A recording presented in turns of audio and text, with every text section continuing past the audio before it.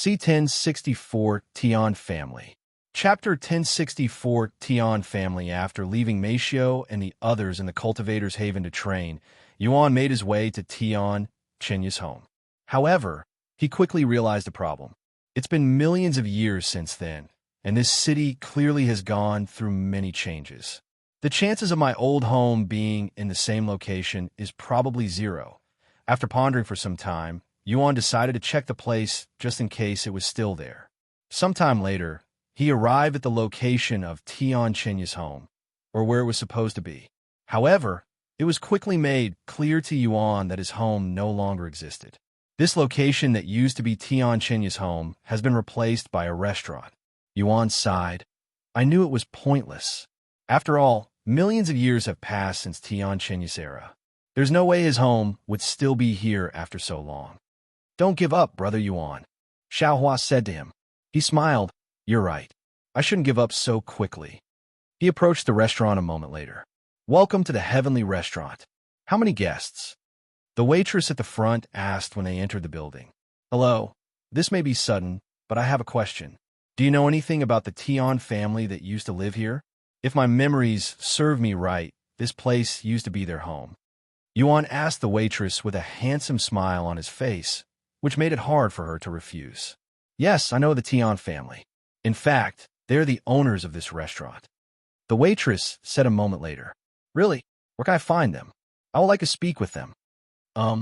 What relationship do you have with the Tian family? They're not really friendly with strangers. The waitress asked him.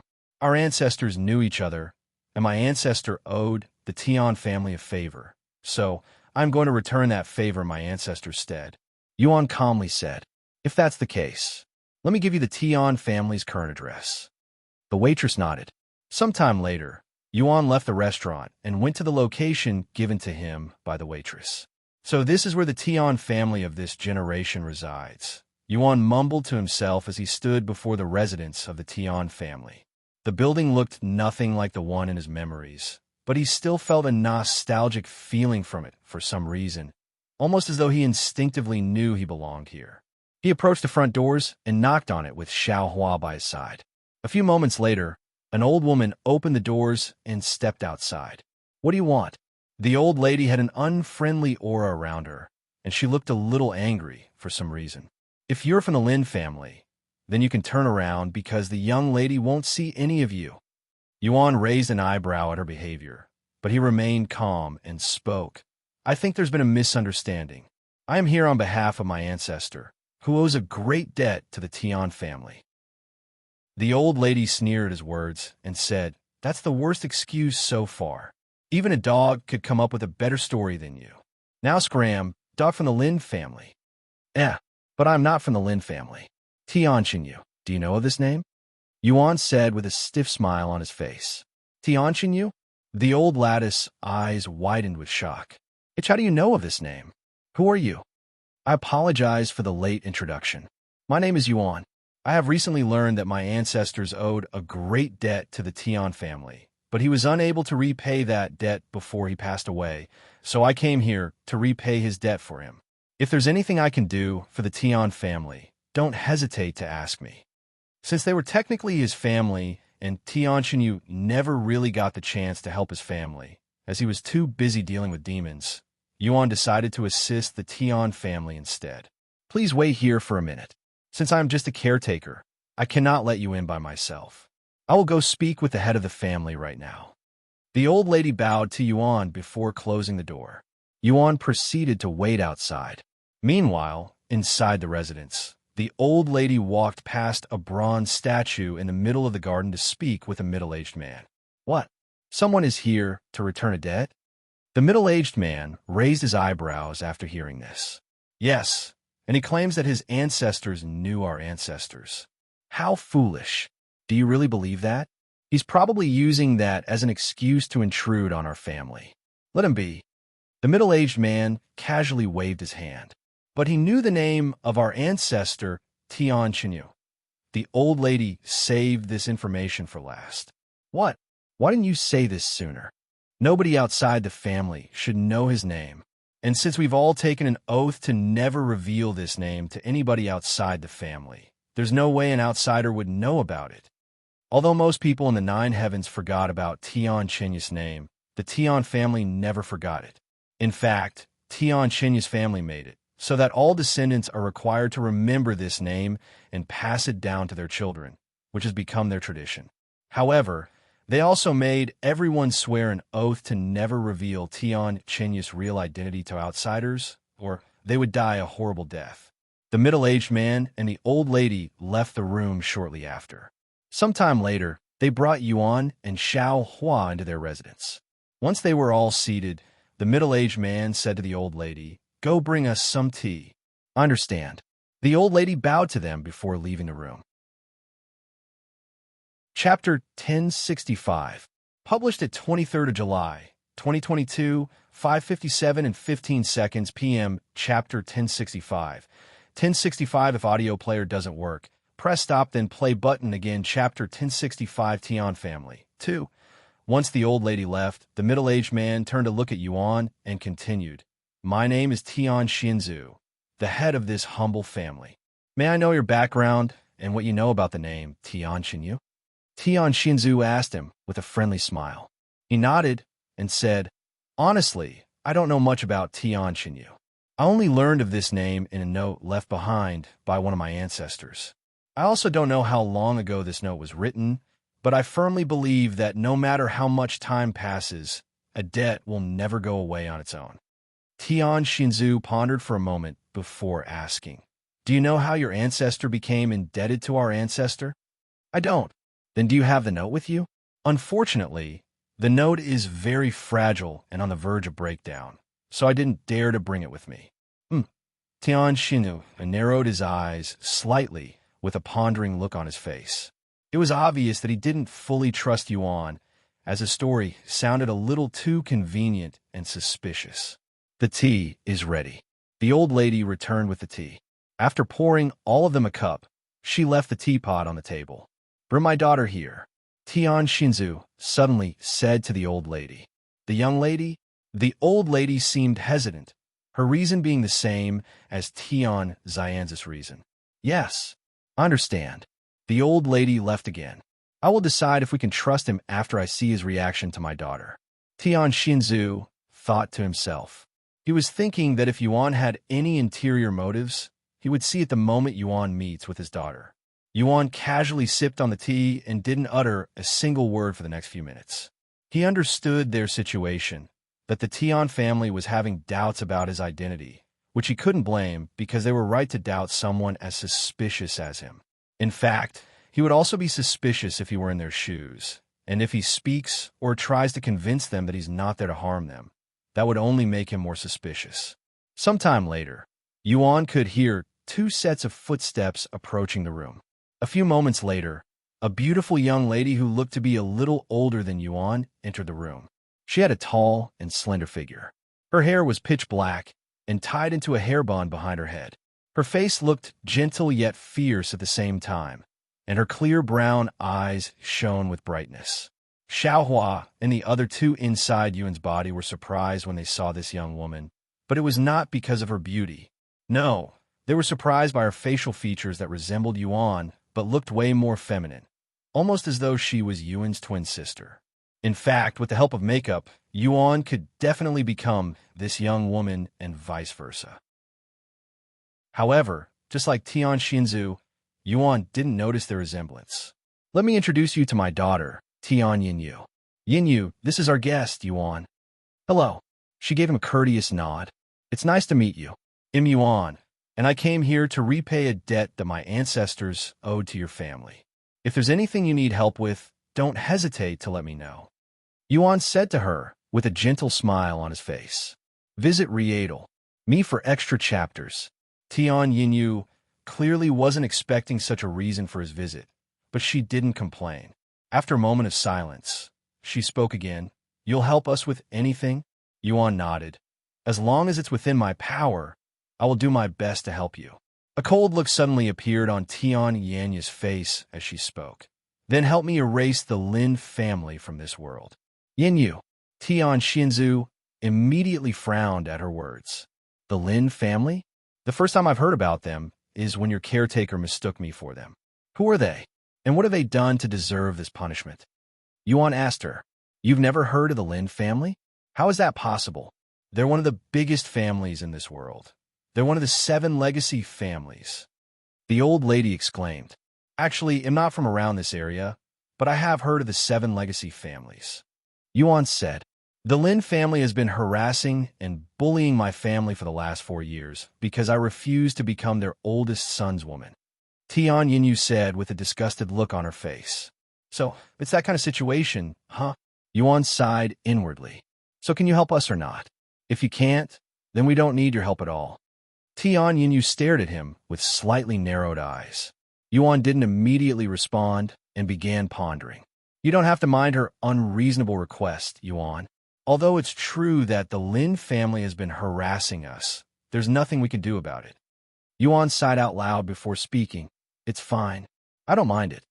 He turned to look at Tian Yinyu and continued, I don't mind helping you with the Lin family, but I cannot do something like slaughter them. Not because I don't have the power to. I'm just not fond of unnecessary bloodshed.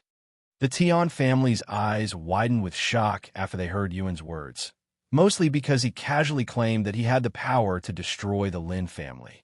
How about this? I will get the Lin family to stop harassing your family and stop pestering you. Would that be helpful enough? Yuan said as he looked directly at Tian Yinyu. If you can really do that, Tian Yinyu nodded in a dazed manner, as she didn't really expect him to agree to her request. After all, they were going against one of the 7 legacy families, an untouchable force for most people. If you find any errors, broken links, non-standard content, etc., please let us know so we can fix it as soon as possible. Tip: you can use left, right, A, and D keyboard keys to browse between chapters. Chapter 1066. Published at 30th of July, 2022, 8:53 and 31 seconds a.m. Chapter 1066. Chapter 1066 Tian Family 3. If audio player doesn't work, press stop then play button again. Chapter 1066 Tian Family 3. Wait a minute. Tian Shinzu suddenly said. What's wrong? Yuan asked. This is ridiculous. You want to go against the Lin family, one of the 7 legacy families? I appreciate your willingness to help us, but that's too much. You're not only going to get yourself killed, but you're also going to drag our Tian family along with you to the grave. Tian Shinzu exclaimed. He turned to look at Tian Yinyu and continued. You too. Stop your nonsense. The moment we lay a finger on the Lin family, they will completely destroy us. The only reason they don't dare to touch our family right now is because of our family history. However, if we give them a reason to act, they will move in full force. Are you telling me to sit still and stay silent while they continue to harass our family?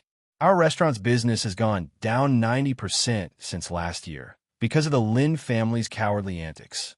If this continues any longer, our Tian family will be reduced to nothing, regardless if we touch them or not. And I am not going down without a fight. Tian Yinyu remained resilient.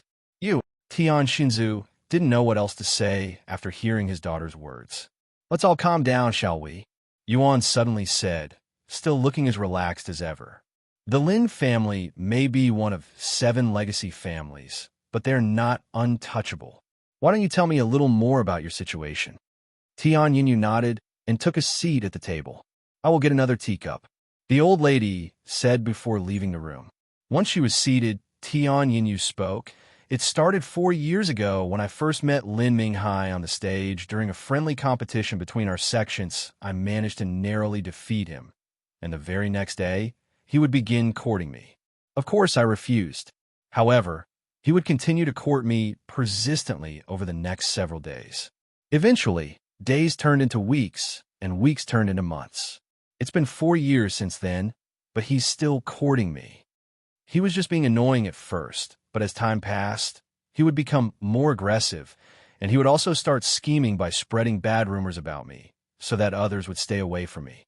Then he started targeting our family businesses. We used to own several restaurants throughout the city, but we had to close down most of them because the Lin family would send thugs to cause drama in our restaurants and mess with our reputation. forcing us to close them down. Now we're down to just one restaurant. Of course, we can't do anything about it, because we don't have concrete proof that the Lin family is behind these incidents, but there's no way it's all just a coincidence. Lin Minghai even personally came to our house before, and he told my father that he would help us deal with the thugs, acting like he is innocent. Yuan listened to Tian Yinyu explain their situation in detail with a tranquil expression on his face, but he was inwardly annoyed at the Lin family and their nature. How typical. The powerful and influential tyrants are abusing their power and oppressing the weak to achieve their goals. This is quite common in the cultivation world. These people are a waste of spiritual energy. We should just kill everyone in the Lin family and get this over with. Feng Yuxiang snorted. Have you forgotten about our situation, Feng? We're already being hunted by the 7 legacy families and the Ji family. If we do something like that, they will be all over us. Yuan said, we're already hunted, so it wouldn't make any difference. In fact, we should be the ones to strike first. They tried to ambush us outside the stairway to heaven, so it would only be fair if we ambushed one of them in return. Let's not make our situation any more complicated than it already is. If we can solve this without shedding too much blood, that would be ideal. Yuan shook his head inwardly. Once she finished explaining, Tian Yinyu asked, what do you think? Can you help us? Freeb Neville. CM only. Yuan pondered for a moment before speaking. Are the thugs still an issue? Yes, they come to our restaurant once a week to cause trouble for the customers, sometimes more. Then we will start by dealing with the thugs. The Lin family won't be able to do anything unless they want to reveal that they're with the thugs. Yuan said, that sounds reasonable, but how are we going to do that? Tian Yinyu asked him. It's quite simple, actually. I am going to visit your restaurant as a customer, and if they pick a fight with me, I will deal with them accordingly. Yuan said with a smile. Sponsored content, visit Hideout. Me for extra chapters. You make it sound so easy, but will it really work out as it does in your head? He nodded, of course. They're working for the Lin family, and you're their target, right? If you visit the restaurant with me, they will, without a doubt, try to mess with us. Bang! Tian Xianzu suddenly slammed the table. Wait, you want my daughter to be bait? I am against her involvement in your nonsense. Well, I don't really need her help, but it will make things move quicker. I will do it, Tian Yinyu said. Yinyu, you say you don't want my involvement, but I'm already involved. I've been since the beginning. And like Yuan said, the Lin family won't be able to do anything to us unless they want to expose themselves. Tian Yinyu said, that may be true, but they will still know that you're trying to fight back against them. I don't want anything to happen to you. Don't worry, I will protect her, Yuan suddenly said. Tian Yinyu turned to look at Yuan and smiled. Don't look down on me. I'm not so weak that I need your protection. If it wasn't for his background, I would have already taken care of Lin Minghai by myself. Good. He smiled. If you find any errors, broken links, non-standard content, etc., please let us know so we can fix it as soon as possible. Tip: you can use left, right, A and D keyboard keys to browse between chapters. Chapter 1067. Published at 30th of July, 2022, 8:53 and 30 seconds a.m. Chapter 1067. Chapter 1067 Tian Family. For if audio player doesn't work, press stop, then play button again. Chapter 1067 Tian Family. For are you seriously going to do this? Tian Xianzu was still feeling concerned about this whole situation. In his eyes, a stranger that they haven't known for even half a day suddenly told them that he would help them take care of the Lin family, one of the 7 legacy families. If it were anybody else, they would have already kicked Yuan out. However, for some reason, neither Tian Xianzu nor Tian Yinyu doubted him. Trust me, if anything goes wrong, you won't have to take the blame, as I will take the blame for myself. Yuan comforted him with a confident smile. Why are you so confident? This is the 7 legacy families we're talking about. It's like messing with a beehive. Anger one bee, and you'll anger the other bees as well. In this case, that would be the other 6 legacy families. Tian Xianzu asked him. Yuan smiled. It's not my first time dealing with them. Both Tian Xinzu and Tian Yanya's eyes widened with surprise after hearing such words. Not his first time dealing with them? What does he mean by that? They wondered inwardly. Anyways, before we deal with the thugs, I would like to say one more thing. To make this safer for all of us, let's not call me Yuan when we are outside. Let's see. Yuan began pondering for a name. I wanted to use Tian Yang for my fake identity, but it wouldn't be wise to associate myself with the Tian family with what we're going to do, especially if things go south. Yuan suddenly noticed Xiao Hua sitting beside him and turned to look at her with a pondering face. Noticing his glare, Xiao Hua turned to look at him with a puzzled face. A smile appeared on Yuan's face as he spoke. Whenever we're outside, please address me as Xiao Yang. Xiao Hua's eyes widened with shock. Do you mind? If you do, I can use another surname. Yuan said. Use mine, young master. Feng Feng said. It's okay. Brother Yuan can use it. Xiao Hua nodded. Due to the history associated with her family's background, it would be quite foolish to take the Azura clan surname, perhaps even courting death. However, since they're only in third heaven, where nobody would recognize this surname, it was fine. Then well be in your care, Xiao Yang. Tian Yinyu said to him a moment later. Sometime later, Yuan and Tian Yinyu left the Tian family's household and made their way to the heavenly restaurant. I hope nothing happens to them, the old lady sighed. Let's not jinx it and have some of our guards secretly follow them. If anything happens, I want them to immediately report it. As you wish, Shou. Should I also notify Madam? No, not yet. I understand. When Yuan and Tian Yinyu arrived at the heavenly restaurant, Tian Yinyu asked, Where do you want to sit, Xiao Yang? Anywhere is fine. All right. Tian Yinyu then said to the waitress, Give us the best table. Understand, young lady. The waitress recognized Yuan and glanced at him again before leading them to their table. Once they were seated, Tian Yinyu said, Order whatever you want. It's in the house. Yuan nodded and looked through the menu before ordering the dishes that intrigued him the most. Since he was expecting there to be trouble, he didn't want to order too much food and waste them in the end. Once the waitress got their orders, she left them alone. By the way, I should have said this sooner, but if you're going to hide your identity, wouldn't it be wiser if you disguise your face as well? Sponsored content, visit Hideout. Me for extra chapters. Now that you mention it. Oh, but we don't have any pills for disguise. Young master, if you want, I can concoct you one right now. Feng Yuxiang suddenly said, Thank you, but it's a little too late for that since everyone here has already seen my face, not to mention the people that have been following us since we left the Tian family. I understand. Hey, Tian Yinyu suddenly spoke. Can you tell me about yourself? What did you do before you came here? Are you a disciple? If so, what sect? What motivated you to help us? Before coming here, I guess I was just wandering the world. I used to be in a sect, but not anymore. As for my motivation, it may sound foolish, but I really don't like owing debt to anyone, even if this debt is technically my ancestors' responsibility. Yuan said, You left the sect? Or did you get kicked out for causing trouble? Tian Yinyu seemed to be intrigued about his sect. Of course not. I left my sect on good terms. In the first place, I joined them because I needed to gain some experience, as I lived a secluded life before I joined the sect. Is that so? Tian Yinyu stared at his face with a pondering look on her face. I understand your feeling of not wanting to owe any debts, but I don't know if I would go as far as repaying a debt that my ancestors owed millions of years ago. You're a silly one, you, Xiao Yang. Yuan chuckled. I get that a lot, but I don't hate it. In fact, I kind of admire your passion.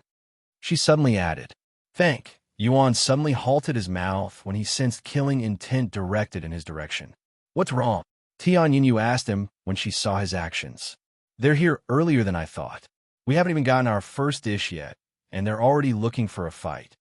He showed a cold smile on his face. You don't mean wav? Look what we have here. If it isn't the young lady, did the sun rise from the west today, or something? How unusual to see you here. A deep voice suddenly boomed inside the restaurant, causing everyone there to look at the source. Yuan casually turned his head to see a group of hooligans wearing bandit-like clothes and with faces that looked like they were asking for trouble approaching their table.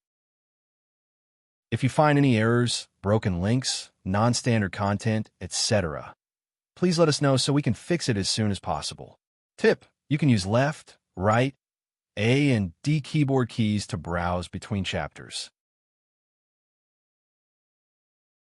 C1088 A Group of Hooligans. Chapter 1068 A Group of Hooligans. Hey. Young lady, why are you sharing a table with another man? Are you cheating on young Master Lin Minghai already? This group of troublemakers approached the table with wide smiles on their faces. Young Master Lin Minghai will be heartbroken when he learns of this. Hey Brad, who are you? Do you know whose woman you are messing with? Tian didn't say anything, and her gaze remained on Yuan the whole time, as she didn't want to miss any of his movements. Now, what are you going to do, Yuan? If you cannot even handle a few hooligans, the Lin family will definitely be out of your reach. She pondered inwardly. Yuan casually turned to look at the hooligans and spoke in a calm voice. I'm sorry, but I wasn't expecting any more guests. Also, when was the last time you guys changed clothes? You all smell like rotten eggs and dog feces together. I would appreciate it if you can be more considerate to others, especially since we're inside a restaurant where people come to eat. Why, you bastard? The hooligans' faces flushed with redness after hearing Yuan's insults, and their bodies trembled uncontrollably. However, before they could even utter a single word, Yuan continued to speak. My food will be here soon. If you're not gone by then, don't blame me for being rude.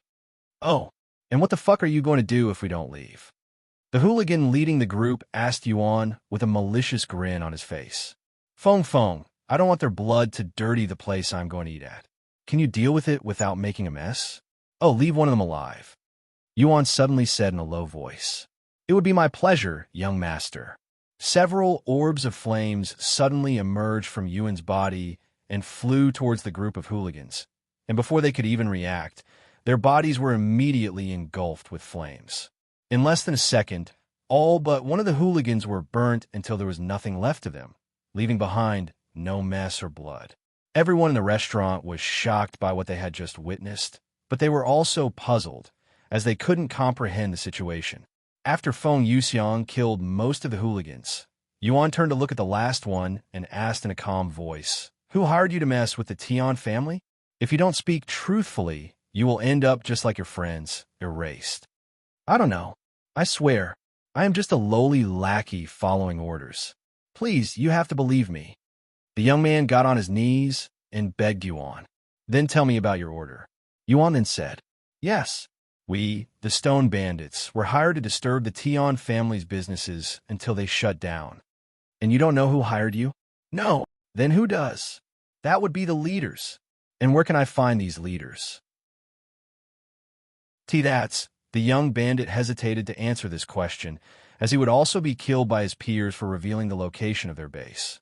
If you tell me, I will not only let you live, but I will even make sure the Stone Bandits won't be able to harm you. A pretty good deal, don't you think so? Yuan said, I am willing to tell you. The young bandit nodded after a moment of silence. Since he was going to die either way, he might as well accept Yuan's request that will, at the very least, give him a chance to survive. Very well. You can bring me to your hideout after we're done eating here. Until then, go wait outside.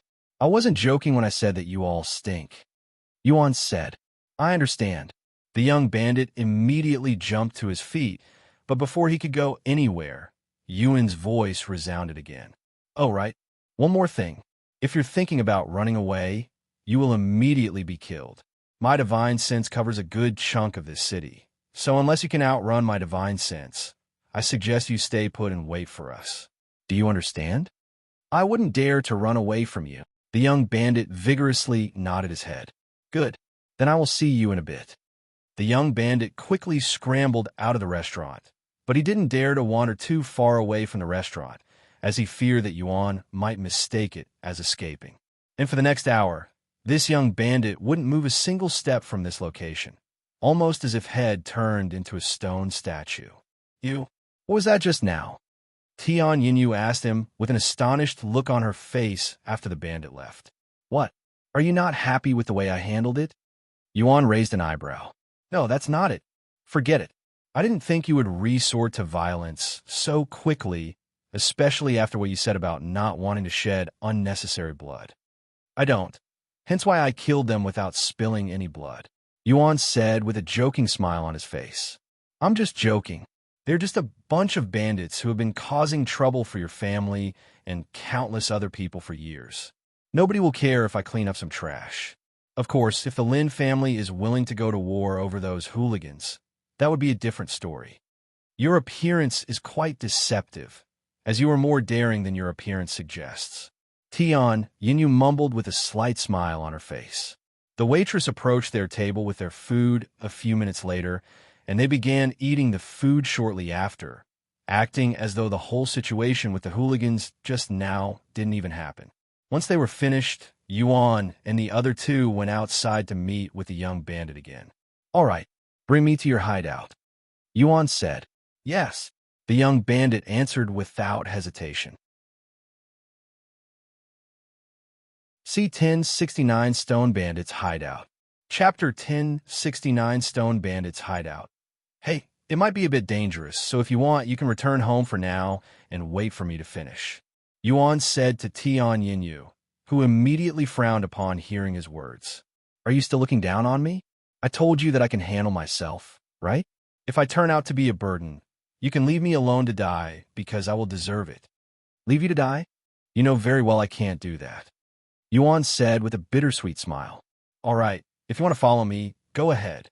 Tian Yinyu was a peak spirit lord despite her seemingly young age, so she could be considered quite talented for this world standard. Of course, since Yuan was suppressing his spiritual energy, Tian Yinyu was unaware of Yuan's cultivation as a peak spirit king. With that being said, Yuan didn't bother suppressing his aura, so she knew that he was a formidable individual. At least that's what her instincts and experience told her. Compared to her fellow disciples, Yuan was multiple times more powerful. Sometime later, the young bandit led Yuan and Tian Yinyu to this large building. We're here, young master, the young bandit said to Yuan, who had his eyebrows raised. Meanwhile, Tian Yinyu had a deep frown on her face. Are you mocking us right now? Tian Yinyu muttered in a cold voice. The building itself wasn't the problem. It was the environment and the situation outside of this place that made Tian Yinyu furious. There were multiple women wearing heavy makeup and revealing clothes standing outside this building, and they were all glaring at Yuan like foxes. It was clear what kind of purpose this place served, and the only person there that didn't understand the situation was Xiao Hua, who was too innocent to know about these kinds of things. I am most certainly not mocking you, young lady. This is truly the Stone Bandits' hideout. They have been operating this entertainment business for over 50 years now, the young bandit quickly said, trying his best to defend himself.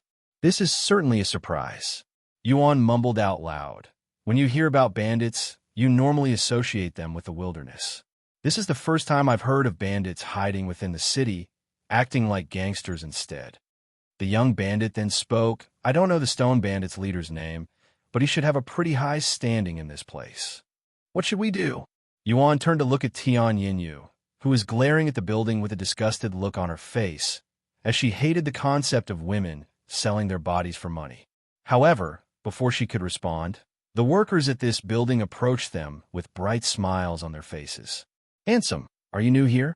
I have never seen you before, and I would never forget a face as handsome as yours. How would you like to spend the day with me? Not only will I give you special service, but I won't even charge you a single copper. Is this your girlfriend here? I want mine, even if she joins us. These women quickly surrounded Yuan. However, when they got too close, a burst of flame suddenly erupted from Yuan's body. Young master, should I just burn this whole place to the ground and call it a day? Feng Yuxiang's voice resounded the following moment. There's no need to be so upset. They're just trying to do their jobs. Yuan shook his head inwardly. He then said to the ladies, sorry about that just now. We are actually here to see your boss. Is he available right now? Our boss. The ladies exchanged glances with each other. Do you have an appointment? The boss doesn't meet with anyone that doesn't have one. One of them said, we do. Tell your boss that Tian Yinyu is here for her appointment. Tian Yinyu suddenly said, understand. I will go tell my manager. One of the ladies went into the building while the others went to speak with other nearby pedestrians. Tian, there's nobody with that name on the appointment list, the manager said after hearing the woman's words. Really? That's what she told me, though. The woman said, she's probably just another ordinary whore trying to get a job at our Passion Palace. Ignore them. I don't think that's the case. That woman was really beautiful and looked nothing like one of us, and she had a handsome young man and a child with her. It doesn't change the fact that they're not on the appointment list and that they'd lied to you. Ignore them, the manager exclaimed. I understand, sometime later, Yuan said.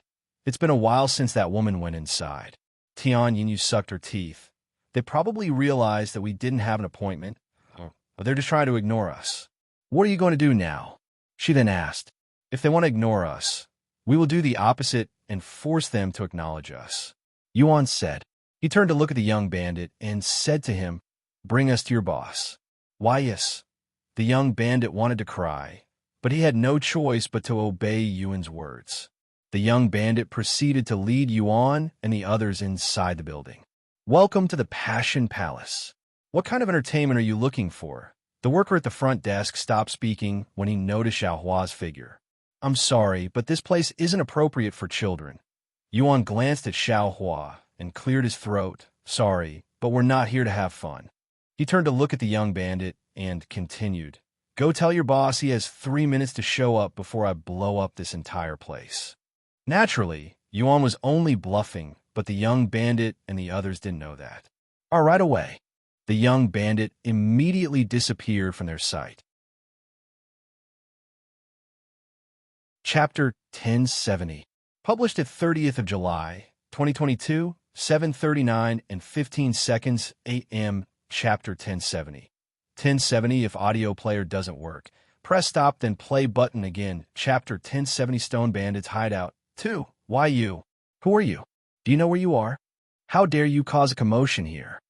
The manager of the Passion Palace showed up shortly after Yuan entered the building with Tian. Yuan glanced at the middle-aged man, who had a furious face, and said, If you had brought us to your boss in the first place, we wouldn't have needed to resort to this. Guards, throw them out of here. The manager shouted, and over a dozen Spirit Lord cultivators surrounded them the next moment. Are you aware that this place is being run by the Stone Bandits? Tian asked them in a calm voice, and she continued, If you are aware of this fact and still decided to help them, we have the authority to kill you all. This is your last chance to walk away. Tian retrieved an elegant sword with a thin blade and casually swung it at the empty air in front of her. Stone Bandits? That is a baseless accusation. What proof do you have that this place is run by these bandits? The manager exclaimed. I have worked in this place for over 30 years, and I have never seen anything related to those bandits from this place. Tian smiled and said, To not notice something like this after so long, you must blind, but that's not even the worst part. If you've worked here for over 30 years and do not know about the Stone Bandits, that must mean they don't trust you enough to tell you about it despite the amount of time you have spent here. The manager trembled in anger after hearing such words, and he roared, They're just spewing nonsense to mess with our heads. This place isn't run by any bandits. Kill them. Yes, the guards shouted as they encircled Yuan and his small group. Don't say I didn't warn you, Tian said as she went into an offensive position. However, before the guards or Tian could move, Yuan suddenly activated Heavenly Domain, instantly overwhelming the guards and forcing them to their knees without seriously injuring them. Let's all just calm down and wait for the boss to show up, shall we?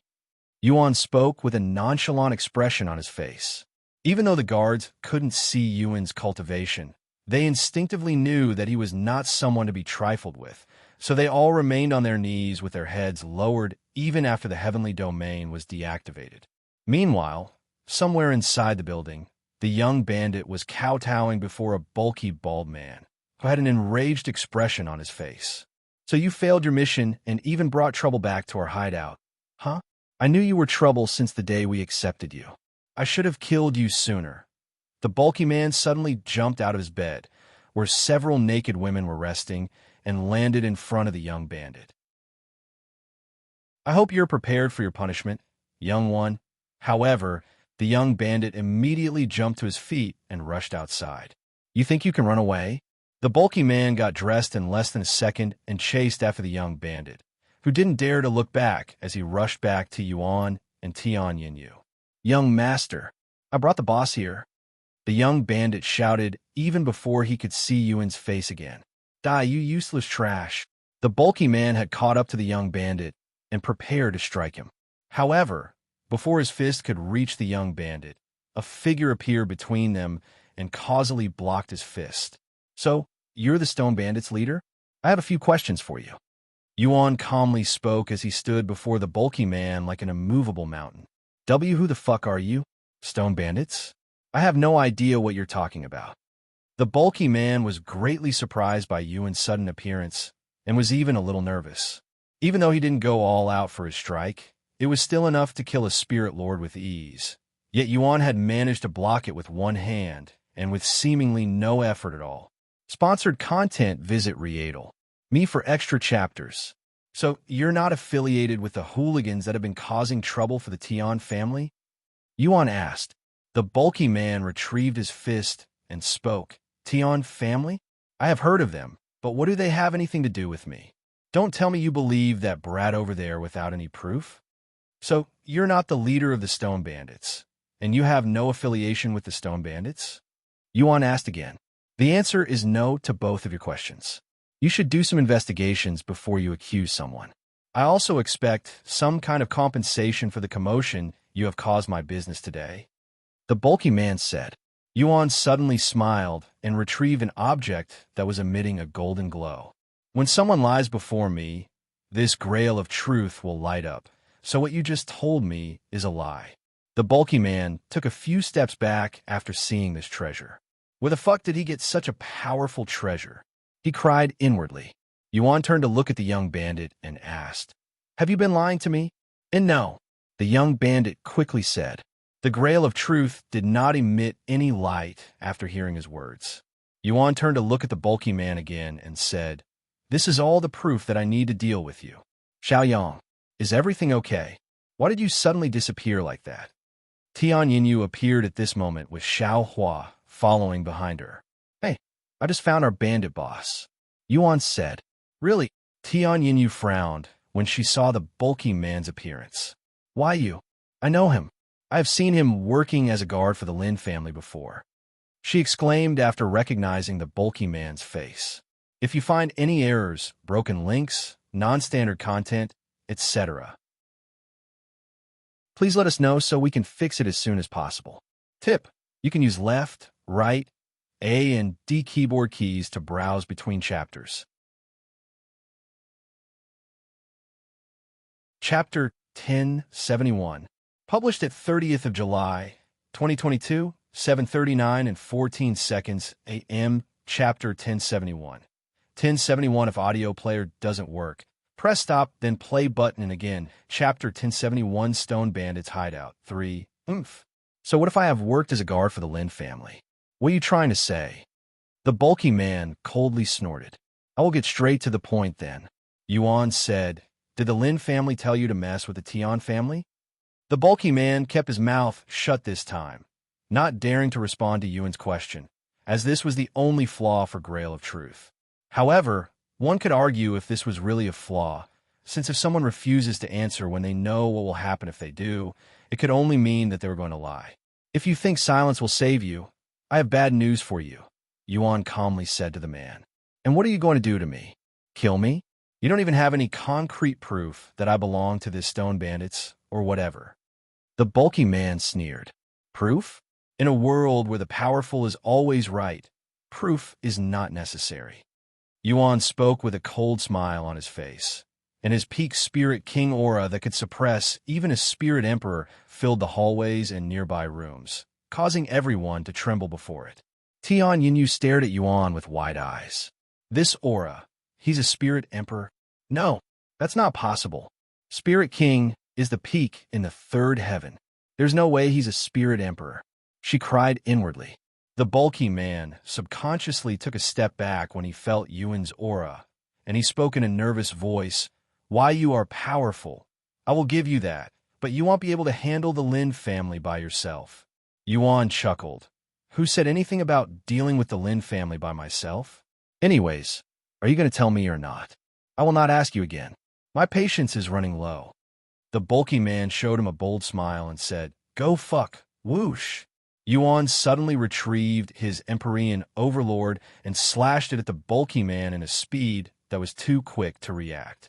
The bulky man's head rolled on the floor the next moment before his body collapsed. Tian Yanya's jaw dropped a little after seeing this. Why you actually killed him? She almost couldn't believe that Yuan would kill the bulky man so quickly. It's pointless talking to him. There should be other high-ranking bandits that know about their deal with the Lin family. Yuan said with a nonchalant look on his face, feeling not even the slightest guilt from killing a mere bandit that has caused the Tian family so much trouble. He turned to look at the horrified young bandit and said, Go grab his head and bring me to the other bandits. Why, yes. Now realizing that Yuan was the real deal, the young bandit didn't dare to hesitate to listen to his commands. He quickly went to pick up the bulky man's decapitated head and proceeded to bring Yuan around the building. Whenever they encountered a bandit, Yuan would use the Grail of Truth to make sure that he wasn't troubling anyone innocent. He would also ask the bandits questions, and when they refused to answer or try to run away, Tian Yinyu would act according to her own will and slay them. Of course, she would still kill them even if they answered their questions, as she could not forgive these bandits that have ruined their family business. It was mayhem within the Passion Palace with blood being spilled all over the place. Eventually, the guards arrived at the scene to stop the commotion. Halt! A dozen peak spirit lords and a few spirit kings showed up before Yuan and Tian Yinyu. You are... The guard immediately recognized Tian Yinyu because of her beauty, but they did not recognize Yuan. Lady Tian, what in heaven's name are you doing? Why are you involved in this unscrupulous massacre? The guards asked her. Unscrupulous? How rude. I am merely cleaning up the bandits that have been messing with my Tian family for years. Bandits? The guards were taken aback by her words. The Stone Bandits. I'm sure you've heard of them. They're quite famous for human trafficking and robbery. Do you have any proof that the people you're killing are related to the Stone Bandits? The leader of the guards asked after some pondering. Sponsored content, visit Hideout. Me for extra chapters. If Tian Yinyu was telling the truth, that she's cleaning up the bandits, the city would be awarding her for her efforts instead of being punished. Of course. Tian Yinyu nodded, and she pointed to the small group of bandits that they had captured and been dragging around the whole building. They all admitted to being part of the Stone Bandits, and they even confirmed that the Lin family had paid them to mess with my Tian family. What? The guards were shocked after hearing this information. The leader of the guards approached the group of bandits and asked them with a stern expression, Is what she said true? Why, yes. We're all part of the Stone Bandits. Please, we'll tell you everything. Just save us from these monsters. The bandits began crying. They'd rather spend time behind bars than to deal with Yuan and Tian Yinyu. The leader of the guards was speechless, and he said to Tian Yinyu, We will deal with the rest from here. Please return to your home for now. We will visit you once we are done here. She didn't say anything and turned to look at Yuan instead. We have already fulfilled our purpose here. Let's leave for now. Yuan said, Okay. However, before they could leave, the leader of the guards asked Yuan, Excuse me, who are you? I know of Lady Tian and the Tian family, but I don't recognize you. Yuan then answered, My name is Xiaoyang. I am just a rogue cultivator who is currently in the process of repaying a debt my ancestor owed the Tian family. If you need to speak with me, you can find me at the Tian family. I understand, the guard nodded in a dazed manner. Yuan left the building and returned to the Tian family, with Tian Yinyu shortly after. If you find any errors, broken links, non-standard content, etc., please let us know so we can fix it as soon as possible. Tip: you can use left, right, A and D keyboard keys to browse between chapters.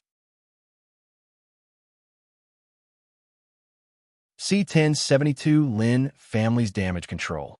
Chapter 1072 Lin Family's Damage Control. Once Yuan and Tian Yinyu left the scene, the guards began their investigation on the Passion Palace and questioned all of the workers there.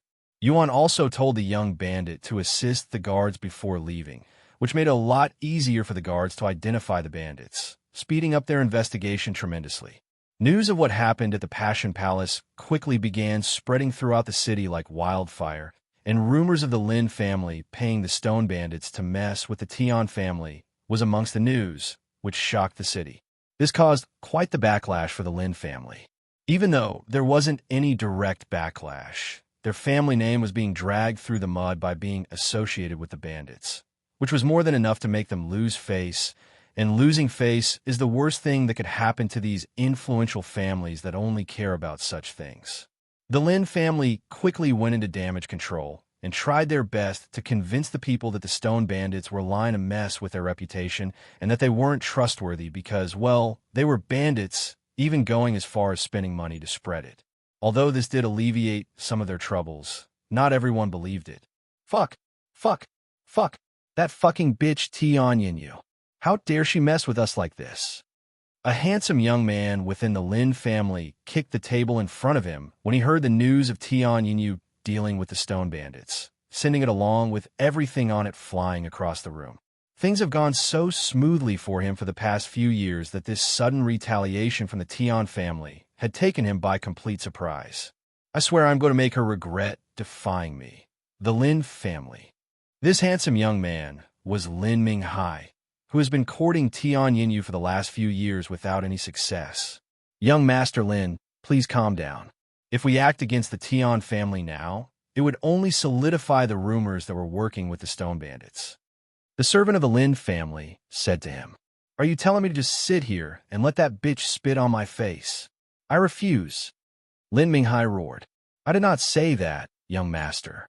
I'm just saying that there are better ways to go around this.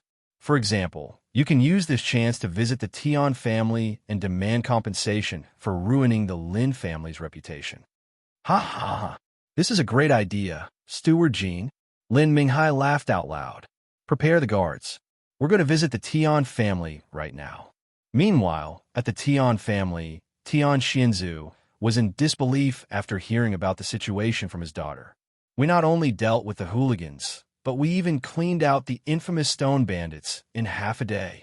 Yuan is the real deal. He will definitely be able to help us get the Lin family off our backs."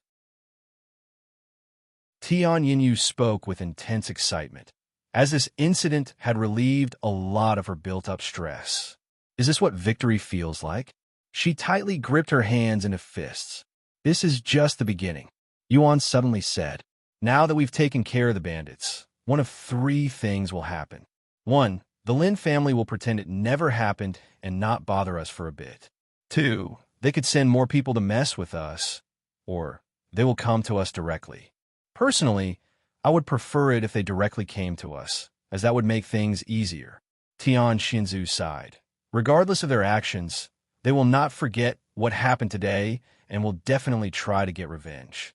In their eyes, even though we only dealt with the Hooligans, we had indirectly defied them, which isn't any different from directly defying them." He turned to look at Yuan and continued, "I really hope you know what you're doing, because if things go south, your little antics will mark the end of our Tian family." Yuan smiled. "Don't worry, I will keep the Tian family safe, even if I have to wipe out the 7 legacy families in order to do so. I know you're powerful, but how can you say such a thing so casually? The more you go against the 7 legacy families, the more they will retaliate. If they cannot handle you in this world, they will send people from the upper heavens down here. This is the main reason why nobody dares to mess with them, unless you also have a family in the upper heaven, such as the 4 ancient families." Tian Yinyu said, "Because this is not my first time confronting one of the 7 legacy families." Yuan calmly responded, leaving them speechless. "Dear heaven, what have we gotten ourselves into? Just who is this young man?" Tian Xinzu cried inwardly. Meanwhile, inside a sect somewhere in the 3rd heaven. "Elder Suin, this is an emergency." A middle-aged man hastily approached a beautiful middle-aged woman in a square with a nervous look on his face. The middle-aged woman stopped lecturing her disciples and turned to look at the middle-aged man. "Elder Long, what happened?" "This is about your family. I have just received news that your daughter, Tian Yinyu, had caused a commotion, which resulted in the Lin family losing a tremendous amount of face. What? What did my silly daughter do? Elder Suyin, also known as Tian Suyin, and who was Tian Yanyu's mother, exclaimed. Elder Long proceeded to explain the whole incident between Tian Yinyu and the Stone Bandits to Tian Suyin. That foolish girl. I warned her countless times to not mess with the Lin family and just ignore them. Tian Suyin gritted her teeth in frustration after learning about the situation. I'm going to return home for a bit. Can you let the sect leader know about my situation? She then said. Of course. Elder Long nodded. After dismissing her disciples, Tian Suyin left her sect and rushed back to the Silver Heaven City. C1073 Lin Family's Visit. Chapter 1073 Lin Family's Visit Dong. Dong. Tian family. Get her ass out here. The Lin family is here to demand for answers. Yuan and the others heard the front door being banged on and a loud voice resound the following moment. Looks like the Lin family decided to show up personally, and they even moved faster than I anticipated. Yuan smiled. What should we do? Tian Yinyu asked. Since you caused this mess, you're going to deal with it. Tian Shinzu said in a cold voice, pushing all responsibility to them even though he's the family head. Tian Yinyu turned to look at Yuan, who spoke in a calm voice. Let's meet them and see what they have to say. If they do anything inappropriate, I will deal with them accordingly. All right. Tian Yinyu nodded. The two of them went to greet the visitors shortly after, and then they brought the Lin family to one of the guest rooms. Tian Yinyu, you bitch. Do you have any idea how much trouble you have caused for my family with your little act at the Passion Palace today? How dare you spread such nasty rumors? You will compensate us for the damage. Lin Minghai began shouting even before they sat down. Tian Yinyu remained calm and spoke in a sneering voice. The Stone Bandits claimed that your Lin family hired them to mess with my family. I had nothing to do with it. If you want to blame someone, blame the bandits. Or even better, blame yourself for messing with my family. Lin Minghai slammed on the table and roared. Our Lin family had nothing to do with those filthy bandits. How dare you slander us? Slander? Those hooligans started messing with my family's business the day I rejected your advances, and don't even think about giving the excuse that it's all just a coincidence. Even an idiot wouldn't believe such an excuse. Tian, you bit back at them. Watch your attitude. Lady Tian, you are speaking to the young master of the Lin family. Steward Jean suddenly spoke in a cold tone. If you weren't the young master's darling, I would have already cut out your tongue. Watch your mouth. I am not his darling.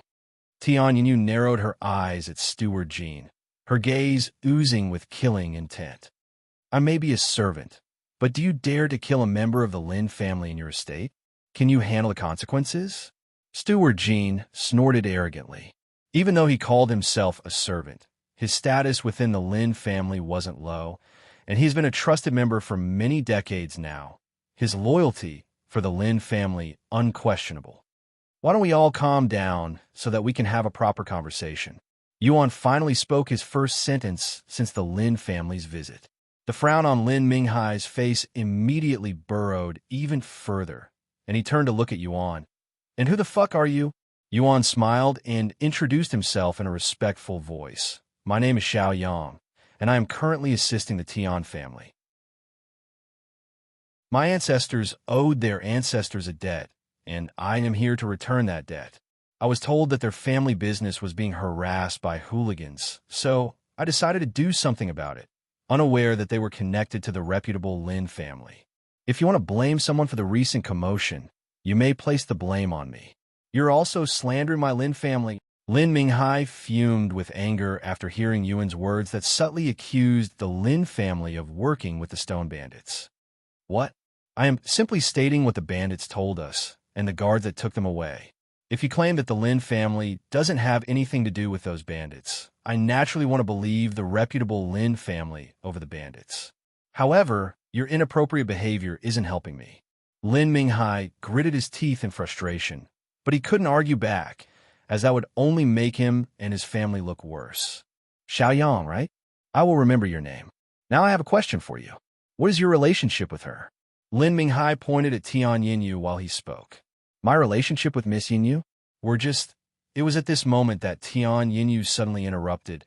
We're just ordinary lovers. What about it? Yuan's eyes widened after hearing Tian Yinyu's words. Lin Minghai had a look of disbelief on his face, looking as though he had just witnessed a ghost for the first time. Why, you're lying. Lin Minghai didn't dare to believe it. Oh, you don't believe me? Then let me prove it to you. Tian Yinyu suddenly turned to look at Yuan's handsome face and move her head towards his, giving him a passionate kiss on the lips the following moment. Lin Minghai could feel his heart bursting into a million pieces when he witnessed this, and the shock he had received was so big that his eyes rolled backwards until it was almost completely white. Why, young master?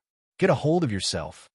Steward Jean cried out loud as he went to catch Lin Minghai's falling body. After removing her lips from Yuan's, Tian Yinyu spoke with a slightly rosy face. Why are you so surprised? We're lovers, so it's only natural for us to do things like this. In fact, we have done even more intensive stuff before.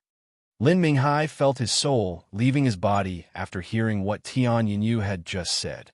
Why, you will regret this, you damn whore. We're going back. Steward Jean decided to return to the Lin family for now because their young master had become incapacitated from mental damage, and he was worried that if they stayed any longer, Lin Minghai might die of heartbreak. After carrying their young master away, the Lin family rushed back to their own home.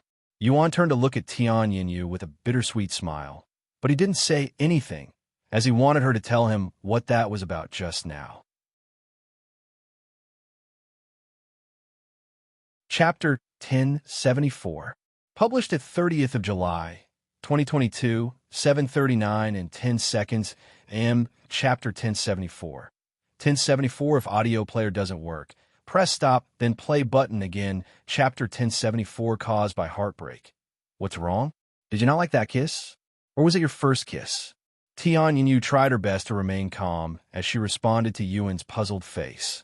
Most people would kill to receive a kiss from a beauty like me, she added. Yuan shook his head. This has nothing to do with that. Are you sure that was the right choice? Who knows how Lin Minghai will act now? Perhaps you'd even made things worse by kissing me. After all, that was the only reason the Lin family hasn't taken over the Tian family. It'll be fine. If anything happens, you'll protect us, right? That's what you said. Furthermore, I have been wanting to get back at Lin Minghai for a while now. I just didn't know how, until a few moments ago.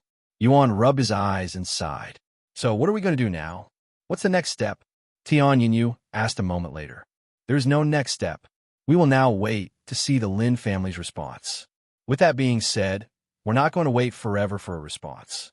I will give them a week at most. All right. Anyways, do you have any unused rooms? And do you mind if I stay here for a while? In order to keep you all safe, it would be for the best if I stayed close. This way, if anything happens, I will be able to respond to it faster. Yuan asked a moment later. Sure, we have plenty of unused guest rooms. You can use them as you please. Tian Yinyu nodded. Follow me. I will show you the way. Thank you. After showing Yuan to his room, Tian Yinyu left him alone to cultivate before returning to her room. Once she closed the doors to her room, Tian Yinyu jumped onto the bed and began rolling around the bed. Ah! She screamed internally. I can't believe that I had actually kissed him. That was even my first kiss, she exclaimed in a low voice. While Tian Yinyu pondered about her actions inside her room, Yuan cultivated in peace in his room. At least he tried to. Young master, how could you let that woman kiss you like that? You should have dodged it. Feng Yuxiang was making a fuss about the kiss. Calm down, it's just a kiss. Just a kiss. Kissing is more than that. You just shared saliva. That's not something you do to someone whom you've just met, she exclaimed. What's done is already done. There's no point getting excited over it now. He sighed. Fine, then let's talk about something else, Feng Yuxiang said, and she continued, you asked her if it was a good idea to kiss you in front of Lin Minghai. I will now ask you if it's really a good idea to meddle with the Tian family's affairs. In case you forgot, we're currently being hunted by the 7 legacy families, and the Lin family is part of them. Even if your intentions are to help them, if the Lin family finds out your true identity, the Tian family will be dragged into our mess, and they will be executed. I guarantee it. Seeing your phone is right, Yuan. I don't see any benefits from this while there are tons of risks. It just doesn't make sense to me. Lan Yingying also gave her opinion on the matter, something she doesn't do often. Yuan showed a slight smile and said, I am well aware of how foolish my actions are right now, but it's more complicated than you think. You know, after Tian Chenyu left his family to deal with the demons, he never once got the chance to return home to see his family before they passed away.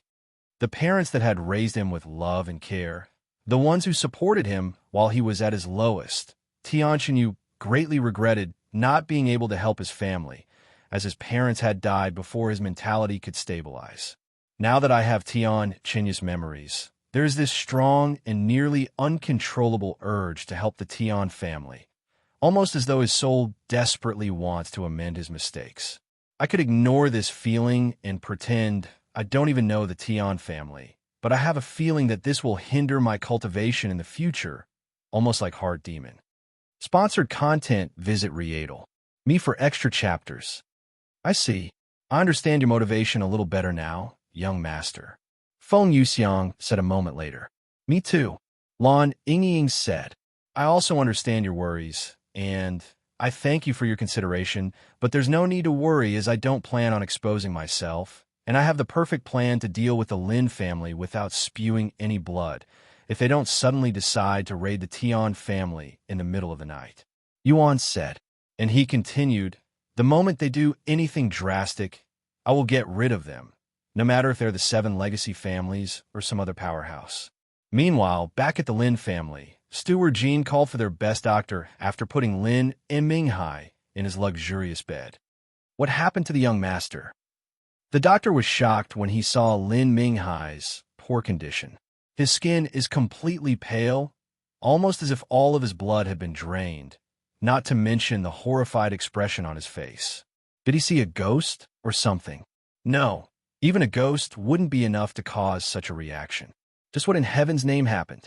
The doctor quickly assessed Lin Minghai's condition. You see, what had happened was, Steward Jean explained the situation to the doctor, which made him even more baffled. The reason for the young master's condition is heartbreak. He couldn't help but cry out loud, as he has never seen a case of heartbreak this drastic before. Isn't this a little bit too much of an overreaction? It's not like he'd been forced to watch his lover being screwed by someone else. The doctor sighed inwardly. If you find any errors, broken links, non-standard content, etc., please let us know so we can fix it as soon as possible. Tip: you can use left, right, A and D keyboard keys to browse between chapters. C1075 Silent Rippers. Chapter 1075 Silent Rippers. Lin Minghai eventually woke up after a whole day of rest, and when he woke up, he did so in a manner that was as though he had just woken up from a nightmare. Aya! He shouted the moment he woke up. Young master. It's okay. Young master. Steward Jean quickly rushed to his side to calm him down. Steward Jean? What is going on? Where am I? Lin Minghai looked around with a puzzled look on his face. He was so confused that he couldn't even recognize his own bedroom. We're currently inside your bedroom right now, Steward Jean said. In my room? I see. So that was just a dream, a bad nightmare. Lin Minghai released a sigh of relief, his whole body soaked in sweat. It was obvious that Lin Minghai thought that his visit to the Tian family and what he experienced there was just a dream. Unfortunately for him, Steward Jean would turn that dream into reality with a single sentence. I'm sorry, young master, but that wasn't a dream. We brought you back here from the Tian family after you fell unconscious. Lin Minghai proceeded to sit on his bed with a blank expression on his face after hearing Steward Jean's words, feeling as though he had accidentally inhaled a live fly. His face began to flush with redness shortly after. Once he reached the boiling point, he roared at the top of his lungs, "Fuck that bitch Tian Ynyu. I want them dead. I want them all dead." Steward Jean expected this kind of reaction from him, which wasn't surprising in the least. However, He couldn't allow it to happen. Young master, with the way things are going, if we attack them now, it will look bad on the Lin family. I don't fucking care. If you want to do it, I will do it myself. Nobody can stop me from killing that whore. Not even my parents. Lin Minghai continued shouting. Steward Jean shook his head inwardly. He then sighed. I understand, young master.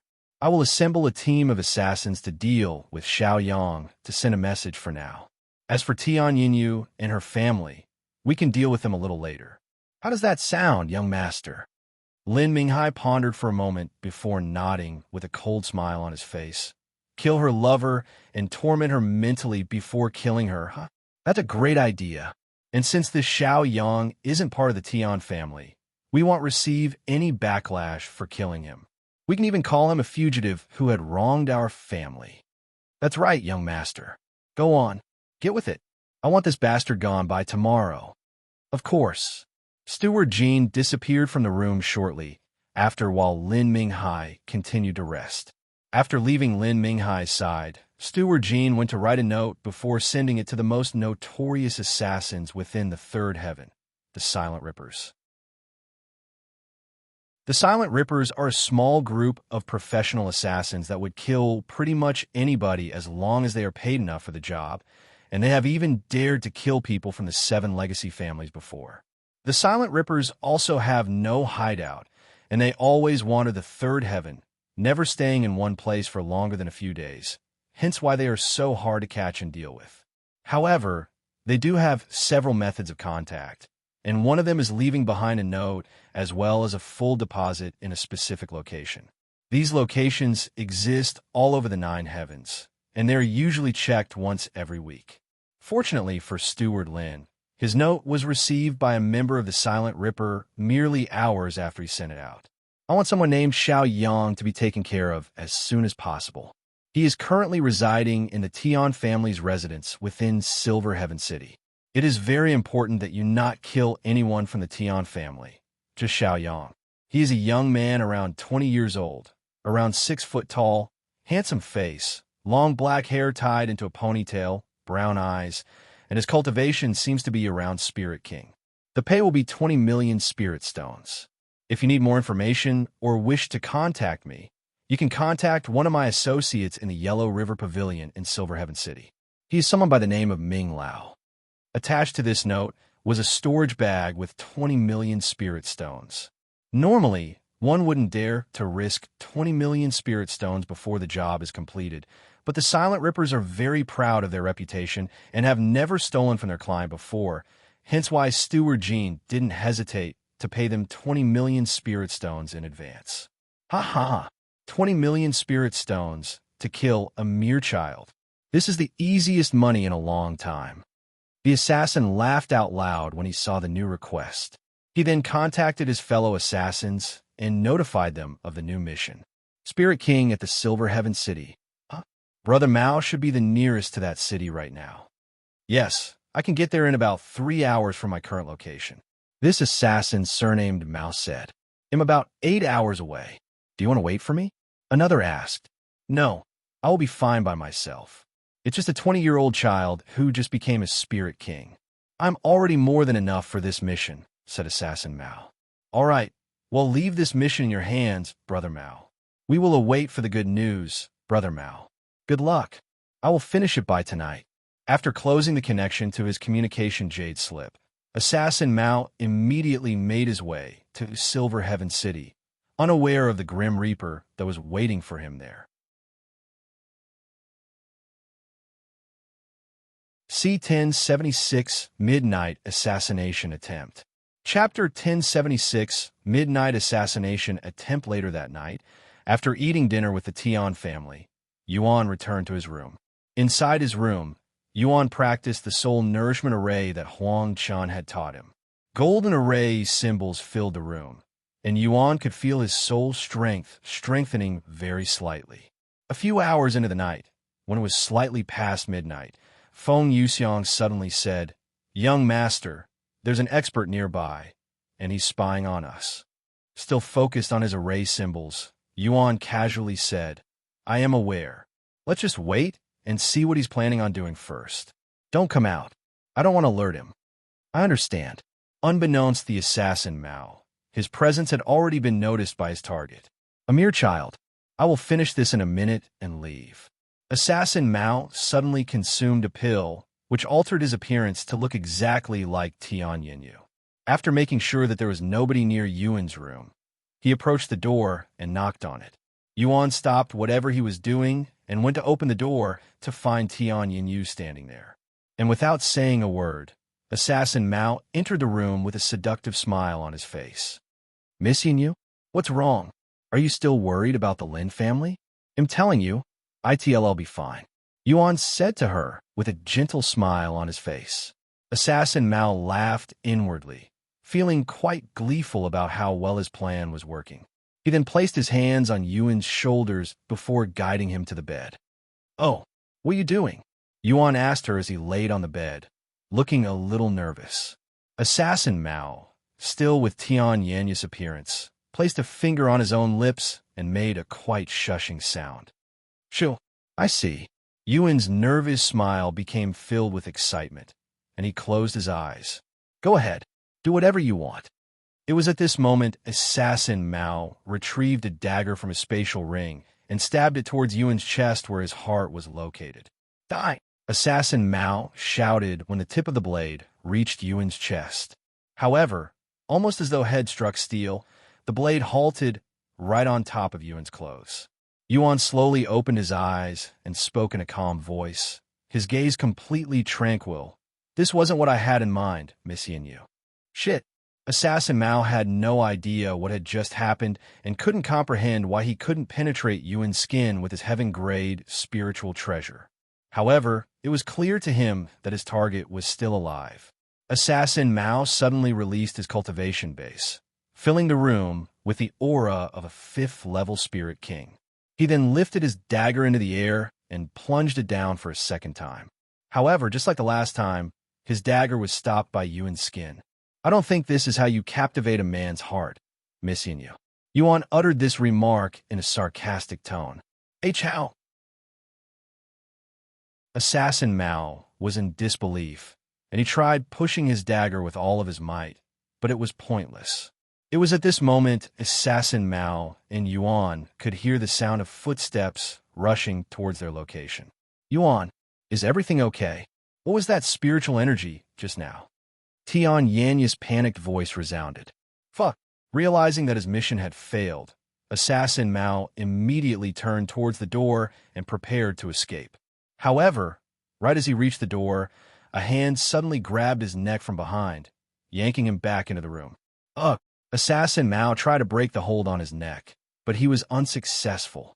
Tian Yinyu and her caretaker showed up a moment later to see Yuan choking someone who looked exactly like Tian Yinyu.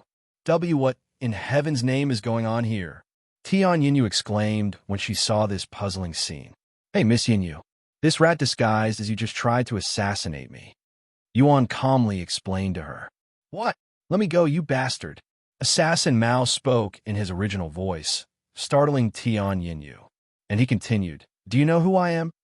If you don't let me go, my fellow brothers and sisters from the Silent Rippers will hunt you down. Silent Rippers?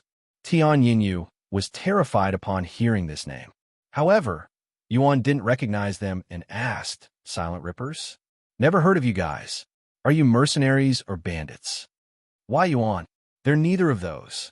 They're a notorious group of assassins that have terrorized the third heaven for hundreds of years. Tian Yinyu quickly said, Oh, assassins, huh? This meant someone had put a hit on me. Who is it? The Lin family? As if I'd tell you anything.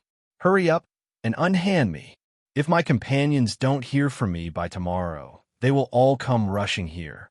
Assassin Mao said, I'm already being hunted, so it wouldn't make a difference if I kill you or not, since I'll be hunted anyways. Yuan smiled. Wait, we can work something out. Assassin Mao quickly said, You have a minute to change my mind. We will stop the assassination and go after those that tried you, kill you. How does that sound? Assassin Mao said. Don't listen to him, Yuan. Tian Yinyu suddenly said. The Silent Rippers will always finish their job. And since the Lin family is involved, They won't stop hunting you unless the Lin family cancels the mission. Yuan smiled and said, I never intended to listen to him. I just wanted to see what kind of excuse he'll give. Wait. I swear, I am not lying. If you kill me, my companions will definitely kill you. Then I shouldn't waste any more time and start preparing to greet them. Yuan said, and without any hesitation, crushed the assassin's neck, killing him in an instant. When Assassin Mao's body limped, Yuan tossed his body out into the courtyard and dusted his hands. Tian Yinyu stared at Assassin Mao's dead body with a speechless look on her face. He killed one of the Silent Ripper's assassins just like that. Just how powerful is he? She wondered inwardly.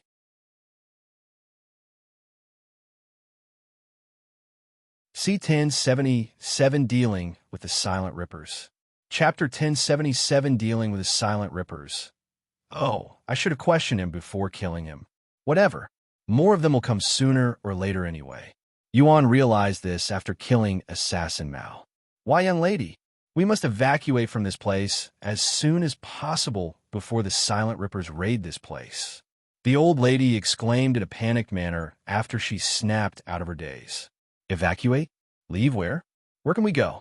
If we're being targeted by the Silent Rippers, there is nowhere in this world we can hide, Tian Yinyu said with a frown. But we have to try. Not only did we offend the Lin family, but we're now targeted by the Silent Rippers. This is literally the worst-case scenario. Tian Xinzu showed up shortly after with a profound frown on his face. What is this commotion? He asked them, unaware of the situation. Tian Yinyu pointed at the corpse in their courtyard and explained the situation to him. What? The Silent Rippers? Those Lin family bastards actually went as far as to hire the most notorious assassins in the whole third heaven.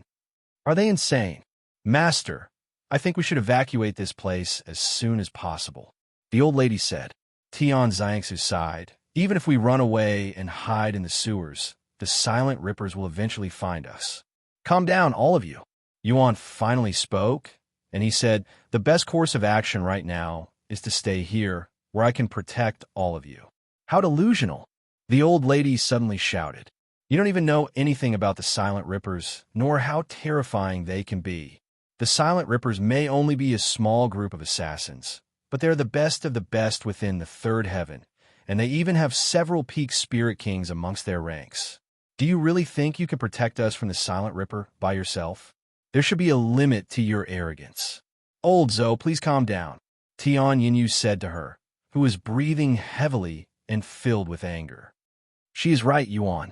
Even the 7 legacy families cannot handle the Silent Rippers alone, much less a single person. Tian Xinzu shook his head in a dispirited manner, seemingly already given up. Yuan smiled and said, Who said that I will be alone? You guys come out. The very next moment, 3 figures appeared beside Yuan, startling the Tian family. Let me introduce you guys to my companions. This is Xiaohua, whom you've already met. Don't be fooled by her young appearance, because she's actually a spirit king. Yuan pointed at Xiaohua. This is Feng Yuxiang, who is also a peak spirit king. This is Lan Yingying. She may only be a spirit lord, but she can handle spirit kings by herself. Even if you have 3 more people, that won't change anything. Old Zhou said. Yuan chuckled. Don't underestimate my friends, and don't compare them to your average cultivators, because they are not human. What do you mean by that? Tian Xinzu swallowed nervously. They're divine beasts. Feng Yuxiang is a phoenix, and Lan Yingying is a divine serpent. They're what? The Tian family couldn't believe their ears. Divine beasts are akin to divine entities in their eyes, and there were 2 of them before them right this moment. Anyways, no matter if they're the Silent Rippers or the Lin family, with them here, nobody will be able to harm you guys. Yuan reassured them. The Tian family eventually calmed down and decided to trust him. Meanwhile, the Silent Rippers had another meeting with each other through communication Jade slips. Brother Mao's life slip just broke.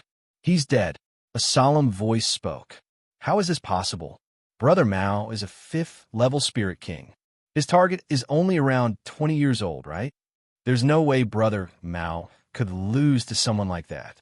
Perhaps the target has a powerful bodyguard beside him. Another said, that is likely what happened. Let's gather and avenge Brother Mao. Yes. A few days later. Steward Lin, what the fuck is going on? Why is that bastard Xiao Yang still alive? He was even spotted eating merrily at the heavenly restaurant today. Lin Minghai demanded an answer after hearing about this news. Please be patient, young master. I have already hired the Silent Rippers to take care of Xiao Yang. It will only be a matter of time, Steward Jean said. However, his communication Jade slip trembled a moment later, and this Jade slip was used to communicate with Ming Lao, who was supposed to contact him if the Silent Rippers contacted. What happened? Steward Jean asked. T the Silent Ripper is asking for your presence. Please come to the Yellow River Pavilion as soon as possible, Senior Jean. Understand. Tell them that I will be there within 15 minutes. Steward Jean then said to Lin Minghai, the Silent Ripper has made contact with us. I will go speak with him now. Sometime later, he arrived at the Yellow River restaurant. After finding his friend Ming Lao, he also noticed a skinny man sitting at the same table. This skinny man exuded no presence and appeared to be immortal, but Steward Jean immediately knew the man's identity. Greetings, Senior. Steward Jean bowed to this skinny man. Take a seat. The skinny man spoke in an authoritative voice. Once he was seated, Steward Jean asked, how may I address this Senior? You could just call me Kong. I understand, Senior Kong. Assassin Kong then spoke. Now then, I called you here to verify some things. This Xiao Yang, is he being guarded by an expert? As far as I am aware, he's not. Steward Jean shook his head. He's not. He's not. According to my investigation, there is only a little girl by his side. Unless that little girl is actually an expert in disguise, I don't think he has any other bodyguard. A little girl, huh? Assassin Kong began pondering in silence. Chapter 1078. Published at 31st of July, 2022, 5:39 and 20 seconds a.m. Chapter 1078. 1078 if audio player doesn't work. Press stop, then play button. Again, Chapter 1078 dealing with the Silent Rippers. 2. After pondering for some time, Assassin Kong spoke in a grim voice. One of our brothers has died already, and he was a 5th-level Spirit King. What? Steward Jean exclaimed out loud after hearing this shocking information. Quiet. Assassin Kong glared at him. He then continued. This Xiao Yang is clearly much more difficult to kill than you thought, so we are asking for an increased payment. How much more are you asking? Steward Jean asked with a solemn expression. 10 million. Assassin Kong blurted this number out without any hesitation. 10 million. Steward Jean swallowed nervously.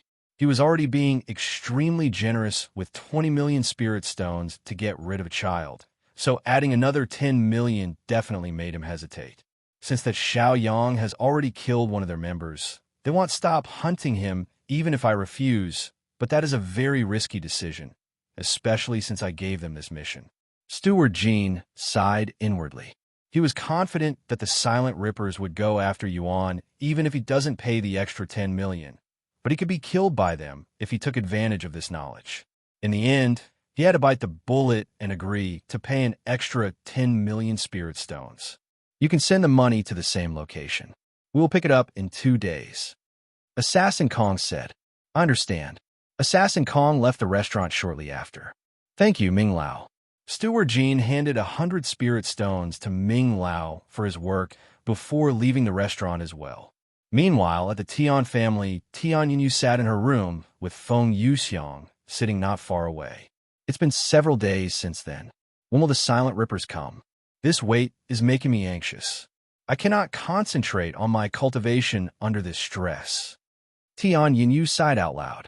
You've been complaining about this since the first day. When will you stop? Feng Yuxiang said, and she continued in a sighing voice.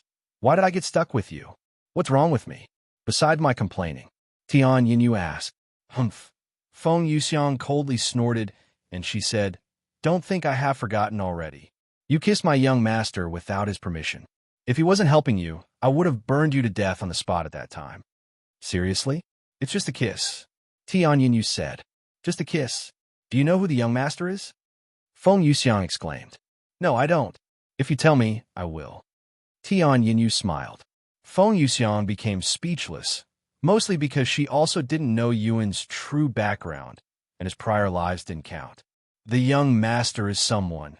Just as she opened her mouth, Feng Yuxiang suddenly halted her words, and her face turned serious. They are here, she said in a solemn voice. The Silent Rippers. Tian Yinyu immediately jumped to her feet and retrieved her weapon. Feng Yuxiang nodded. Yes, but there's something odd about them. They're only focusing on the young master for some reason. On Yuan? Will he be fine alone? Tian Yinyu asked, as Xiaohua was with Tian Xinzu and Lan Yingying was with the servants and old Zhou. Yes, no matter how many people come for him, he will be fine, Feng Yuxiang said with a confident look on her face. Meanwhile, a few rooms away from Tian Yinyu's room, when he noticed the presence surrounding the Tian family's residence, Yuan calmly opened the door and went outside to the courtyard. 17 people, all spirit kings, huh? Yuan assessed all of the assassins with his divine sense that covered the entire house and more. When the assassins saw his action, they quickly realized that their presence was exposed. Since their target is already aware of their presence, they decided to show themselves, surrounding Yuan in the courtyard a moment later. Are you the bastard who killed Brother Mao? One of them asked him in a cold voice. Is it the name of the assassin from a few days ago? Yuan asked them. If so, yes, I killed him. Don't worry, I made sure it was a quick and painless death. The assassins trembled in anger when they heard his words, and they all released their aura, which bore down on Yuan like a mountain. However, Yuan remained standing there with a calm look on his face, almost as if he couldn't even feel the pressure. This surprised the assassins. There were 4 peak spirit kings amongst them, yet they cannot make a single spirit king bow down with their pressure. Something was wrong here. Sponsored content, visit Riedel. Me for extra chapters. So you're saying that you don't have any bodyguards? That you killed Brother Mao by yourself? Yuan showed them a provocative smile and said, a weakling like him, it didn't take much effort. You bastard. One of the 17 assassins couldn't hold his rage any longer and lunged at Yuan. Without even turning to look at the attacker, Yuan calmly dodged a strike before catching him by the neck. The others immediately went into an offensive position when they saw this. If you're smart, you will let him go, said a skinny man. If I do, will you spare my life? Yuan asked him. Assassin Kong didn't respond. He couldn't. I figured. Yuan mumbled, and without hesitation, he crushed the neck of the assassin in his grasp. Kill him. Assassin Kong roared with bloodshot eyes. The others sprang into action, and they attacked Yuan from multiple directions. Daggers, throwing knives, hidden weapons. The assassins attacked Yuan with pretty much every weapon used by assassins. However, almost as though his body was made of the world's strongest steel, the weapons bounced off his body. What the fuck? The assassins were surprised when they saw this. He must have some kind of spiritual treasure protecting him. They quickly came to this conclusion. Keep attacking. It can only endure so much. Assassin Kong said. Thus, the assassins continued to attack Yuan while he casually stood there without a care in the world. What in heaven's name? Tian Yinyu was left speechless when she witnessed this scene with her divine sense. I told you that he would be fine, Feng Yuxiang said with a smile. If you find any errors, broken links, non-standard content, etc., please let us know so we can fix it as soon as possible. Tip: you can use left, right, A and D keyboard keys to browse between chapters.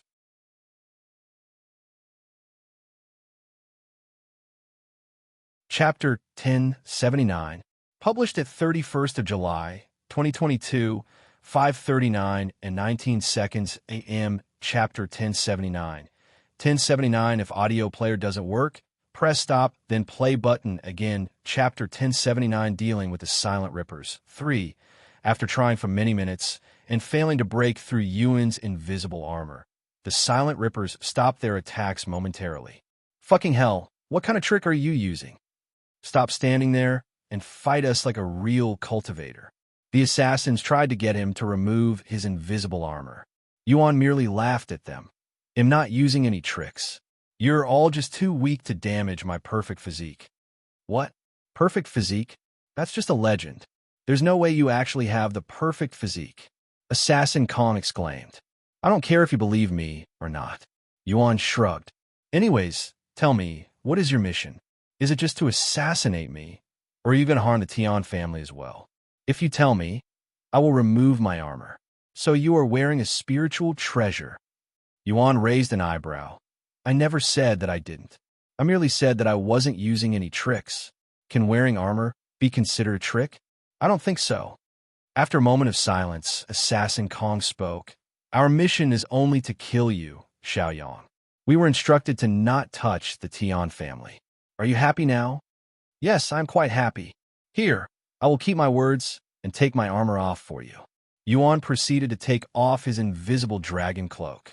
Now, Assassin Kong suddenly roared.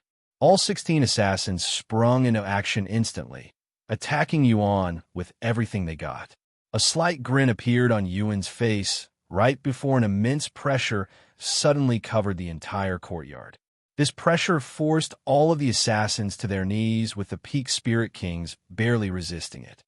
What is this? The assassins began panicking. Heavenly domain. Yuan calmly responded. Are you guys really the most notorious assassins in the third heaven? You're not much better than the stone bandits. He proceeded to mock them. Screw you. Assassin Kong and the other peak spirit kings managed to stand up despite the heavenly domain pressuring them. However, their movements were still severely restricted. It was at this moment that Yuan retrieved the Empyrean Overlord, and he proceeded to kill the assassins one by one, starting from those that couldn't resist the heavenly domain. Stop. I will kill you. The assassins roared like beasts when their companions were killed before their eyes, and they couldn't do anything to stop it. Within moments, Yuan had cut their number all the way down to just one. Is this all of you? Or will there be more coming later? Yuan asked Assassin Kong. Assassin Kong just kneeled there with a dazed look on his face, his spirit broken. Yuan didn't bother waiting for a response and decapitated him before burning all of their bodies, leaving behind their spatial rings and treasures. You guys can come out now. Yuan said out loud. Tian Yinyu and Tian Xinzu came out of their hiding spot the following moment. You actually managed to kill all of them by yourself. Tian Xinzu was in disbelief, but the corpses before him were solid evidence that he could not refute. Yuan nodded, and he asked, Do you know how many assassins the Silent Rippers have? I killed 17. 18 if we consider the one from a few days ago. Tian Xinzu pondered for a moment before responding. Honestly, nobody knows the exact number, but according to the rumors, there should be about 100 assassins within their group. 100? Yuan exclaimed. Sponsored content, visit Hideout. Me for extra chapters. That's a very small group if you compare them to the other groups that have hundreds of not thousands of assassins. Tian Yinyu said, I guess that makes sense. Anyways, since there are still more than 80 assassins out there, we will continue this for a few more days to see their response. Yuan then said, All right. A few days later, Steward Jean was summoned again by the Silent Rippers. This time, they brought him to a secret location where over 50 of them were gathered. What is this about? If it's about the money, I have already paid the additional 10 million spirit stones. Steward Jean said, his back soaked in sweat. Just who in heaven's name did you request us to kill? 18 of our brothers and sisters are dead because of you. The leader of the Silent Rippers roared at Steward Jean. What? That's impossible. Steward Jean felt his body becoming numb from shock after hearing this information. Impossible? I dare you to tell me it's impossible again after seeing this.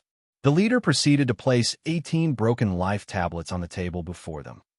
This is... Steward Jean swallowed nervously. Each of these represents one of our companions, and they all died on the same day within moments of each other.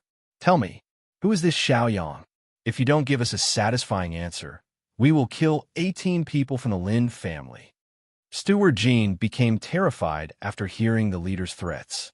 I swear, I really don't know anything about him or his background. He showed up suddenly and started helping the Tian family. He claimed that his ancestors owed a debt to the Tian family and that he's there to repay that debt. I believed he was a nobody, but since we cannot touch the Tian family after what happened to the Stone Bandits, we decided to hire you guys to kill him to send a message. Steward Jean revealed everything to the assassins. The leader could tell that Steward Jean wasn't lying, but he was not satisfied with the answer. 300 million spirit stones. You will compensate us for our companion's death and pay for our effort. This is the first time the Silent Rippers will be going all out for a mission with all hands on deck. 300 million spirit stones. That's too much. We don't have that much money. Steward Jean nearly collapsed from shock after hearing this astronomical number. Don't fuck with me. The Lin family is one of the 7 legacy families. You can definitely pay up. You can either pay us the money or we will kill people from the Lin family. And we will consider each life to be worth 100,000 spirit stones. So we will kill 3,000 people in total. The leader shouted, "No way." Steward Jean looked like he was in a dismay, and he regretted hiring the Silent Rippers immensely. If you find any errors, broken links, non-standard content, etc., please let us know so we can fix it as soon as possible. Tip: you can use left, right, A and D keyboard keys to browse between chapters.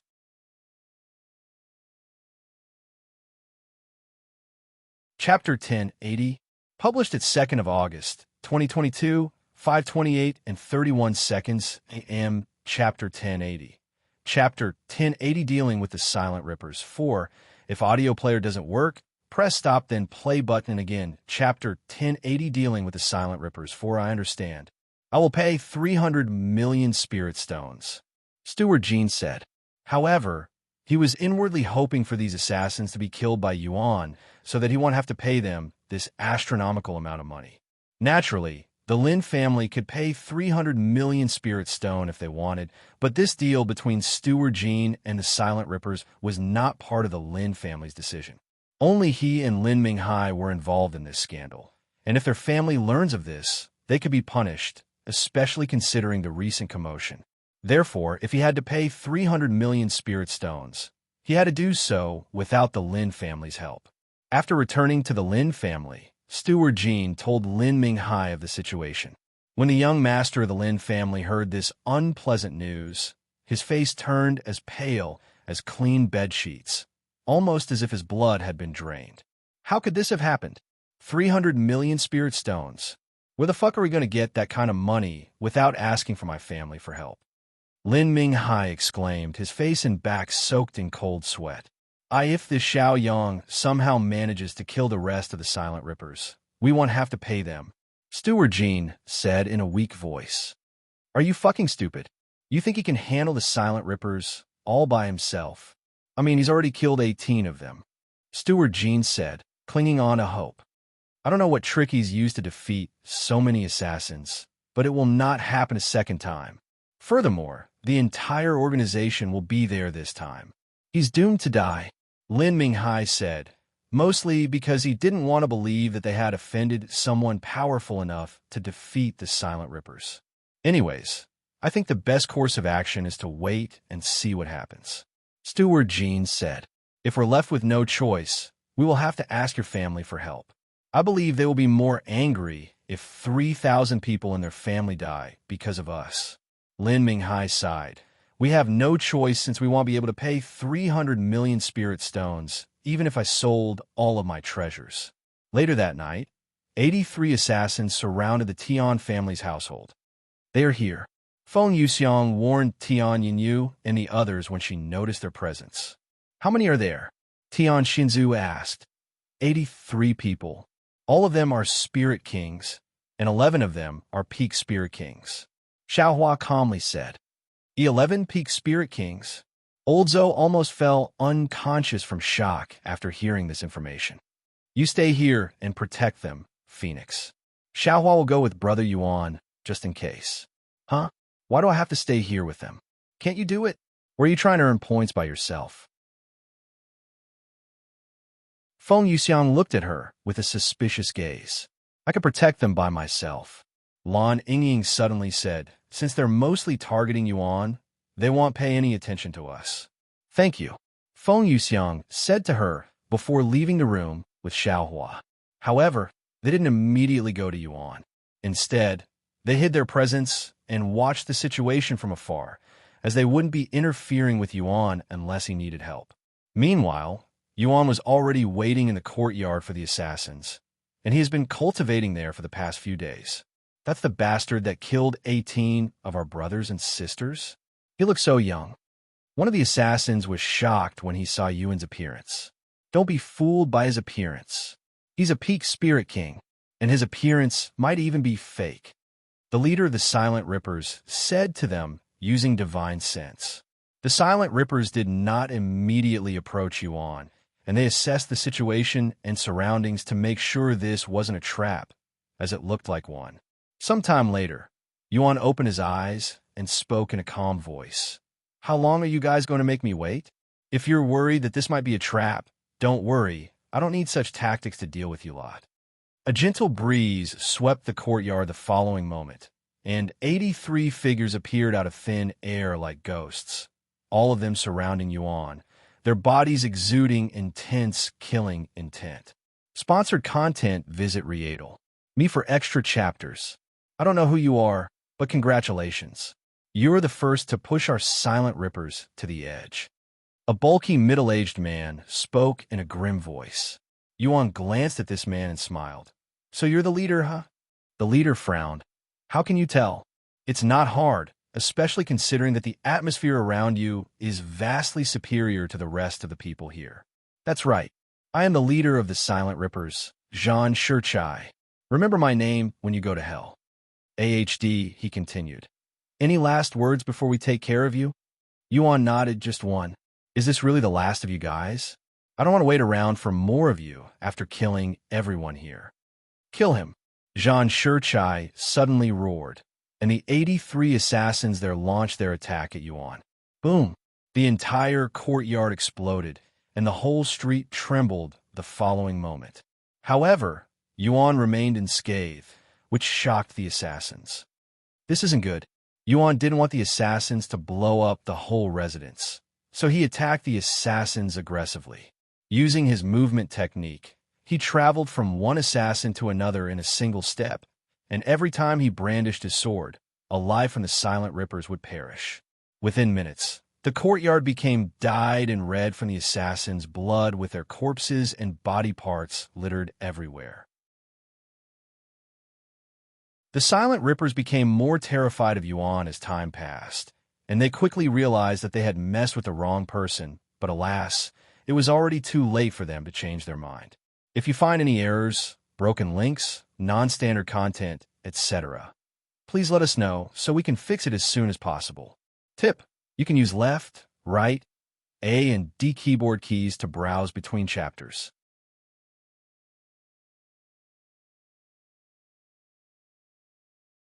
C1081 Confronting the Lin Family. Chapter 1081 Confronting the Lin Family. Within minutes of the Silent Rippers showing up in the courtyard, Yuan had already killed half of them. His movements were extremely fluid and decisive, and every single time he brandished his arm, one or more assassins would perish. This guy's a monster. Leader, what should we do? At this rate, he will completely obliterate us. The assassins turned to Zhan Shichai for help. He won't be able to keep that up forever. He must be using a tremendous amount of spiritual energy. It will only be a matter of time before his weakness shows.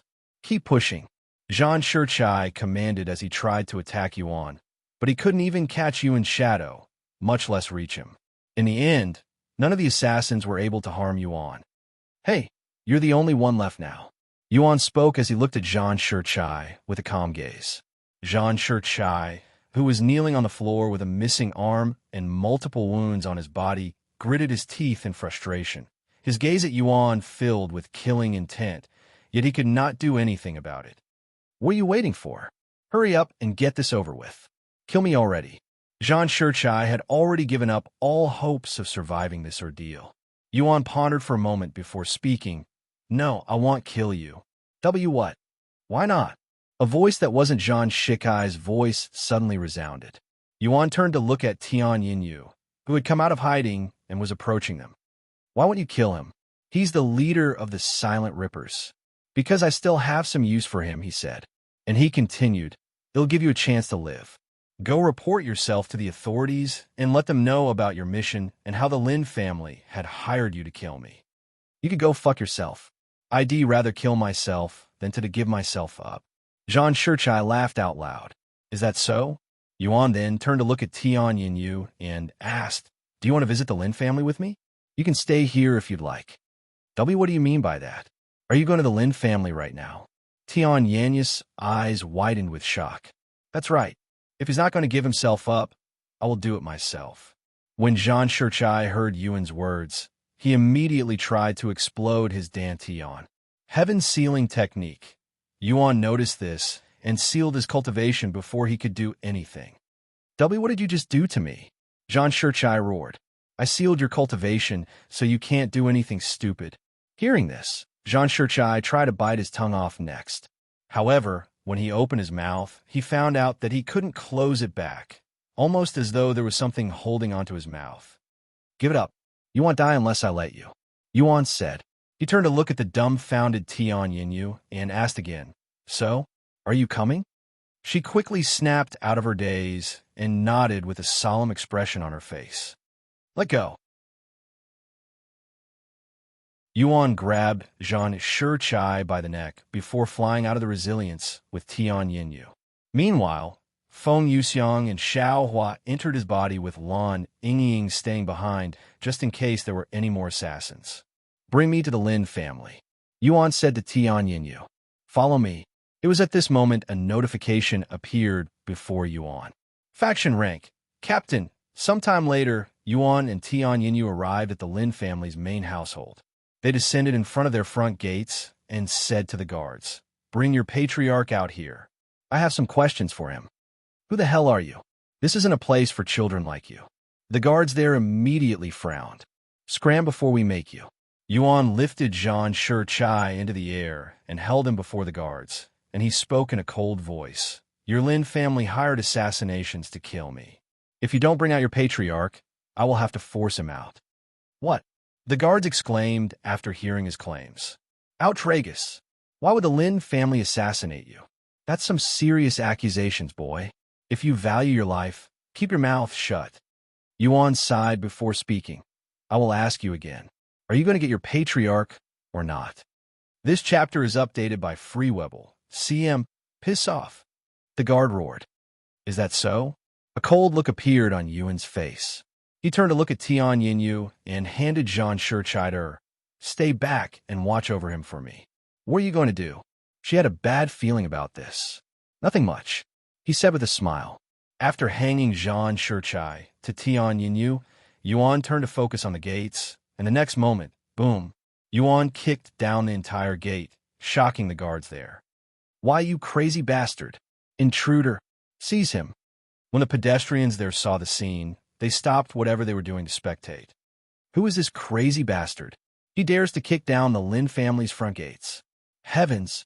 He's even beating the guards down.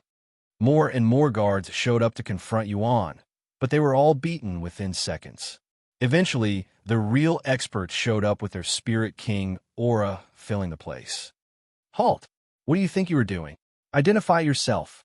4 Spirit Kings surrounded Yuan. My name is Xiao Yang, and I am here to speak with the Lin family's patriarch, Yuan said, and he pointed at Tian Yinyu and Zhang Shichai and continued. That half-dead man is the leader of the Silent Rippers, and he told me that the Lin family had hired them to assassinate me. I am here to demand an answer from the Lin family. Yuan spoke in a loud and clear voice so that everyone from one end of the street to the other could hear him.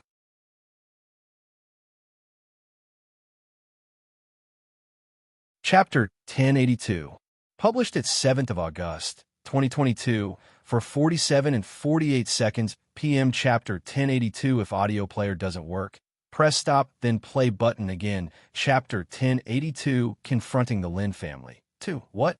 The Lin family hired those notorious assassins, the Silent Rippers? The pedestrians outside the Lin family were shocked when they heard this claim by Yuan. This must be due to what happened recently. Then that rumor must have been true, that the Lin family hired those bandits to harass the Tian family. They must have hired the Silent Rippers to silence them. How vicious and cruel. I never knew the Lin family were like this. What an eye-opener. The experts from the Lin family frowned when they heard the pedestrians' words. Not good. At this rate, the Lin family's reputation will hit rock bottom. They all cried inwardly. There must have been a misunderstanding. The Lin family did not hire the Silent Rippers. One of the experts said to Yuan, a misunderstanding? There are dozens of corpses in the Tian family because of the Silent Rippers, and many of them claim to have been hired by the Lin family. If you don't give an appropriate answer, I will have to stop being polite.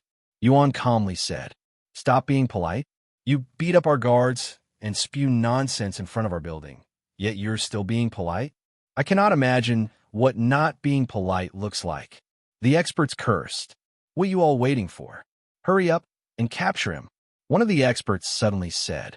The experts quickly surrounded Yuan when they heard this person, and just as they prepared to apprehend Yuan, he flipped his palms and showed these experts the symbols that suddenly appeared on it. Celestial Overlord Captain? The experts raised their eyebrows in a puzzled manner when they saw these words hovering above Yuan's palm. None of them recognized it.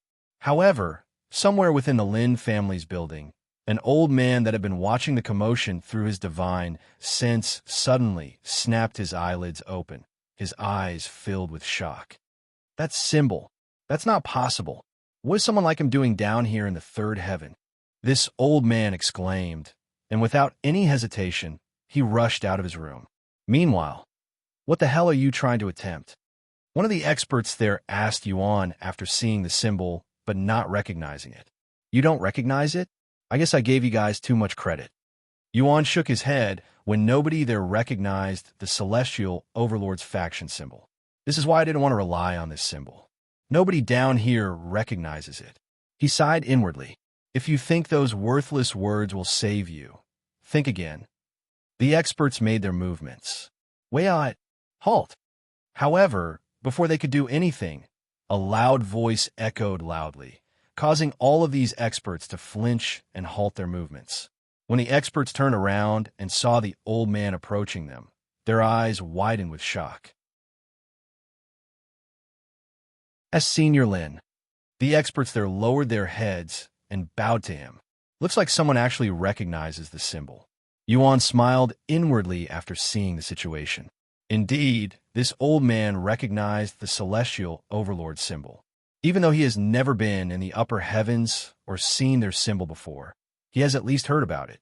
In order to keep their descendants up to date about the situation in the upper heavens, these families in the upper heavens, such as the 7 legacy families, would send down the most information about the upper heavens down to their branch families in the lower heavens. And as one of the top factions in the entire 9 heavens, it would only make sense for these families in the upper heavens to include the Celestial Overlords.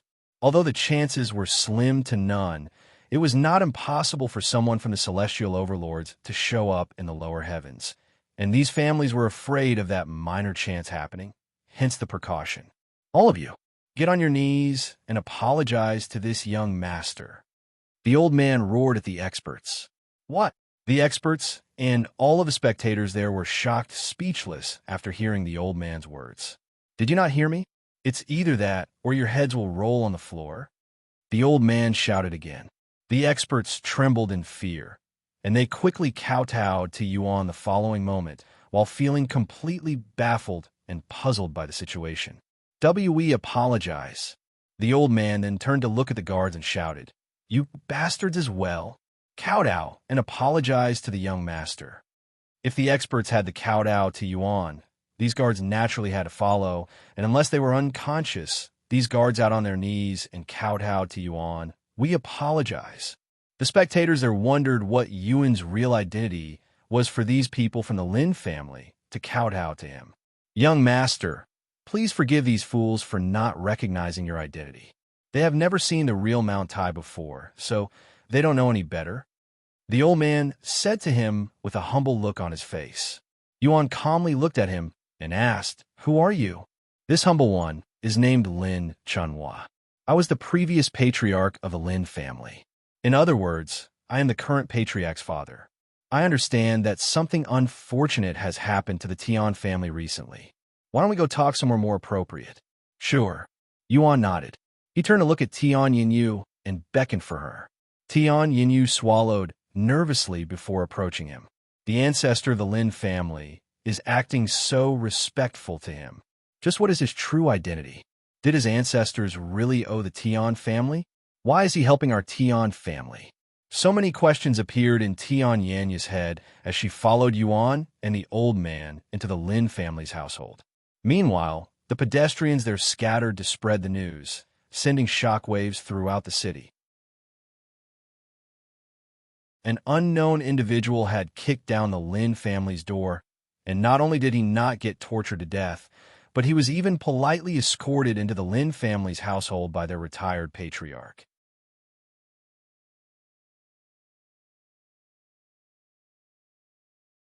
Chapter 1083, published at 9th of August, 2022, 1:57 and 8 seconds p.m. Chapter 1083.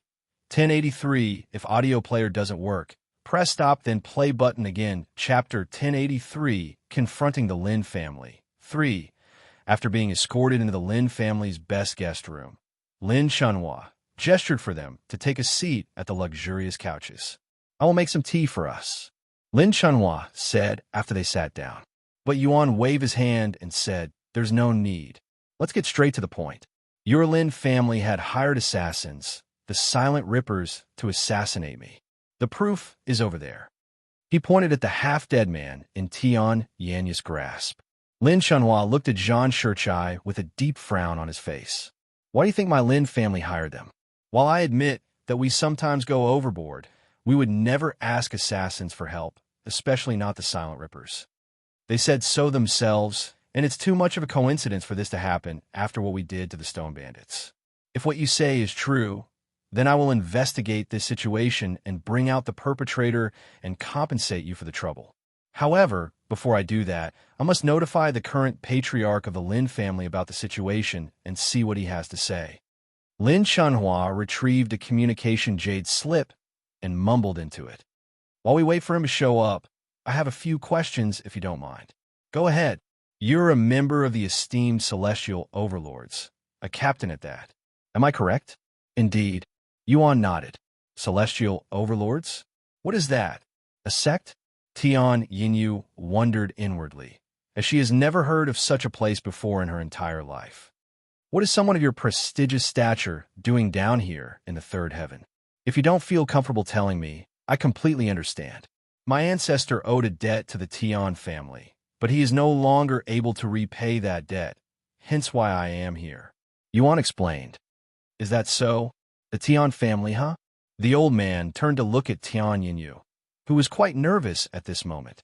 "To be honest with you, I usually spend most of my time in seclusion trying to break through to Spirit Emperor, so I don't know much about the situation outside the Lin family, and even the situation within the family isn't very clear to me, as it has been over 100 years since I last left seclusion," Lin Chunhua explained. And he continued, "If my Lin family has done anything wrong while I was away, I will personally step in to fix it. I swear." "That's good to hear," Yuan calmly said. A few minutes later, the door slammed open when a middle-aged man rushed into the room. "Father, what happened? What's the emergency? For you to come out unannounced and so suddenly—" "Shut up," Lin Chunhua suddenly roared. "You useless son, get your ass over here." The middle-aged man was speechless. How could his father treat him in such a manner before guests? His father was someone who valued face more than anything, yet he was doing something that would lower the Lin family's face. However, he could tell that his father was enraged, so he didn't dare to question it. After closing the door, the patriarch of the Lin family walked to stand beside Lin Chunhua. "I will ask you a question, and you will answer me truthfully. If you dare lie before my face, I will have you replaced." Lin Chunhua said, causing Patriarch Lin to swallow nervously. As the strongest cultivator in the Lin family and being the previous patriarch, Lin Chunhua still had immense authority within the Lin family, so he could very well do what he threatened to do. Did the Lin family, hire assassins to assassinate this young master here? The Silent Rippers, no less. What? That's outrageous. We would never do such a thing. Then how do you explain that? Lin Chunhua pointed at the half-dead Zhang Shichai. Patriarch Lin turned to look at Zhang Shichai. Although he didn't recognize Zhang Shichai at first due to his swollen face and overall bad condition, he would eventually recognize him. Isn't that the leader of the Silent Rippers, Zhang Shichai? What is he doing here? According to the young master, he raided the Tian family at the request of the Lin family. However, he was subdued and the Silent Rippers were exterminated by the young master instead. Lin Chunhua said, "Young master?" Patriarch Lin was utterly gobsmacked when he realized how respectful his father was to this young man. This is the first time Lin Chunhua has shown such respect for a junior like Yuan. I apologize for the late introduction. I am Lin Xingmi, the current patriarch of the Lin family. Patriarch Lin said to Yuan, but he clearly wasn't taking Yuan as seriously as his father. Xiaoyang, this is who I am. Yuan showed the celestial overlord symbol for a second time. Patriarch Lin raised his eyebrows in a puzzled manner when he saw Yuan's action. What is? He suddenly halted his words midway through his sentence, and his eyes widened with shock. Tiets, are you from the celestial overlords? Patriarch Lin exclaimed when he remembered reading about it. I am. He calmly nodded. Patriarch Lin finally understood why his father came out of seclusion so suddenly and why he was being so respectful to Yuan. Although the Lin family is one of 7 legacy families and incredibly influential within their world, their family's influence actually becomes weaker the higher they go in the 9 heavens, and above the 5th heavens, they are no different than a middle-class family. Meanwhile, the celestial overlords are a peak faction in the supreme heaven, which is the peak of the 9 heavens. The difference between the celestial overlords and the 7 legacy families was akin to heaven and earth. They were simply incomparable. Please forgive me for not recognizing your identity sooner, young master. Patriarch Lin began addressing him as young master as well. No way. Tian, Yinyu muttered inwardly. Not in a million years could she have imagined such a situation would occur. If you find any errors, broken links, non-standard content, etc., please let us know so we can fix it as soon as possible. Tip: you can use left, right, A and D keyboard keys to browse between chapters.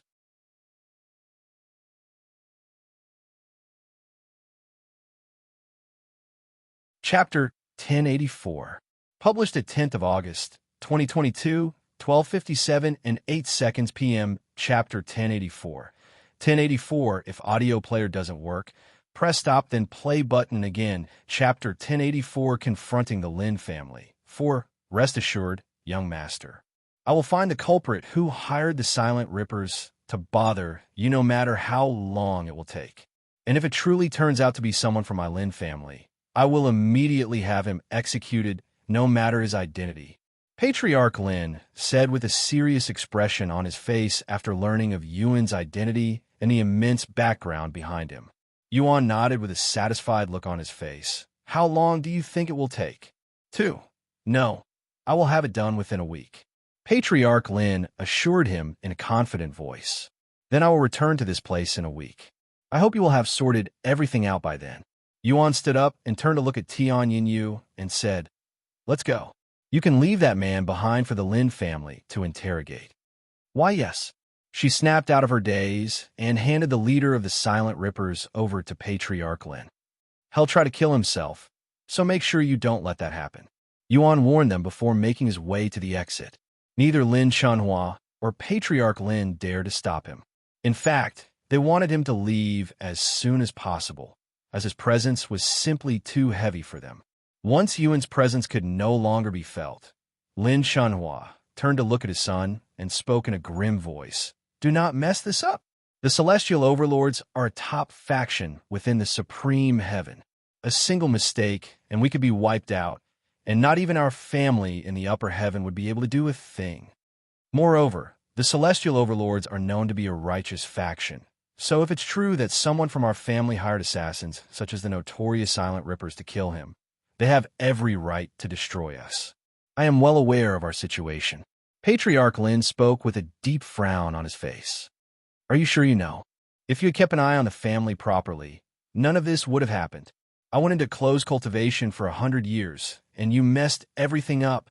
How will I ever be able to enter closed cultivation with a peace of mind now? You useless son? I'm really sorry, father. I've let you down, no. You let the Lin family down. Lin Chunhua shouted. I'm going to do my own investigations because I cannot trust you to handle this by yourself. Over the next several hours, the Lin family would become incredibly busy with people scrambling around like ants.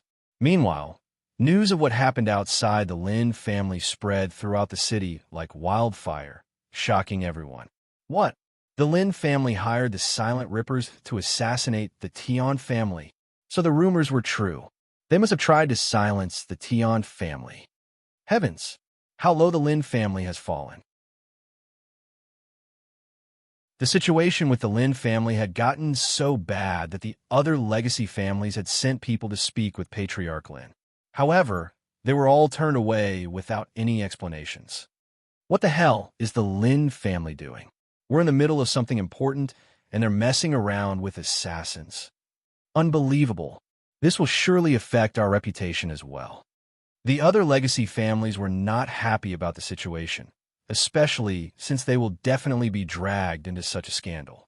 Moreover, they were in the middle of hunting a wanted criminal, and this would only make things more difficult for everyone. However, there was nothing they could do about it except wait for the Lin family to fix it. Meanwhile, after leaving the Lin family, Yuan and Tian Yinyu made their way back to the Tian family.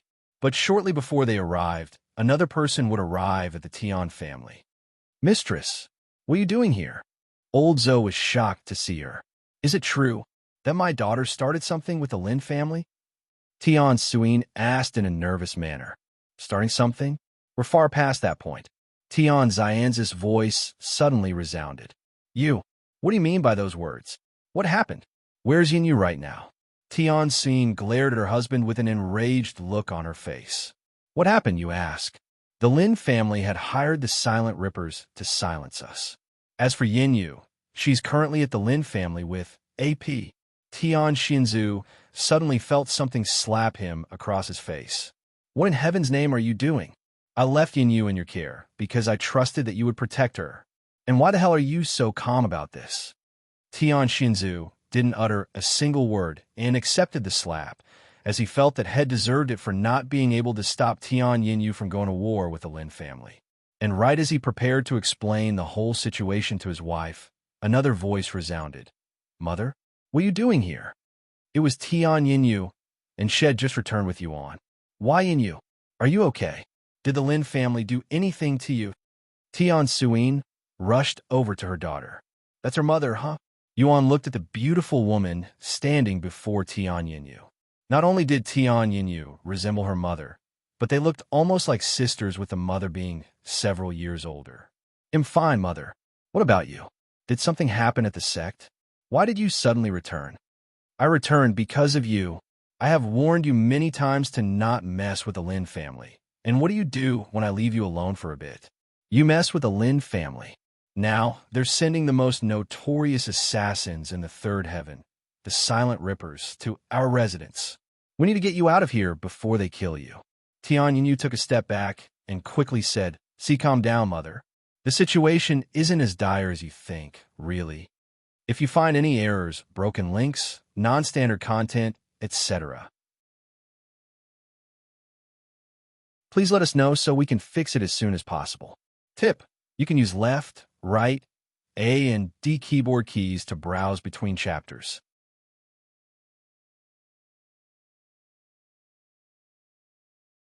C1088 Familiar Sword Technique. Chapter 1085 Familiar Sword Technique. Isn't that dire? Are you seriously saving that? We are currently being hunted by the Silent Rippers. Not even my sect can protect us from them. And what about the Lin family? They will surely try to do something as well. Tian Suyin exclaimed with a heated expression on her face. Just take a moment to calm down while I explain. Tian Yinyu sighed, and she continued. First of all, the Silent Rippers are no longer a threat to us.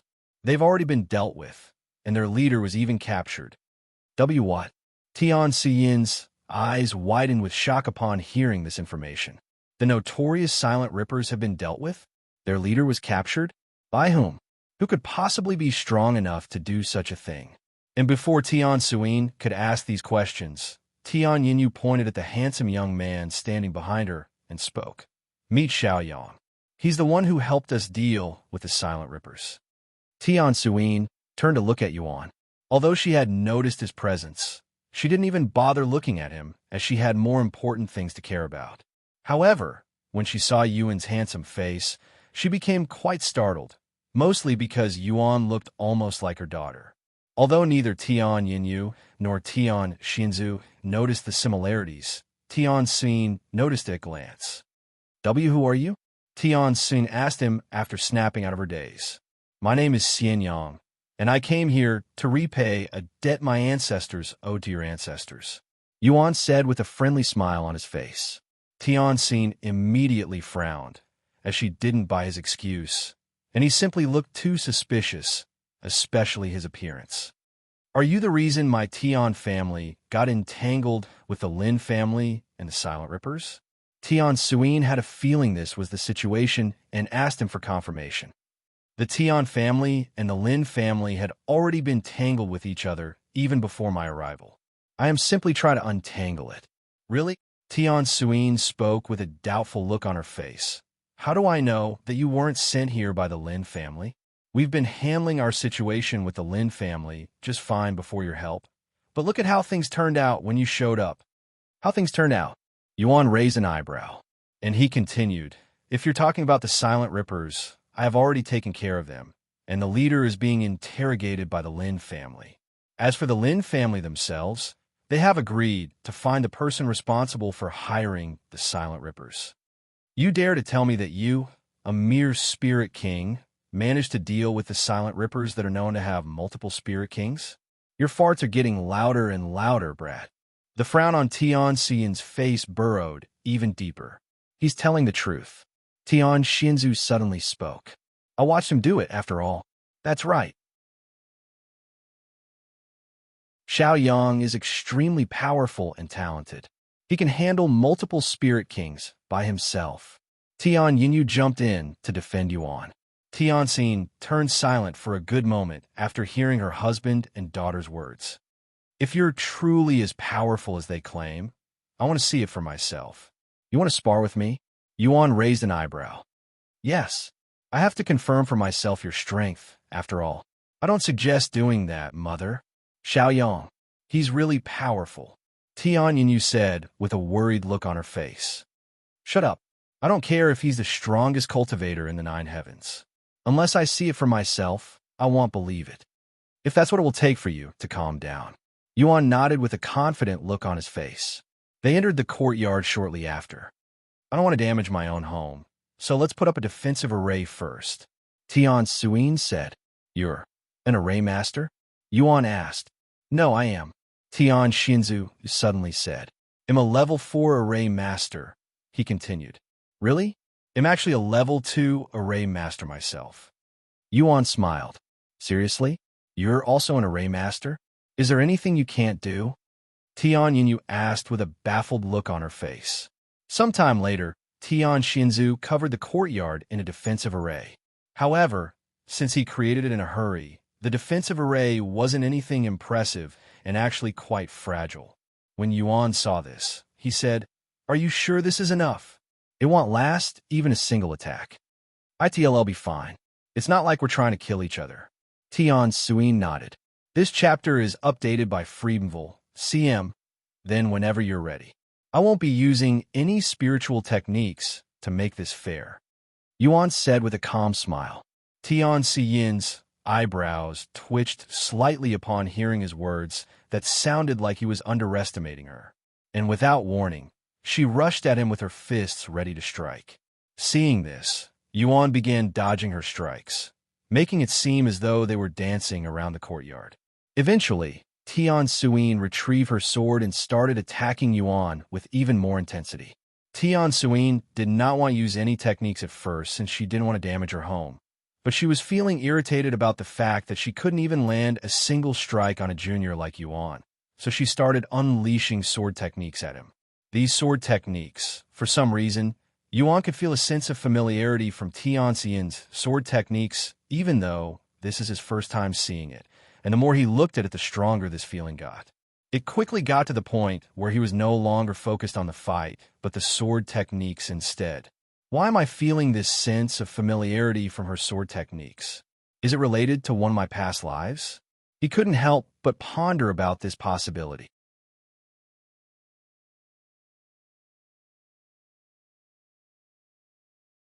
C1086 Lin Family's Gathering. Chapter 1086 Lin Family's Gathering. Are you mocking me? Tian Suyin suddenly stopped moving and shouted at Yuan, who had been completely focused on her sword techniques. Huh? What are you talking about? He snapped out of his daze and asked, You've been doing nothing but avoid me. Are we playing tag or are we fighting? She pointed her sword at him, and on her face was an angry frown. Oh, sorry. I was distracted by something, Yuan said with an apologetic smile on his face. And he asked, By the way, before we continue, can I ask you a question? Where did you learn that sword technique? If you beat me, I will tell you. Tian Suyin sneered. Very well. Yuan gave Tian Suyin a moment to prepare herself.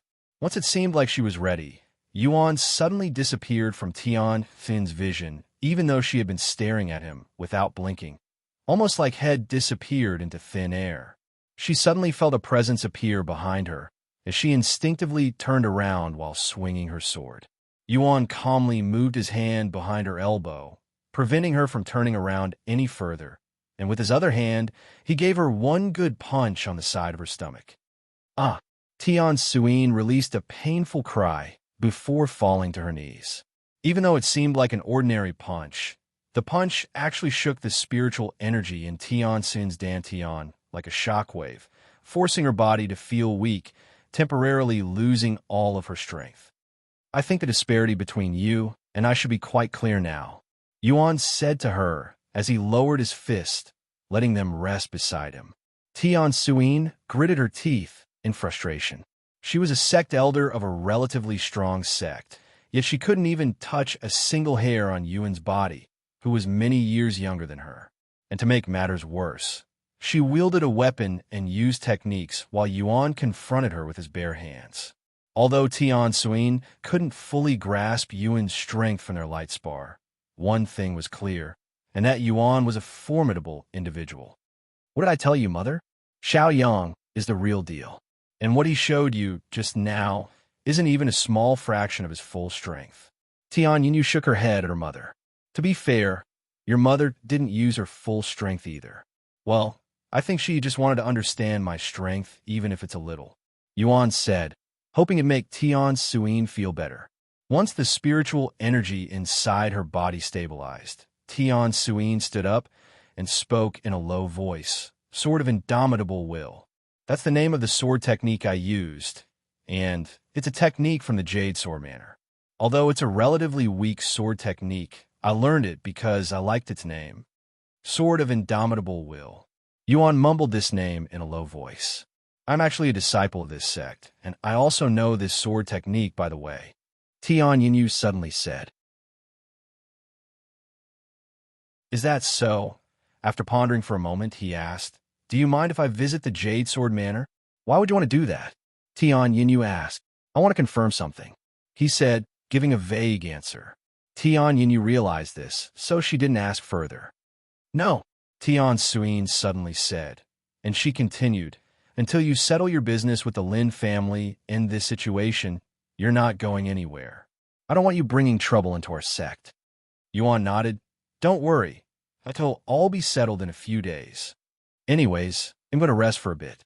If you need me, you know where to find me, Yuan said to them before going back to his room. Once Yuan was gone, Tian Suin turned to look at Tian Yinyu and said with a solemn face, "You're going to tell me everything from the beginning, and don't you dare miss even the slightest detail." "I understand." Thus, the Tian family went to another room for their meeting. Meanwhile, at the Lin family, all of its members have been gathered in one place under Patriarch Lin's instructions. I wonder what happened. I can't even recall the last time Father gathered all of us in such a manner. A young lady mumbled out loud to the others around her. "It probably has something to do with what happened very recently." Another person said, "What happened?" "According to what my servant told me, some crazy bastard kicked down our Lin family's front gate and even beat many of our guards." "What? Which madman would dare to do such a thing?" "Even if that did happen, why would the Patriarch summon all of us?" This chapter is updated by Freedomville. CM, I heard that Ancestor Lin also came out of his seclusion recently. The Ancestor? Does this mean he's finally break through to the Spirit Emperor realm? Silence. A loud voice suddenly resounded, instantly hushing the room. Then, the sound of footsteps resounded. A few moments later, Patriarch Lin appeared before them. Patriarch Lin swept his gaze at the tens of thousands of people in front of him and said in a clear voice, "I want the names of those who could not make it today on my desk by tonight." "Yes."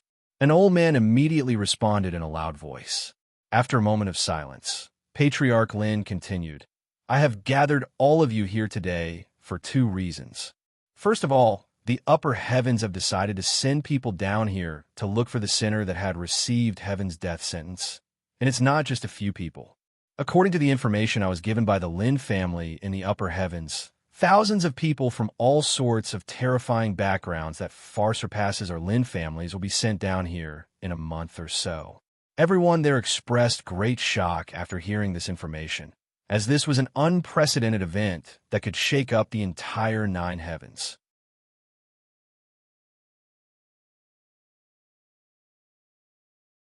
Chapter 1087, published at 29th of August, 2022, 11:28 and 43 seconds a.m. Chapter 1087. Chapter 1087 Lin Family's Gathering 2.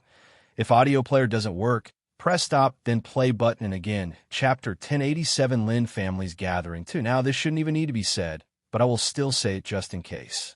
These people coming from the upper heavens are not to be trifled with.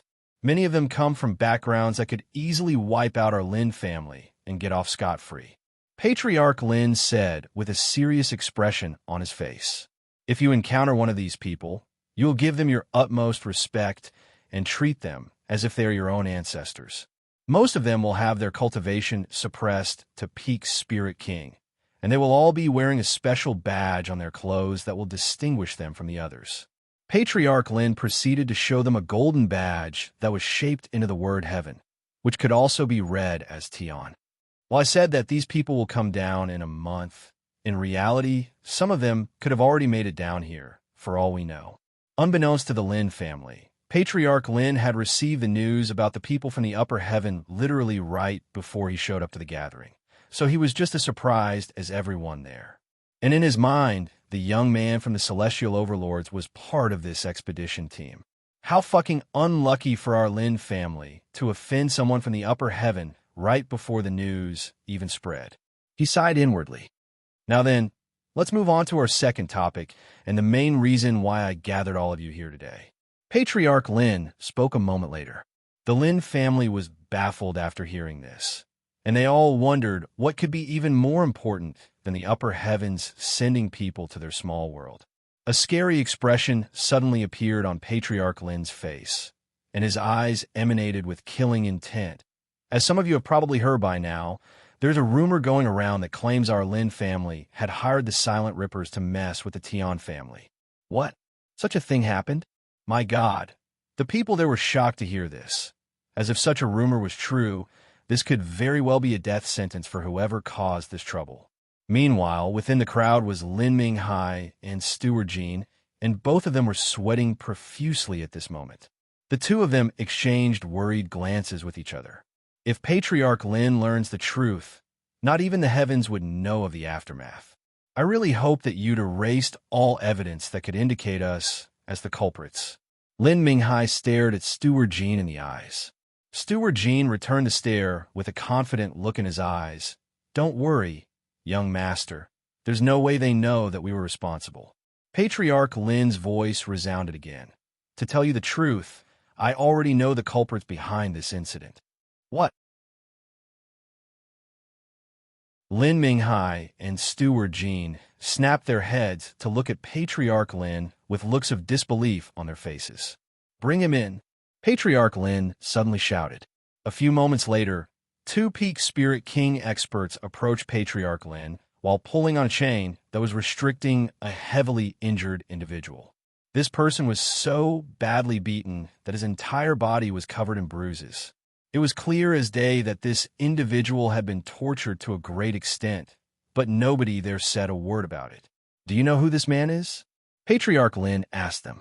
The Lin family quickly shook their heads. What if I told you that his name is Zhan Shichai? Do you recognize him now? Zhan Shichai. Isn't that the leader of the Silent Ripper's name? I have heard it before, someone there exclaimed. Indeed, this person is the leader of the Silent Rippers, or should I say was. Patriarch Lin confirmed, sending another wave of shock throughout the Lin family. This chapter is updated by Freedomville. CM. Patriarch Lin looked at the pitiful-looking Zhan Shichai and smiled. No matter how strong you think you are, you will never be able to beat someone from the upper heavens, as we're akin to ants before their eyes. Patriarch Lin's words implied several things. 1. That Zhan Shichai was beaten by someone from the upper heavens. 2. That the Silent Rippers are no longer in operation. And lastly, that people from the upper heavens are already in the third heaven. Not everyone noticed these implications, but those that did were greatly shocked. Although it took some effort, I was able to extract a lot of information from Zhan Shichai, the former leader of the Silent Rippers, including the names of the people who hired them. However, I will give the culprits a chance to step forward and admit their mistakes. If you do so, I will lessen the punishment. Patriarch Lin spoke in a loud and clear voice, but he had just spoken 2 lies just now. First of all, no matter how much they tortured Zhan Shichai, they were unable to extract any information from him. Secondly, they did not know the culprits behind this whole fiasco. In other words, Patriarch Lin was bluffing to trick the culprits into revealing themselves. This was a cheap and sly tactic, but it was effective and Patriarch Lin had no time to spare. After all, the quicker he deals with this situation, the more likely that Yuan wouldn't wipe the Lin family from the face of this world. Lin Minghai and Steward Jean looked at each other again, and on their faces showed absolute despair and desperation. Steward Jean, you fucking useless bastard. Lin Minghai cried inwardly, silently cursing his most reliable servant, something he has never done before. What the hell is happening? Even if that Xiao Yang had help from the Tian family, they shouldn't have the capability to defeat the Silent Rippers, much less capture their leader, Zhan Shichai. Steward Jean had a hysterical look on his face for being unable to comprehend the situation, and he felt so weak that he was on the verge of collapsing on the spot. If you find any errors, broken links, non-standard content, etc., please let us know so we can fix it as soon as possible. Tip: you can use left, right, A and D keyboard keys to browse between chapters.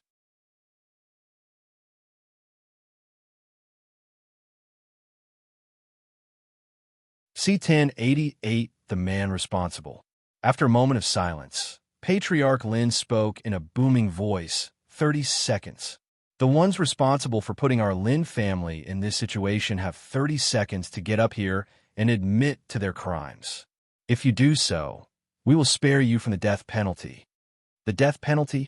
Lin Minghai cried inwardly. He could have never expected things to get out of control so quickly, nor could he have anticipated such a severe punishment. That bastard came from the upper heavens? No wonder why he dares to act so brazenly. Steward Jean gritted his teeth in fear. However, he wasn't completely hopeless, as he had made some preparations just in case this kind of situation would happen. 10 seconds left. Patriarch Lin's voice rippled in the room, causing the walls to tremble slightly. 5, 4, 3. I did it. It was me. I was the one who hired the Silent Rippers. A clear voice suddenly resounded, and everyone in the room turned to look at the person who just spoke. This person began making his way towards the front of the room. Once he was before Patriarch Lin, the middle-aged man kneeled and kissed the floor with his forehead. This lowly servant is responsible for the mess. Please punish me as you see fit, Patriarch. Patriarch Lin narrowed his eyes at the middle-aged man before him with a pondering face. A moment of silence later, he spoke. I don't recognize you. Identify yourself. It wasn't weird for Patriarch Lin to not recognize the face of every servant in the Lin family due to the sheer number of them. This lowly servant is called Wu Jie. I have been a servant of the Lin family for 15 years now. Why did you hire the Silent Rippers? Because it felt like the right thing to do, especially after their attempt to smear the Lin family's name and reputation by associating us with the Bandits. Wu Jie explained in a calm voice. Your foolish actions have done far more damage than any rumors could. Patriarch Lin shook his head. Patriarch Lin actually could tell by the way Wu Jie acted that he wasn't the true culprit, but he couldn't care less and only wanted someone to take the fall and face Yuan's wrath, and the Lin family wouldn't lose out on anything by losing a single servant. Follow me. Patriarch Lin turned around and walked out of the room, followed by Wu Jie. Once Patriarch Lin was gone and the atmosphere returned to normal, the others could finally take a breather. Lin Minghai immediately approached Steward Jean and asked him in a low voice, What the hell just happened? I will explain it later. Let's go elsewhere first, young master. All right. They left the room and went somewhere more private. Who was that Wu Jie? Why did he admit to something he did not commit? Lin Minghai asked with a puzzled look on his face. A cold smile appeared on Steward Jean's face as he spoke. A lowly servant. It's not hard to make them do things. Lin Minghai stared at Steward Jean in a dazed manner for a moment before he burst out laughing. You're evil, but I really appreciate what you've done for us, Steward Jean. I don't even want to imagine what could have happened to us if you didn't do such a thing. I will do anything to keep you safe, young master. Steward Jean continued to smile. And for the next few days, Patriarch Lin would keep Wu Jie locked up in their private prison until the day Yuan returned to their household. A few days later, all right, it's about time I check up on the Lin family. You don't have to come with me if you don't want to. Yuan said to Tian Yinyu as he walked to their front gate. I'm coming with you. Tian Yinyu insisted with a stern-looking expression on her face. I'm also coming with you, and this is not up for debate. Tian Suin suddenly said, If my daughter and wife are going, I can't stay behind now, can I? Tian, Shinzu sighed. Yuan smiled. The more the merrier. Thus, Yuan and the entire Tian family began making their way to the Lin family, attracting much attention from the pedestrians they passed as they got closer to their destination. News of the Tian family confronting the Lin family quickly began spreading throughout the entire city like wildfire. When the other legacy families heard the news, they began paying more attention to the situation. Although the Tian family was too small to attract their interest, they wanted to see how the Lin family was going to handle the situation, as the recent rumors have really tanked their reputation within the city. When Yuan and the Tian family arrived at the Lin family's front gate, the Lin family was already waiting for them outside. Welcome back to our humble estate, young master. Lin Chunhua greeted him with a bright smile. Let's cut to the chase. Have you found the person who is responsible? Yuan asked. Tian Suin and Tian Shinzu were on the verge of a nervous breakdown when they saw how Yuan behaved before the Lin family.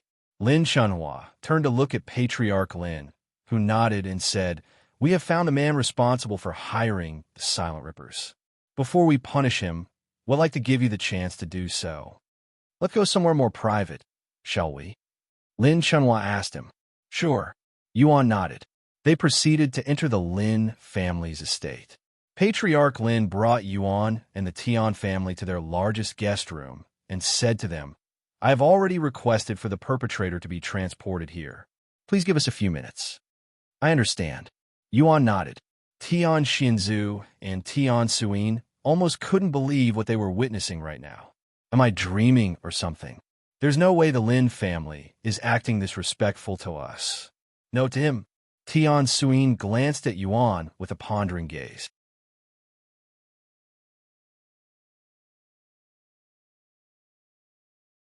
Chapter 1089, published at 3rd of November, 2022, 5:27 and 11 seconds a.m. Chapter 1089. Chapter 1089, The Man Responsible. 2. If audio player doesn't work, press stop then play button again. I knew he was someone special.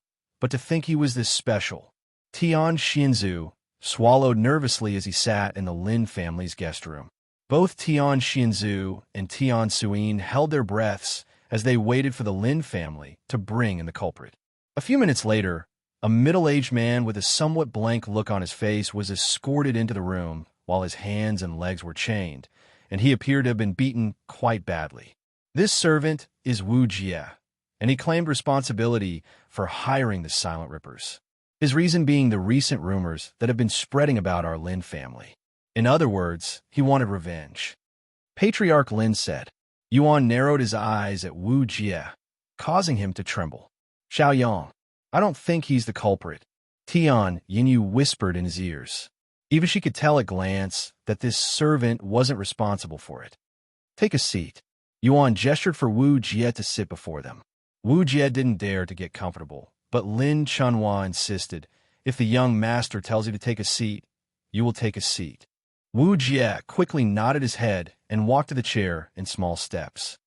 Once he was seated, Yuan retrieved the Grail of Truth and placed it on the table. I will now ask you several questions, and you will answer them truthfully. Yuan said to him. Wu Jie nodded. Is your name Wu Jie? Yuan asked a moment later. Yes. The Grail of Truth remained still. Did Patriarch Lin or Ancestor Lin force you to be here and play the role of culprit? And no, they did not. Wu Jie said in a nervous voice. Seeing no reaction from the Grail of Truth, Yuan continued. Are you really the person responsible for hiring the Silent Rippers? Yes, I am responsible. Wu Jie spoke with a somewhat defeated look on his face. The Grail of Truth immediately pulsated with light. Yuan smiled and said, You're lying to me. Wu Jie's eyes widened with shock, and he roared, No, I'm not lying. I swear that I am responsible. I was the one who hired the Silent Rippers to attack the Tian family. The light coming from the Grail of Truth only became brighter as Wu Jie lied more. What is the meaning of TH? Lin Chunhua tried to question Wu Jie, but Yuan stopped him with a simple gesture. Please, allow me to ask him the questions. All right. Lin Chunhua stepped back and began glaring at Patriarch Lin with a threatening glare, causing him to swallow nervously. Why are you lying? Why would you claim responsibility for something you didn't do? Who are you trying to cover for? Yuan asked Wu Jie, who could only silently shake his head now, because he knew that his lies would be exposed if he uttered even a single word.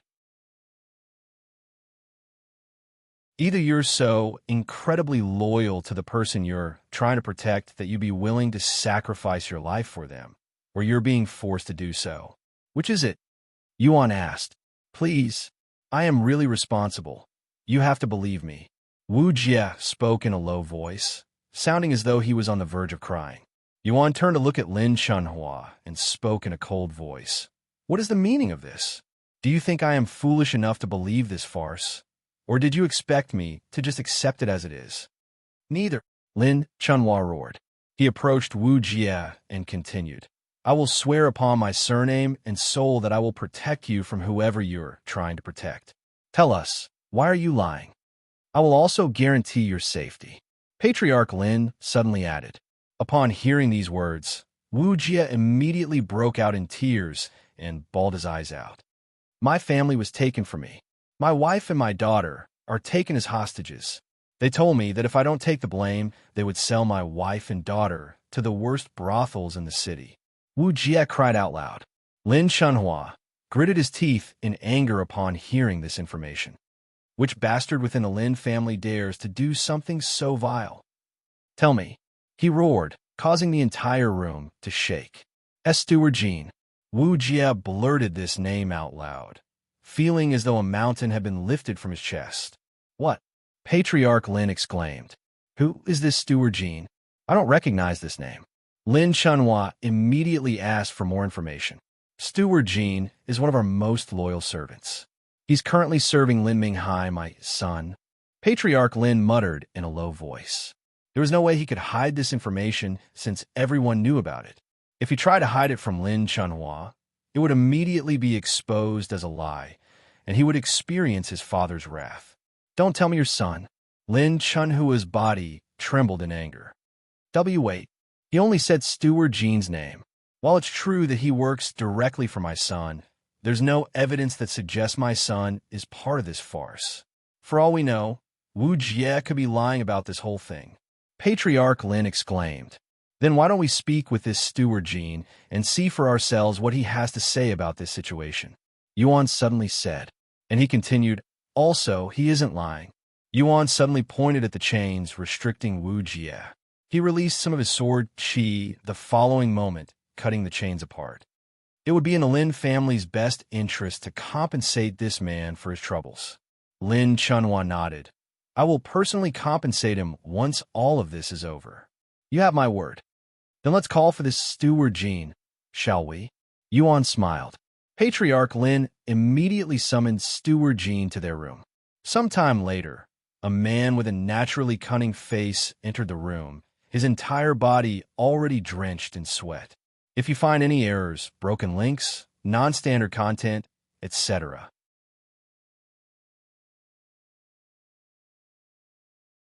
please let us know so we can fix it as soon as possible. Tip: you can use left, right, A and D keyboard keys to browse between chapters.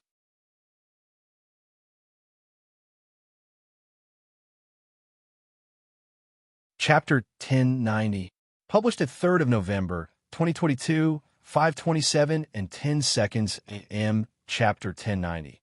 Chapter 1090, The Man Responsible. 3.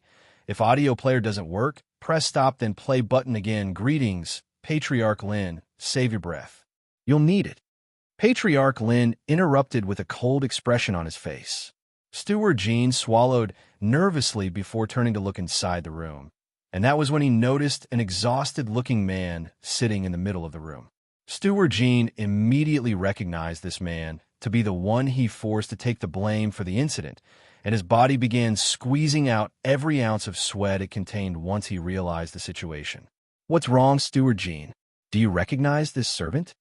Lin Chunhua pretended to be ignorant and asked. Why, yes. He's one of many servants in the Lin family.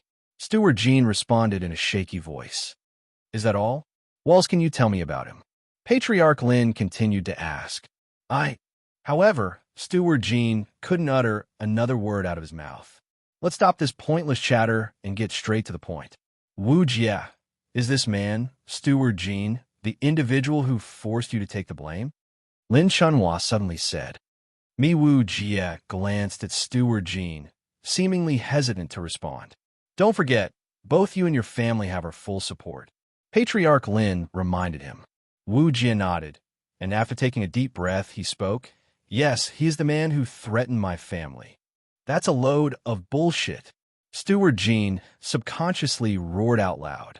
When he realized what had just done, he quickly followed it up.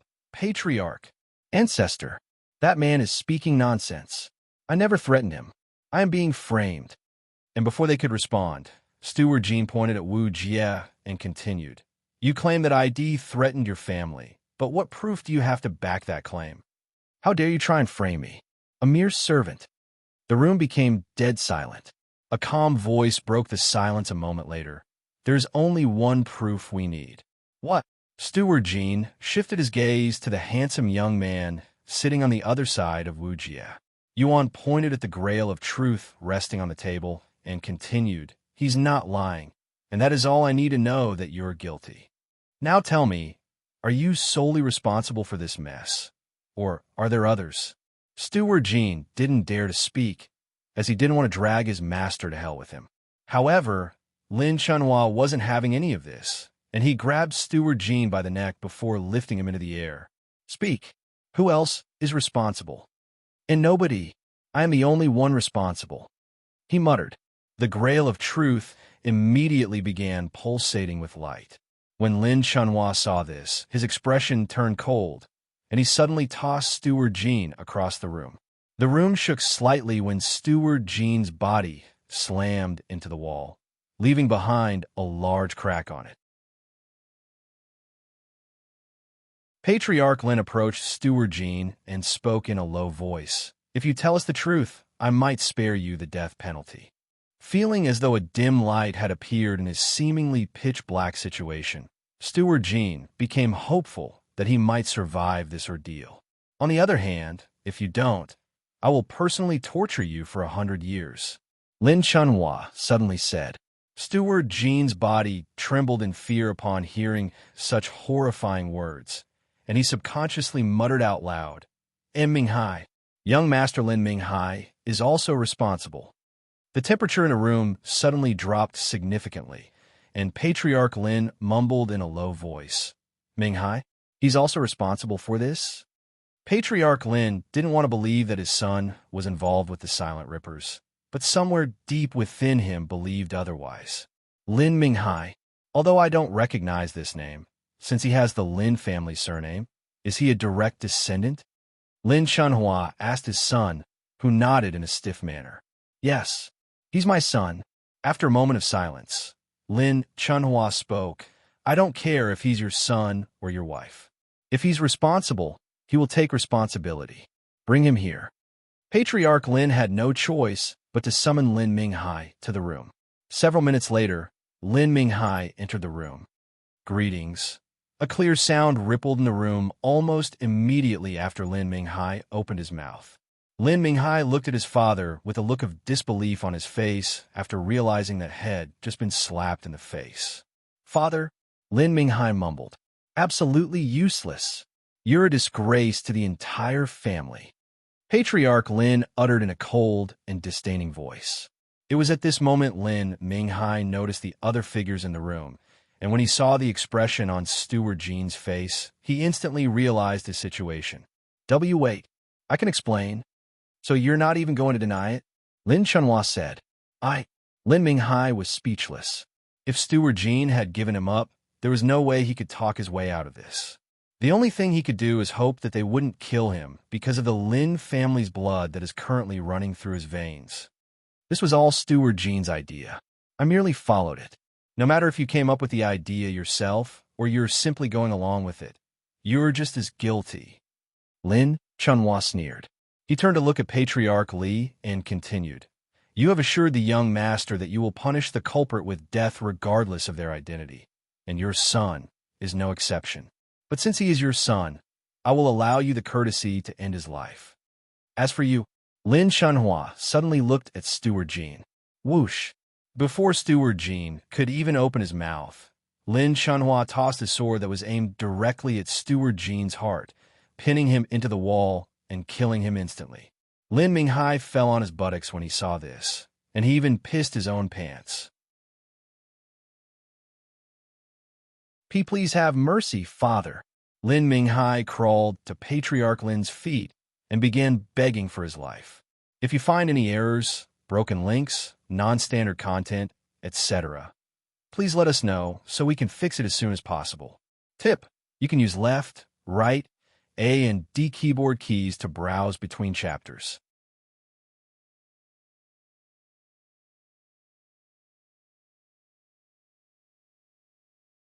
C1091 Killing Lin Minghai. You are pleading to the wrong person for mercy. Patriarch Lin kicked his feet, sending Lin Minghai flying. Lin Minghai immediately stood back up and rushed to Tian Yanya's side before kneeling before her with his face full of tears and snot. "Please, have mercy, Lady Tian. I was wrong. I promise that I will never bother you again if you spare my life." Tian Yanyu remained seated on the couch with a calm expression on her face as she silently watched Lin Minghai plead for his life with his knees kissing the floor. This was a scene that she had seen multiple times in her dreams, but she never imagined that it could become a reality. However, as much as she wanted to kill him, she wasn't sure if that was a good decision, especially since the Lin family could hold a grudge against her family for killing Lin Minghai. She turned to look at her family for advice. Unfortunately, Both her parents were still frozen stiff from fear because of their situation. Tian Yinyu proceeded to shift her attention to Yuan, who calmly smiled before speaking. Just speak your heart's desire. No matter your decision, I will protect you and your family. When she saw the calmness on Yuan's face, Tian Yinyu also called down. Me okay? She nodded before turning to look at Lin Minghai, whose face was filled with tears and snot. You have been a thorn in my life for many years now, and I cannot count the amount of times that I wanted to kill you with my own hands. However, I lacked both the power and courage. After taking a deep breath, she continued, but things are different now. A cold light flickered within her gaze, and she stood up before facing Lin Minghai. I wanted to kill you when you tried to bully me into submission. I wanted to kill you when you messed with my family. I have been wanting to pierce your neck with my sword for many years now, and now that I have the chance, it wouldn't make sense for me to refuse. Tian Yinyu retrieved her sword from her spatial ring. Hi. Lin Minghai fell on his buttocks again, and he started kicking his feet at the floor, pushing himself away from Tian Yinyu. Father, are you really going to let her kill me? I am a descendant of the Lin family. I am your son. You must save me. Lin Minghai turned to look at Patriarch Lin for help, but his face froze when he saw that Patriarch Lin wasn't even looking at him. In fact, Patriarch Lin appeared to be ignoring him on purpose.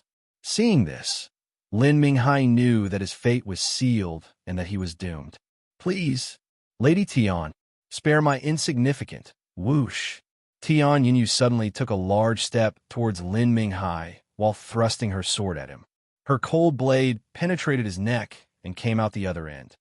After skewering Lin Minghai's neck with her sword, Tian Yinyu flicked her arm, decapitating Lin Minghai completely with one swift and decisive movement. Lin Minghai's headless body collapsed on the floor a moment later, and not wanting his blood to dirty the room, Lin Chunhua sealed the fatal injury.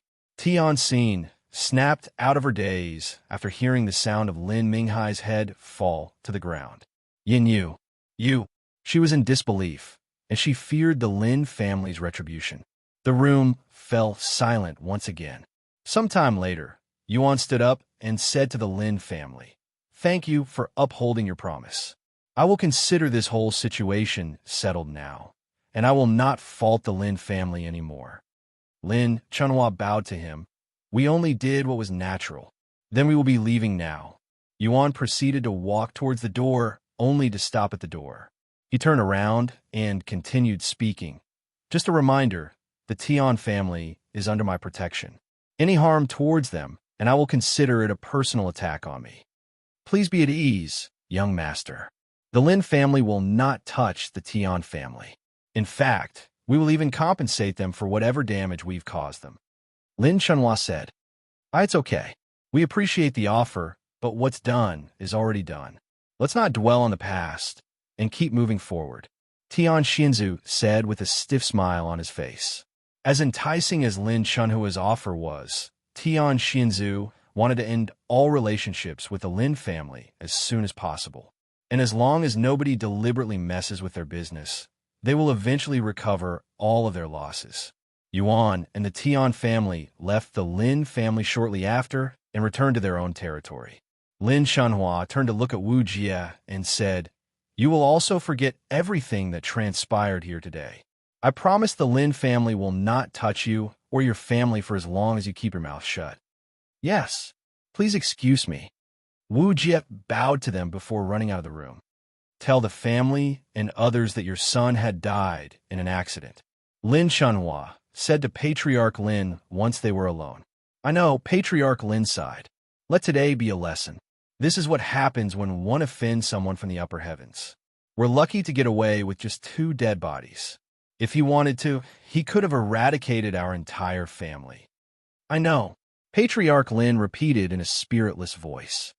"I will give you some time to rest. We'll talk again in a few days." Lin Chunhua disappeared from the room shortly after. Later that night, while Lin Chunhua was in his room cultivating and trying to forget about the whole incident, he suddenly sensed a presence appeared in his room like a ghost, forcing him to stop his cultivation. "Who's there?" he shouted as he snapped his eyes open. However, there was nobody else in the room. Am I being paranoid? He wondered inwardly. Lin Chunhua closed his eyes and resumed his cultivation shortly after, completely unaware of the figure, an old man standing behind him like a ghost. At last, I finally found you, master. A profound smile appeared on the old man's face as he secretly consumed Lin Chunhua's memories, taking them for himself.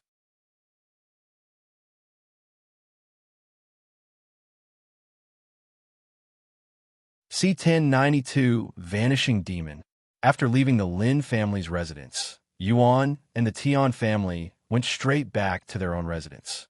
None of them spoke a word to each other during the whole journey back, and when they finally returned to their residence, the Tian family could finally take a breather. Tian Yinyu fell on her knees the moment they entered the residence, and she would stare at her hands that had been trembling non-stop since she killed Lin Minghai. I still cannot believe it. Did I really kill Lin Minghai with my own hands? Am I actually dreaming? If this is a dream, I do not wish to wake up from it. She sighed inwardly. Seeing Tian Yinyu on her knees, Yuan approached her and offered her a hand. Are you okay? He asked. Tian Yinyu lifted her head to look at him without moving the rest of her body, and she mumbled in a low voice, Who are you, really? Yuan chuckled. You've asked me that same question so many times that I lost count now. Then allow me to ask you, just who are you, really? And why are you helping us? I swear, if you give me that same bullshit, Tian Suyin said. Does it really matter? Tian Xinzu suddenly interrupted. Me, honestly, I don't care about his identity. The only thing that I know is that Head helped us deal with the Lin family, finally giving our Tian family some peace. Peace? Tian Suyin sneered. Do you really believe the Lin family will just sit back and act as though nothing had happened today? We killed one of their direct descendants, and it was even done inside their own home. It may not happen tomorrow, or even a decade from now, but they will definitely settle this debt one day. We will deal with it when that day actually comes. For now, let's just relax and take full advantage of this peace. Tian Xinzu said with a bittersweet smile on his face. I have to agree with Father, Mother. Tian Yinyu suddenly said. Lin Minghai would not have stopped until I was groveling at his feet, so our family would have to deal with the Lin family regardless of what happened today. As for Xiao Yang's true identity, despite my question just now, I don't really care about that anymore. While it's true that I'm curious, I won't pursue it if he doesn't want to reveal it. As long as he isn't a threat to us, I couldn't care less about his identity. Tian Yinyu stood back up and glared at Yuan with clear eyes. Thank you, Xiaoyang. Because of you, I was able to turn my dream into a reality and kill Lin Minghai. Now I won't have any more nightmares about him. If there's anything that I can do for you, don't hesitate to ask, as I am now indebted to you. Yuan shook his head. No, you don't owe me anything. In the first place, I helped you because of a debt my family owed your family. Then you can consider that debt fully repaid. Tian Yinyu smiled. Humph. Tian Suyin snorted. Now that you no longer owe our family any debt, you may leave. I ignore her. You can stay here for as long as you'd like, Xiaoyang. Tian Yinyu quickly said. Thank you. Then if you don't mind, I would like to stay here for a little longer until I figure out my next steps. Didn't you say that you'd like to visit my sect, the Jade Sword Manor? We can do that next. Tian Yinyu recalled. All right. When do you plan on bringing me there? We can go back as soon as tomorrow if you want. Sure. Yuan nodded. That night, Yuan logged off to notify Meishio and the others about his plans. How long do you plan on staying with this family? Chu Liuxiang asked him. I'm not sure yet, but I will let you know the moment I do. Then I will continue cultivating at the Cultivator's Haven until you return. I made significant progress in my cultivation, so much so that I was going to ask you to go on without me for a while longer. Me too, Meishio said. That's perfectly fine. In fact, if you wish to continue cultivating in seclusion even after I am done with the Tian family, just let me know. It will benefit you more than just following me around. After all, then it's decided. Meishio, let's have a race to see who has the most breakthroughs. Chu Liuxiang suddenly said. Sure. Meishio mumbled with raised eyebrows. Meanwhile, Lin Chunhua was losing his memories without even being aware of it. Master is currently being hunted. The old man sighed inwardly when he realized the situation through Lin Chunhua's memories. He wasn't worried about the 7 legacy families, but with people coming from the upper heavens was a different story. He won't be able to handle the upper heavens in his current state, but they also don't know the Master's identity in this life yet. I must keep it that way for as long as possible. Looks like I will have to wait a little longer before I can see you again, Master. How troublesome. The old man subconsciously sighed out loud. Who? His subconscious sigh alerted and startled Lin Chunhua, who quickly attacked behind him without even looking. The old man avoided the attack with ease before distancing himself from Lin Chunhua. Lin Chunhua didn't immediately attack the old man again, mostly because he was feeling apprehensive about the whole situation. This old man was able to enter his room and get behind him without alerting him until the accidental sigh, which is more than enough to tell Lin Chunhua that he was dealing with someone he couldn't fathom. Who are you? He asked after swallowing nervously. The old man smiled and said, I have many names, but you may call me Vanishing Demon. Vanishing Demon? Lin Chunhua forcefully swallowed again.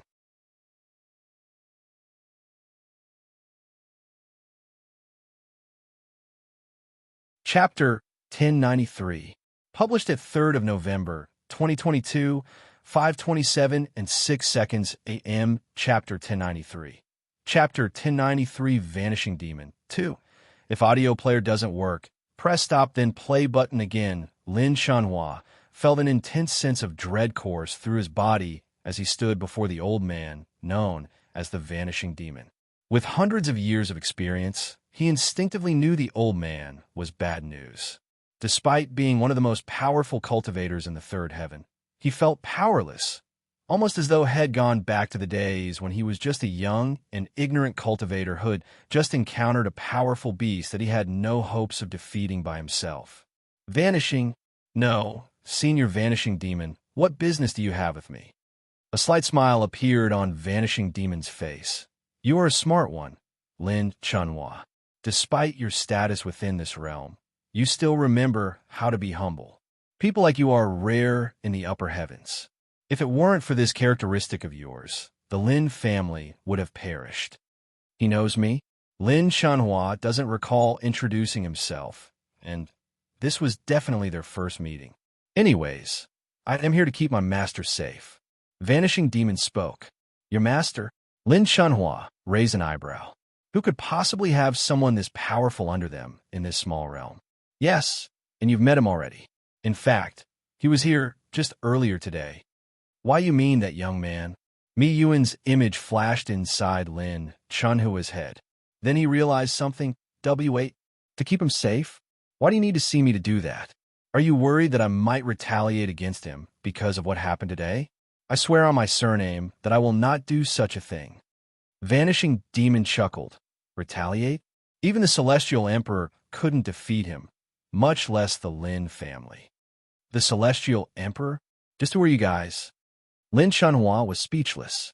Just a few ambitious individuals trying to do what they think is best for this world. Vanishing Demon smiled. Anyways, my business here is finished. You will be questioned about me in the near future, but don't worry, you won't remember a thing about our conversation just now, and it will be like our meeting had never even happened. What do you mean by? Before Lin Chunhua could even finish his sentence, Vanishing Demon disappeared from his room like a ghost. He stood there with a dazed look on his face. Several moments later, Lin Chunhua snapped out of his daze, and he proceeded to look around the room with a confused expression on his face. Why am I standing here? I was cultivating just a second ago. He wondered inwardly. He decided to not think too much about it and returned to his cultivation with all of his memories regarding Yuan erased from his memories. However, he still remembered the Tian family, as well as the incident with them, just not the person who was behind it. After leaving Lin Chunhua's room, Vanishing Demon visited other people within the Lin family, starting with Patriarch Lin. Once he acquired Patriarch Lin's memories, he went on to steal the memories of everyone that knew about Yuan's existence, leaving no stones untouched. Once he cleaned up the entire Lin family, Vanishing Demon did not take a moment to rest and immediately went to his next target, the other legacy families. After spending a few days combing through everyone in the 7 legacy families, Vanishing Demon went to his final destination, the G family. Who are you? How did you get in here? The Lord G of this realm was greatly startled when Vanishing Demon suddenly appeared before him like a ghost. Don't mind me. I think I wandered in here by accident. Vanishing Demon said with a smile. Do you really expect me to believe such an excuse? Identify yourself. Lord G shouted as he withdrew his weapon and pointed it at Vanishing Demon. Vanishing Demon narrowed his eyes slightly and spoke in a calm, yet cold voice. A child such as yourself shouldn't play around with sharp objects. I advise you to put away that toy of yours before you get hurt. I will give you 3 seconds to identify yourself. Lord G ignored Vanishing Demon's words and continued pointing his sword at him. Vanishing Demon shook his head and sighed. You people from a G family are always the same. A vicious light suddenly flickered within Vanishing Demon's eyes. Lord G turned to look at his right arm after he felt an odd sensation from it. And to his absolute horror, his entire arm had disappeared in thin air along with his weapon. However, he didn't utter a single cry and managed to endure the pain. I've never liked the G family. A bunch of lapdogs for the Celestial Emperor, yet you act as though you rule the 9 heavens. Vanishing Demon sneered in a mocking tone. Fortunately for you, I'm in a good mood since I have finally found my master, so I'm going to spare your life. You? Who are you? Lord G asked with gritted teeth. Vanishing Demon smiled and responded with a prideful aura around him. Vanishing Demon. Lord G frowned. Vanishing Demon? Never heard of you. Why are you doing this? When did my G family offend someone like you? How about Evil God's Shadow Army? Have you heard of them? What? A look of tremendous terror appeared on Lord Jai's face after hearing this name. Impossible. The Evil God Shadow Army is just a legend, one that doesn't even exist in this world. It doesn't matter if you believe it or not. After all, you won't remember anything after I am done with you. I won't remember anything. Lord G recalled a certain individual that was frequently mentioned when one spoke about the Evil God Shadow Army. According to the legend, the Evil God's Shadow Army, which was the evil god's most powerful and secretive force, was managed by a nameless entity that had the ability to steal one's memories. I see. So you're that nameless monster who can steal one's memories. However, that doesn't explain why you're here. Vanishing Demon smiled. There is only one purpose for the Evil God's Shadow Army, to protect the evil god, our master. Now that you have this knowledge, my reason for being here should be obvious to you now. No way. The evil god. He's back. Lord G had a look of disbelief on his face. He has returned, yet not at the same time. However, it will only be a matter of time before he officially returns. And when that happens, the 9 heavens will be his to control. Lord G was speechless. Anyways, I have said enough. Once I am finished here, I will finally reunite with the evil god. Why? Lord G opened his mouth, but he stopped speaking and moving and became dazed before he could even finish uttering his first word. When he snapped out of it, all of his memories of Yuan and his conversation with Vanishing Demon no longer existed. Naturally, this meant that he had forgotten about heaven's judgment and that he was supposed to find and hunt Yuan. In just a few days, Vanishing Demon had managed to erase Yuan's existence from the 3rd heaven. Now that I brought you some more time, it's about time we met, Master Tian. Vanishing Demon disappeared into the night after he was finished with the G family. If you find any errors, broken links, non-standard content, etc., please let us know so we can fix it as soon as possible. Tip: you can use left, right, A and D keyboard keys to browse between chapters.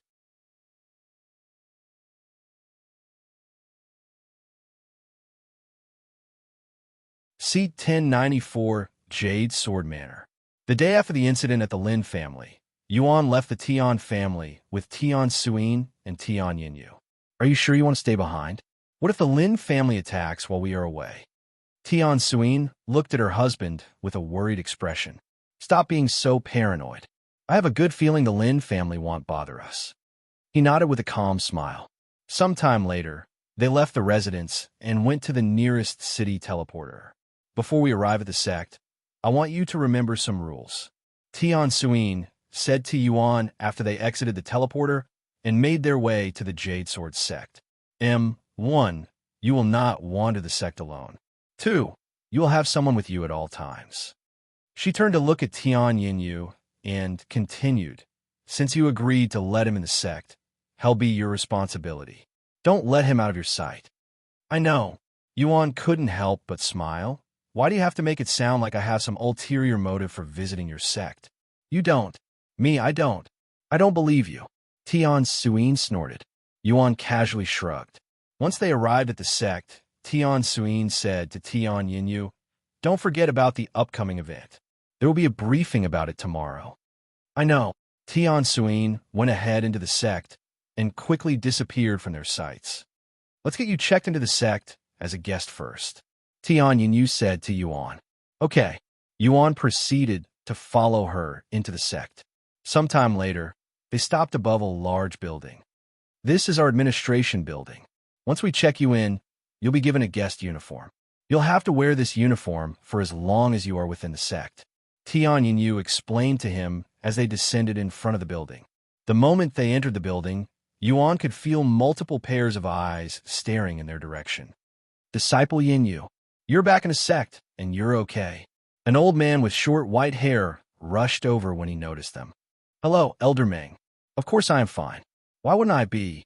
Tian Yinyu showed him a friendly smile. Why wouldn't you be? Elder Meng looked at her with wide eyes. There's a rumor going around that the Lin family has captured you and is holding you prisoner. Did that not happen? I wouldn't be here if I was captured, now would I? I don't know where that rumor came from, but it's not true. That's relieving to hear. Then the rumor about your family starting a fight with the Lin family is also false, right? That's true. However, it's already been settled. That doesn't sound assuring. However, now that you're back in the sect, even the Lin family cannot touch you. We've warned you multiple times to not leave the sect, but alas. Elder Meng shook his head. He then shifted his gaze to the handsome young man standing behind her. Who's this young man? Your boyfriend? Tian Yinyu chuckled. This is Xiaoyang, a guest in my family, and he's also our savior. I brought him here because he wanted to look at our sect. Xiaoyang, this is Elder Meng. He's a close friend of my mother, and he used to be my tutor even before I came to the sect. Tian Yinyu introduced them to each other. She didn't deny it. Elder Meng could only think about how Tian Yinyu had ignored his earlier comment calling Yuan her boyfriend, something she would usually deny on the spot and even get angry about it. Just who is this Xiaoyang? How interesting. He smiled inwardly. Anyways, can you help him with the procedures? Tian Yinyu asked a moment later. Sure thing. Follow me, Xiaoyang. Yuan followed Elder Meng to one of the tables, where he would give some information about himself to the sect. Peak Spirit King. Elder Meng's jaw dropped to the floor when he saw Yuan's cultivation on the paper. He turned to look at Yuan, and sure enough, the aura of a Spirit King was emanating from Yuan's body, but he couldn't tell the exact level. He's not even 20 years old, and he's already a peak Spirit King? Where did such a monster come from? And how come I have never heard of him until today? Elder Meng's trembling hands began sweating as he learned more about Yuan. He was beginning to understand why Tian Yinyu seemed to treat him differently. Sometime later, Elder Meng returned to Yuan with his new uniform. The majority of the uniform was black with a golden sword around his chest area. Here is your guest uniform. Please wear this for as long as you're within the sect. This way, we know that you're a guest. We have a changing room right over there. Elder Meng pointed to the door at the end of the room. I understand. Yuan immediately went to change his clothes. You gave him the honorable guest uniform, even though you know nothing about him? Tian Yinyu asked Elder Meng when she saw the black uniform in Yuan's hands. Regardless of their identity, If they're a peak spirit king, they deserve no less. Elder Mang said in a serious voice. By the way, where did you find a genius like him?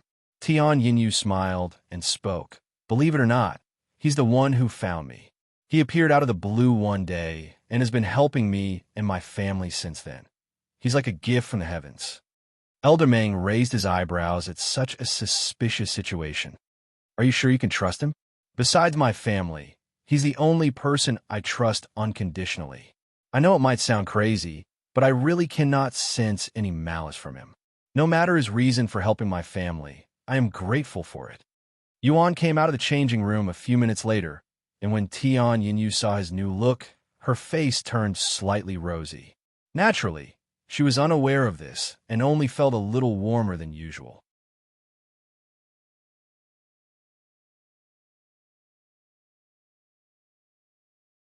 Chapter 1095.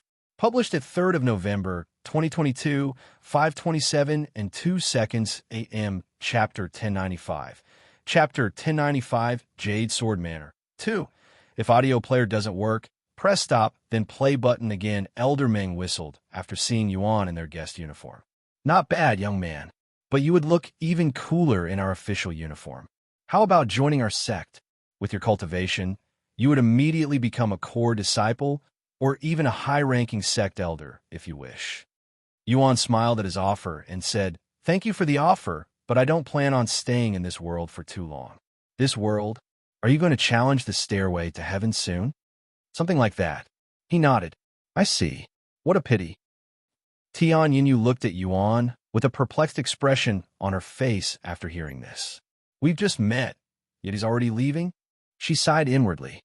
Come on, I will show you around the sect. She said to him a moment later. All right. Yuan left the building with Tian Yinyu the next moment, and she would proceed to give him a tour around the Jade Sword Manor.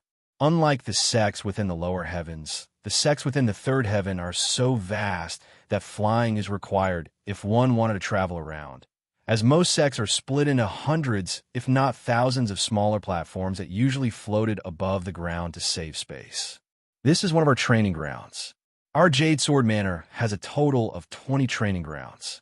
Half of them are available to the outer court and inner court disciples, while the other half are for core disciples and elders. Their first stop was a training ground meant for core disciples. Due to their naturally low numbers, the training ground appeared to be empty at first with only a few disciples training on it. But their sword techniques were so flashy and powerful that if there were more disciples training there, they could accidentally hurt each other. Of course, there were defensive formations to lower the risk of disciples injuring each other, but incidents still happened from time to time. After watching the disciples for a few moments, Tian Yinyu suddenly spoke. Xiaoyang, want to spar with me for a bit? Yuan looked at her with raised eyebrows, questioning her intentions. Even though I have seen you fight from afar, I still cannot fully grasp your prowess. Perhaps if I exchange swords with you personally, I might understand you a little better. Yuan smiled and said, Sure, but let's do it later. I want to see more of this sect for now. Okay. Tian Yinyu was in no rush to spar with him, so she didn't mind waiting a little. They left the training grounds to look at the other places. This is one of our medicine gardens. We have around 100 of them. Unless you want to get attacked by the guards, don't get too close to it. Only those with official orders are allowed to step foot on these grounds. Of course, these aren't our most valuable treasures.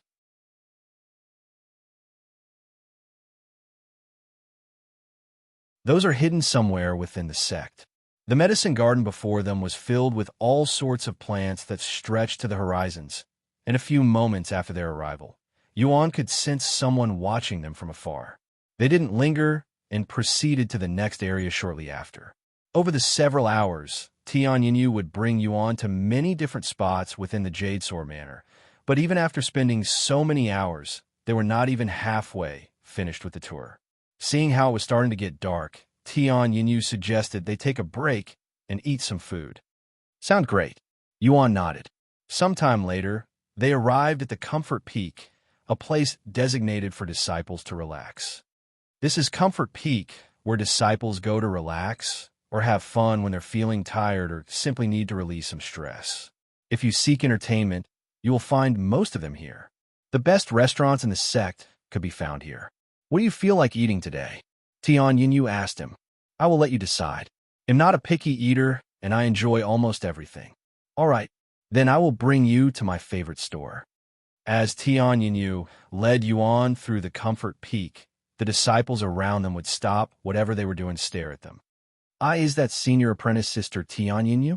There's only one person in this sect with her beauty. It's definitely Fairy Tian. I thought she was being held captive by the Lin family after starting a fight with them. Who's that young man beside her? He's even wearing the honorary guest uniform.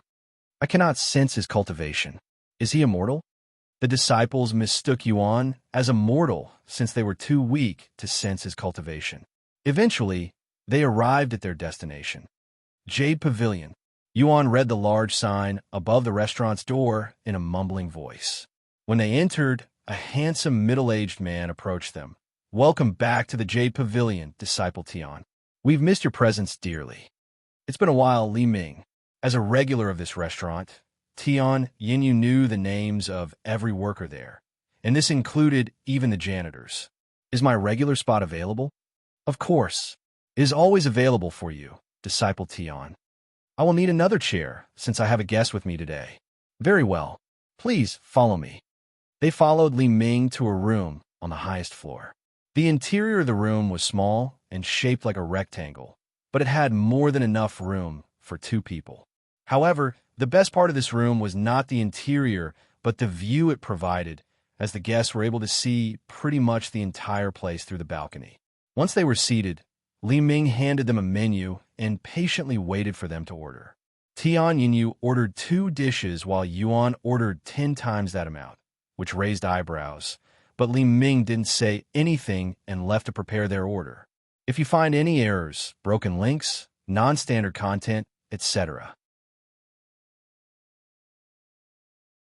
please let us know so we can fix it as soon as possible. Tip: you can use left, right, A and D keyboard keys to browse between chapters.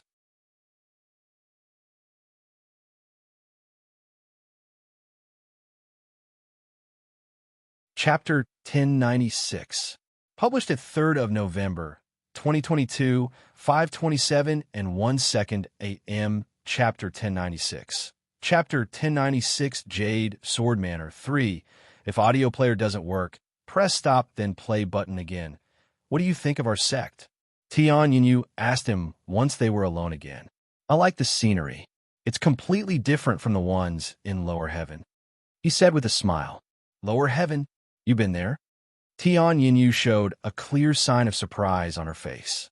Yes, I was even a disciple at this sect for a while. Then why don't you become a disciple here for a while as well? Tian Yinyu suddenly asked. I'm not sure what I would do as a disciple here. He shook his head. Well, what did you do in your previous sect? I become a disciple mostly for the experience. Though, I must admit that the experience I had was limited. I can't say for sure since I've never been to Lower Heaven, but I would imagine that things are vastly different up here. But what I know for sure is that you'll have more opportunities up here, since we have more resources in the upper heavens. Me, after pondering for a moment, Yuan spoke. Give me some time to think about it. He immediately didn't refuse her offer. It was true that he didn't truly experience much in the Dragon Essence Temple, and he was interested in what it was like to be a disciple in the 3rd heaven. Tian Yanya's hands turned into fists underneath the table from trying to hold her excitement. He didn't refuse. There's still a chance. She smiled inwardly. Tian Yinyu continued to ask Yuan about his experience in the lower heaven until their food had arrived. They would stop talking to focus on their food and enjoy the scenery at the same time.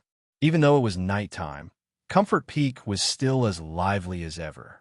In fact, it seemed even busier compared to when they first arrived. An hour later, Tian Yinyu stared at Yuan with a baffled look on her face. We finished eating at the same time, even though he had 10 times the amount of food I ordered. She swallowed nervously. Tian Yinyu snapped out of her daze a moment later, and she spoke. Do you wish to rest for the night? Or do you want to continue the tour? Are you tired? We can rest if you want. I'm not tired at all. In fact, I probably won't be able to sleep for the next several days since I'm still excited about what happened at the Lin family. Yuan smiled. Then let's continue our tour. Okay. Core disciples like Tian Yinyu received special treatment, and one of her many privileges was free food, so they left the restaurant without needing to pay. The two of them didn't immediately leave Comfort Peak and lingered around for many more hours. This is one of the most popular shops around here. You get to sip on spirit tea for free while relaxing on a spirit calming formation. Want to try it? Tian Yinyu stopped in front of this large building that was crowded with people outside. Don't mind the queue. Core disciples have their own rooms, so we can go straight inside if you wish. Sure. He nodded. They entered the building a moment later and walked straight to the only empty reception desk there while every other desk was occupied with disciples. Welcome to the Jade tea shop, Disciple Tian. The worker there immediately greeted her. A room for two. Sure thing. The worker handed her a small Jade tablet a moment later without asking any questions. After taking the tablet, she brought Yuan to one of the rooms on the top floor. Upon using the Jade tablet to open the room that had nothing but two chairs that looked like massage chairs, a table, and a wooden drawer, Tian Yinyu said, "Take a seat. And do you have any preference for your tea?" "I don't." "All right." She went to the drawer and picked out a bag of tea leaves before preparing it with the teapot on the table.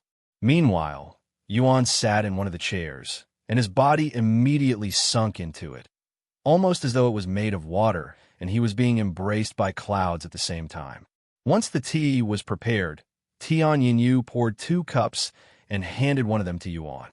This tea is made from leaves produced by our own sect. It has a special property that makes you feel as though you're slowly ascending to heaven. After drinking it, lay down and close your eyes. After drinking the cup of tea, Yuan laid back on the chair and closed his eyes. He could immediately feel the effects of the tea, and sure enough, his body felt incredibly relaxed while his consciousness was slowly drifting away. This tranquilizing effect lasted for about 2 hours before it dissipated. There are even stronger teas if you want something longer lasting. Tian Yinyu said to him, "I'm satisfied with what I experienced." He smiled. Then let's continue looking around. After wandering the Comfort Peak for many hours until they were satisfied, they returned to the training grounds. By the time they arrived, it was almost noon. "Please go easy on me," Tian Yinyu said to him as she retrieved her sword. "And don't go easy on me. Come at me as though you're trying to kill me," Yuan said with a confident smile on his face. Knowing his prowess, Tian Yinyu did not hesitate to treat their spar as though it was a life or death match. Once they were prepared, Tian Yinyu made the first move, using a movement technique to get behind Yuan while swinging her sword at his neck. Whoosh! Her blade struck nothing but air after Yuan dodged it with his own movement technique. The few disciples at the same training ground quickly took notice of their spar, and they all stopped their own training to spectate. It looked like Tian Yinyu had the upper hand at first, but these disciples quickly realized that was not the case. This guy? Who is this guy she's sparring with? If you find any errors, broken links, non-standard content, etc., please let us know so we can fix it as soon as possible. Tip: you can use left, right, A and D keyboard keys to browse between chapters.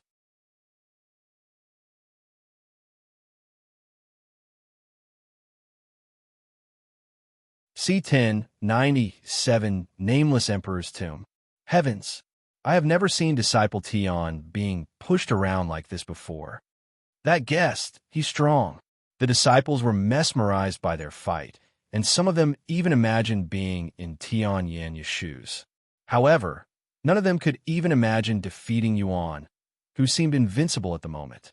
After 20 minutes of going back and forth, Yuan decided to end things with a sword technique. Vanishing Ghost's Soundless Blade. Yuan's sword disappeared for a split second, and Tian Yinyu suddenly sensed a wave of sword chi fly past her, narrowly missing her. When she sensed Yuan's sword chi, her life flashed before her eyes for a second before she realized that she was still alive. The disciples spectating the fight also felt as though their life was suddenly in peril when they felt the sword chi despite their distance, with some of them even falling on their buttocks. Tian Yinyu fell to her knees afterward, her body soaked in cold sweat. What was that just now? She asked herself inwardly. This was her first time experiencing an ancient rank sword technique, so her reaction was normal. Are you okay? Yuan approached her after putting away his sword. Tian Yinyu didn't immediately respond. Instead, she turned her head to look beside her, and to her horror, there was a deep cut in the floor that stretched for hundreds of meters, and the cut itself was many meters deep, almost as if it had been sliced by a massive sword the size of a building. Oh, looks like I'm still underestimating you. She mumbled in a low voice after forcefully swallowing her saliva that was stuck in her throat. If Head used this kind of power while fighting the Silent Rippers, he would have erased the Tian family's residence along with the assassins. Is this his true power, or is he hiding even more strength inside that body of his? Tian Yinyu looked at Yuan with caution and excitement. Unbeknownst to her, she was witnessing less than 10% of Yuan's true prowess. That was an amazing fight. Senior apprentice Sister Yinyu, introduce your friend to us. The other disciples suddenly started rushing over. Tian Yinyu greeted her fellow core disciples with a smile. He's Xiaoyang, a friend that ID met recently. Senior brother Xiao. The disciples greeted him with respect. How old are you, Senior brother Xiao? You don't look any older than us. I'm 19 years old. What? You're actually that young. What is your cultivation? Are you from the Four Ancient family? The disciples bombarded him with questions. Hey, you're all getting too close. Stop bothering him and give him some room. Seeing how the others were getting closer and closer to Yuan, Tian Yinyu quickly acted by pushing them away, acting like his bodyguard. The disciples were surprised by Tian Yanyu's unnatural behavior, so they subconsciously stepped away from Yuan. Xiaoyang, let's go. There's a briefing that I must attend in a bit. We can continue our tour afterward. Tian Yinyu then said. All right. After saying his goodbyes to the other disciples, Yuan left the scene with Tian Yinyu. Is it just me, or did Senior Apprentice Sister Yinyu express jealousy just now? One of the disciples there asked a moment later. You think so too? I'm not surprised, considering his talent in young age. In fact, I'm even more surprised that I have never heard of him until today. The disciples didn't stay around for too long since they also needed to participate in the upcoming briefing. What kind of briefing are you going to attend? It seems important. Yuan asked Tian Yinyu as he followed her to another peak. It's definitely very important, as it affects not only our sect, but all of the sects in the third heaven. Oh, now I am really intrigued. Every 7 years, all of the sects gather to explore the Nameless Emperor's tomb. I'm sure you've heard of them before. They're basically grave sites created by powerful experts before their death so that they can pass down their legacy to those that pass the trials. Nameless Emperor's Tomb. Yuan mumbled in a low voice. This has been a tradition since ancient times, and even though we've been exploring it for countless years, there are still plenty of powerful treasures to be found inside. There have even been occasions where people from the upper heavens come down specifically to explore the tomb. Can anyone enter the Nameless Emperor's tomb? Or do they have to belong to a sect? Yuan asked.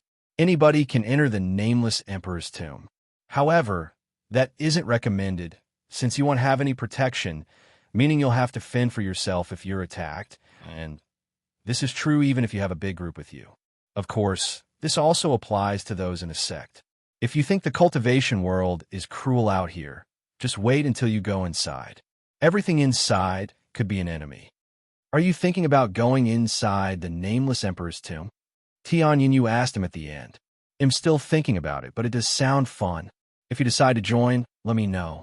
I can speak with my mother, who can probably get permission to let you wear a uniform while you're inside. Thank you. Yuan nodded. Sometime later, they arrived in front of a building that looked like someone's residence. This is my living quarters. I'm going to wash myself before I go to the briefing. You can either stay here and wait for my return, or come with me to the briefing. It's all up to you. I will come with you. I want to learn more about this Nameless Emperor's tomb, after all. All right, then I will see you in a bit. Tian Yinyu disappeared into the bathroom after they entered the building. While Yuan waited for her to come back out, Feng Yuxiang's voice suddenly resounded. "Young master." I didn't realize this at first, since it's been hundreds of years. But do you remember when I said that ID found the Empyrean overlord inside a legacy tomb 500 years ago? That was the Nameless Emperor's tomb. What? Yuan exclaimed after hearing this shocking information.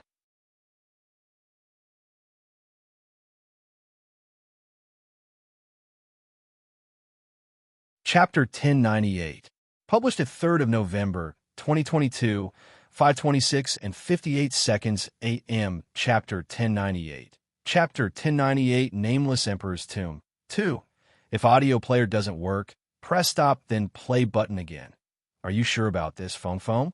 Did you really find the Empyrean overlord inside this Nameless Emperor's tomb? Yuan asked for confirmation. I'm certain, young master. My memories are getting clearer and clearer. I remember entering the Nameless Emperor's tomb 500 years ago, shortly after I escaped to the third heaven. I lacked treasures that were not too powerful to sell in this realm at that time, so I decided to enter the tomb, and after a gruesome experience that totally took me by surprise, I acquired the Empyrean overlord and other treasures. Feng Yuxiang recalled her experience, feeling a tingly sensation known as fear when she did. The Nameless Emperor's tomb is an incredibly dangerous and unfathomable place that even a divine beast who came from the upper heavens, such as myself, struggled greatly inside. In fact, I even died a few times. If it were not for my immortal body, I would have perished inside that legacy tomb 500 years ago. Feng Yuxiang's soul shivered just thinking about the nightmare Shed experienced while inside the Nameless Emperor's tomb. However, a bright smile appeared on Yuan's face when he heard this. I wasn't sure if I wanted to go, but I cannot ignore such an opportunity after hearing this. The Nameless Emperor's tomb must have something to do with my previous lives. If I want to learn more about myself, I must go there. If that's the case, you should prepare yourself, young master. Even with your talents, I dare say that you'll still have some trouble inside. Hell, even the strongest cultivators can die in the most unlikely places. I know. He'll be careful. Yuan said. The Nameless Emperor's tomb. Huh? Yuan wondered how he was related to this legacy tomb, and what hell find inside. If the Empyrean overlord belonged to one of his past lives, there has to be a reason that it was inside the Nameless Emperor's tomb. Hell, the creator of this legacy tomb could very well be one of his past lives. Tian came out of the bathroom about 20 minutes later with a fresh look and stronger fragrance, smelling like a flower that had recently bloomed. Me, I'm ready to leave. How about you? She asked him. Yes. Also, I have decided to explore the Nameless Emperor's tomb. Yuan said, Great. I will speak with my mother after the briefing. It's fine. I can protect myself, and I won't be alone. Be all right. I forgot about them. Tian mumbled. Me, anyways, we can talk about this later. Okay. Sometime later, they stopped at the Grand Jade Peak, one of the largest peaks within the Jade Sword Manor. Though, the only time this place becomes active are during summonings that required a large portion of the sect to gather in one spot, and currently there are over 200,000 disciples gathered. Impressive. Yuan was impressed by the sight when he arrived. This is just 2/3 of all the disciples in the Jade Sword Manor, too. Tian said. While we wait, do you have any questions about the Nameless Emperor's tomb? Yes, Yuan suddenly halted his sentence when something in the Grand Jade Peak caught his attention. He pointed at the massive stone statue in the distance and asked in a dazed voice, Who is that? Tian immediately knew what he was talking about, even without looking at the statue. He doesn't have a name because we don't know it, but we believe he's the Nameless Emperor. Tian explained as she stared at the statue of a tall, masked figure. How did you figure that out? Yuan continued to ask. Because you can find similar-looking statues inside the Nameless Emperor's tomb. I see. But why put his statue in the sect? Is he related to this sect in some way? No, not that I know of. According to our sect's history, The founder of the Jade Sword Manor was a mere rogue cultivator before creating this place. He explored the Nameless Emperor's tomb with some success and found some sword techniques as well as treasures that allowed him to become a peak cultivator in the third heaven and create the Jade Sword Manor. And he put that statue there as a way to pay respects to the Nameless Emperor. Huh. Yuan mumbled. Pretty much. Tian Yinyu nodded. Yuan, that's the Lord. Lan Yingying's voice resounded shortly after. She immediately recognized the statue to be the same as the faceless statue that she had taken care of since she was a child inside the mystic realm, but she was too surprised to say anything at first. Yes, looks like he's related to the Nameless Emperor's tomb as well. Sometime later, a large group of figures could be seen approaching the Grand Jade Peak.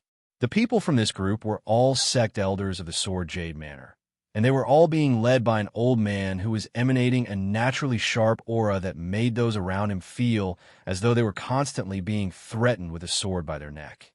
Greetings, sect leader and sect elders. The world seemed to have trembled for a moment when all of the disciples greeted at the same time.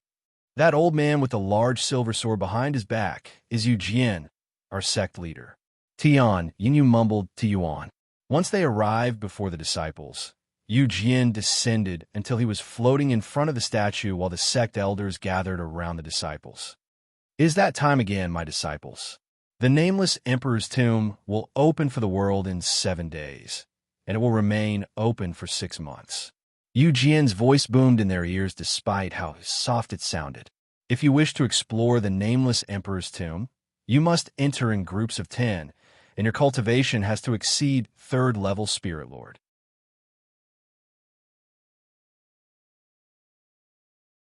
If you've never experienced the tomb before, know that even if you prepare for the worst, it won't be nearly enough to prepare you for the nightmares in that place. Yu Jian spoke in a solemn voice, sounding as though he was speaking from experience. If you find any errors, broken links, non-standard content, etc., please let us know so we can fix it as soon as possible. Tip: you can use left, right, A and D keyboard keys to browse between chapters.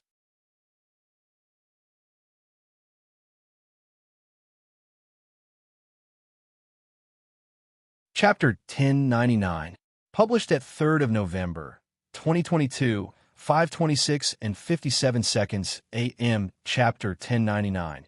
Chapter 1099, Nameless Emperor's Tomb. 3. If audio player doesn't work, press stop, then play button again. You will be tested beyond your limits inside the Nameless Emperor's Tomb. You will experience things that you wouldn't have even in your worst nightmares. There's an extremely high fatality rate inside, where over half of those that enter never come back out. Even as a peak spirit king, I still have to tread the place with extreme care. If you're willing to go into purgatory and experience the worst of this world, then explore the Nameless Emperor's tomb. If you cherish your life, avoid it at all cost. Yu Jian continued to speak in a solemn voice, his words sending chills down all of the disciples' spine. Of course, he was not trying to scare the disciples on purpose. Every word that came out of his mouth was the truth and what had personally experienced, and he wanted them to know that the Nameless Emperor's tomb wasn't a playground for the weak. Hell, even the strong are considered weak inside, so one could say the strong doesn't exist when they are within the tomb. After taking a breather, Yu Jian continued. With that being said, if you decide to challenge the Nameless Emperor's tomb despite the danger, you could be rewarded with unfathomably powerful treasures or techniques that far surpass what should be allowed in our realm. Just like our founder, who became one of the strongest cultivators during his era, because he took the risks and was rewarded for it. The disciples swallowed nervously as they imagined the possibilities. Just several treasures from the Nameless Emperor's tomb made a rogue cultivator who used to be a nobody into a powerhouse and the founder of a top 5 sect. And since nobody knows how deep the tomb goes, since not a single soul has ever reached the end, the possibilities were literally endless. What if there exists a treasure at the end of the tomb that allows one to literally rule the 9 heavens? Such a thought would normally be considered as a delusion, but when it comes to the Nameless Emperor's tomb, this delusion seemed more realistic. Now let's talk about the Nameless Emperor's tomb itself. While nobody knows when it first appeared or when it was first discovered, we've been exploring it for at least 100,000 years now. But despite our efforts, we still don't know how much we've explored or how long it'll take before we learn its secrets. Unlike most legacy tombs, the Nameless Emperor's tomb is like a different world itself that one can explore freely, with the only restriction being their own strength. Although most of the treasures in the outer areas are long gone, there are still new secrets being uncovered every time we enter, and there are powerful techniques waiting for those who can comprehend them. Jade would continue to talk about the Nameless Emperor's tomb for several more minutes before he dismissed the disciples.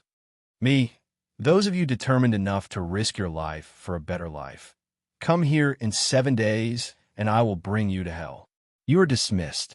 Many disciples stuck around to talk to their friends and fellow disciples, even after being dismissed. What do you think? Are you having second thoughts about the tomb now? Tian asked Yuan in a teasing voice. Even if it's a 90% chance of dying, I will still be willing to go. Yuan smiled. Tian showed up a moment later. Is he causing you any trouble? She asked Tian the moment she appeared. Of course not. Tian shook her head with a bittersweet smile. Is that so? Anyways, do you plan on entering the tomb this year? If you are, I want you to come with me and your father. I do, but Tian glanced at Yuan before continuing. I was thinking about going with Xiaoyang. What? Tian frowned, and she shifted her focus to Yuan. You're also going to enter the tomb? Are you going by yourself? Stop dragging my daughter into trouble with you. And mother, what are you saying? Have you forgotten about his strength? He's strong enough to defeat the Silent Rippers by himself. If there's only one person in this place that is qualified to protect me, it's him. Actually, your mother's right, Miss Yin. I plan on going as deep as I can, and I am not confident in protecting myself, much less someone else. Tian showed clear disappointment on her face after hearing his words, but it was not like she didn't understand where he was coming from. Why, you're right. I'm sorry. It was incredibly selfish of me to force you to protect me when the Nameless Emperor's tomb could threaten even a peak spirit king's life. I guess I've been spoiled by you a little. Yuan smiled and said, I don't mind traveling with you at first, but we will have to separate once it becomes too dangerous. What do you think, mother? Can he come with us? Tian turned to look at her with pleading eyes. I'm not senseless enough to deny more helping hands, especially one as capable as his, she said. It was at this moment another voice resounded. May I interrupt your conversation for a second? They turned to see Jade standing right next to them. As sect leader, Tian was startled by his sudden appearance. Don't mind me. I only want to speak with this young man for a bit. Jade spoke while his gaze stared at Yuan's handsome face. Jade, sect leader of the Jade Sword Manor. The sect leader is introducing himself first? Tian swallowed nervously when she saw this, as this meant that he respected Yuan enough to become humble. Nice to meet you, Senior Yu. I'm Xiaoyang, a wandering cultivator. Senior, there's no need to be humble when we're both peak spirit kings. In fact, I might even be inferior to you when it comes to raw talent. Jade shook his head. He noticed Yuan's profound aura even before he arrived at the Grand Jade Peak, but he has been resisting his urges to speak with Yuan until now. If you find any errors, broken links, non-standard content, etc., please let us know so we can fix it as soon as possible. Tip: you can use left, right, A and D keyboard keys to browse between chapters.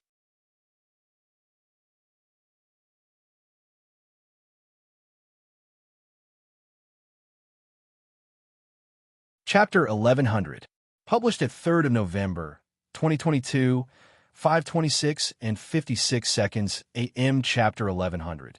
Chapter 1100, Nameless Emperor's Tomb. For if audio player doesn't work, press stop then play button again. The sect master admitted being inferior to a junior before his own disciples. Tian cried inwardly when she saw this. She almost couldn't believe her ears. Even if we have similar cultivation levels, It won't change the fact that you're older than me. Anyways, what business do you have with me? I was just wondering why you're in my humble sect.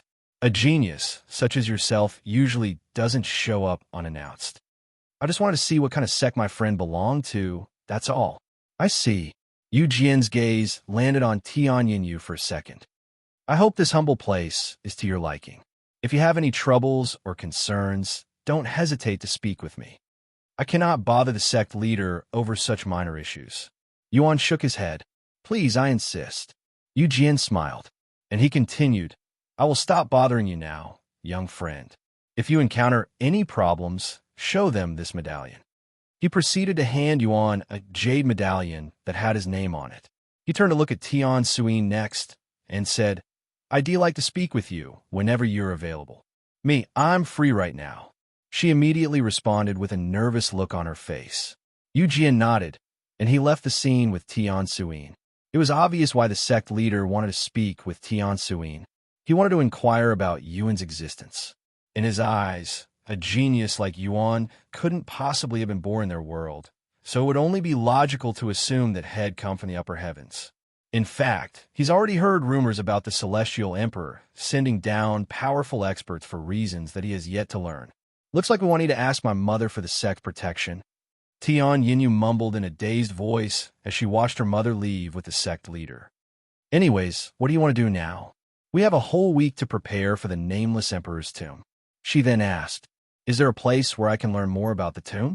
She nodded, Yes. We have a library full of information about the place. When do you want to go? Let's go now. All right, follow me. Tian Yu brought Yuan to the Jade Enlightenment Peak, where all sorts of information and techniques are stored. Naturally, this meant that guests weren't normally allowed inside, even if they had a disciple with them. However, Yuan had the sect leader's medallion, so Tian Yu took the chance and brought him there anyway. After arriving at the Jade Enlightenment Peak, Tian Yu led Yuan to a tall pagoda that had 21 floors.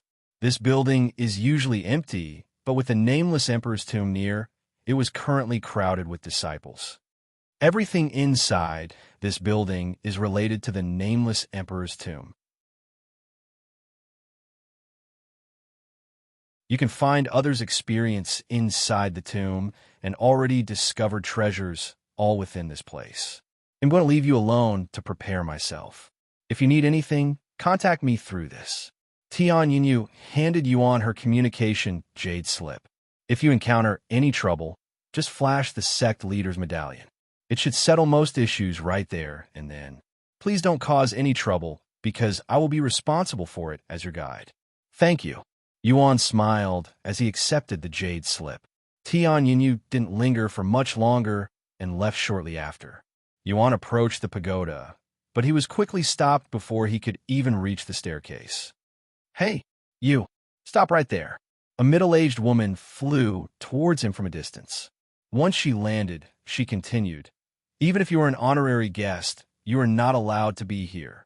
Yuan didn't say anything and flashed the jade medallion head received from their sect leader. The woman's eyes widened with shock for a moment, and her mouth stuttered as she tried to find the proper words to utter.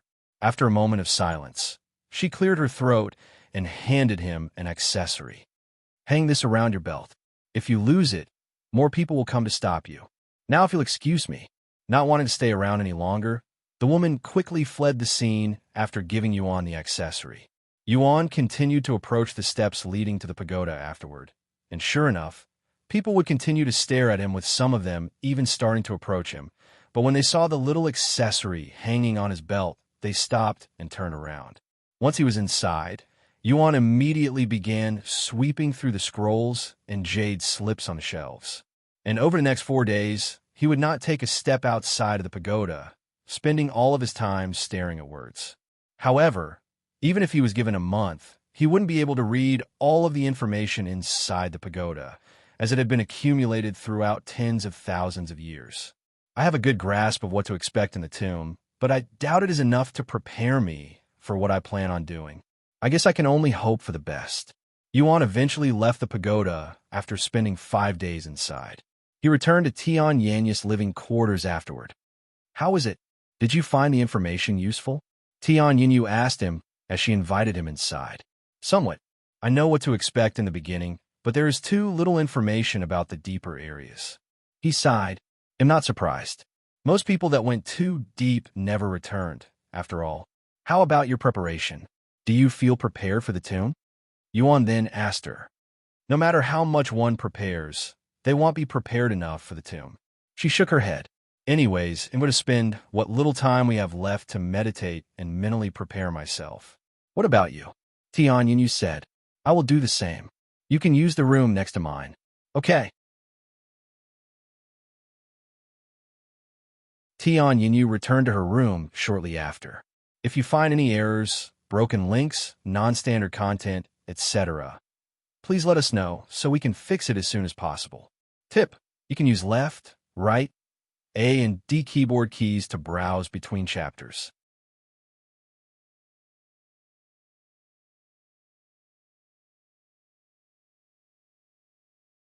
C1088 Commander of the Evil Goddess Shadow Army. Phone, can you tell me about your experience with the Nameless Emperor's tomb? I'll assume that you'd advanced deeper than most people since you were able to acquire the Empyrean Overlord. Unless this treasure isn't as valuable as I thought. Yuan asked her after entering his room. While I can't say that I've traveled further than anyone out there, I did go pretty deep before I found the Empyrean Overlord. Feng Yuxiang's voice resounded the following moment. As you know, the Nameless Emperor's tomb opens for half a year after it opens. It took me almost that much time to acquire it. Half a year? What happens when the tomb closes? Yuan asked. Everyone that is still inside will automatically get teleported outside, and then it will remain closed for 7 years before the cycle repeats itself. Honestly, the hardest part about the tomb aren't the challenges. It's the pressure that threatens to shatter your soul. And the deeper you go, the stronger the pressure. A pressure, huh? Sounds troublesome. Feng Yuxiang would continue to talk about her experience in the tomb as well as the trials that she had to challenge. The Nameless Emperor's tomb is very unique when it comes to trials because most legacy tombs will automatically challenge every individual that enters it. But the Nameless Emperor's tomb allows one to choose their trials, so one can spend the entire 6 months inside without doing any trials. However, this naturally means you won't receive any rewards. Furthermore, powerful beasts and even demons roam the lands there. Demons? Yuan raised an eyebrow. Me, don't worry, they're not real demons. Everything but the treasures within the tomb was created using spiritual energy. With that being said, the demons are as powerful as real demons, and they even have its regenerative ability. Feng Yuxiang would spend almost the entire day recalling her experience within the tomb. And that's how I acquired the Empyrean Overlord. Once Feng Yuxiang finished, Lan Yingying spoke. The Nameless Emperor's tomb sounds a little similar to the Mystic Realm. Considering that they're both related to the Lord, I'm not surprised. Yuan said, Lord, now that's a persona I haven't heard in a while. A new voice that Yuan didn't recognize suddenly resounded in the room. Who's there?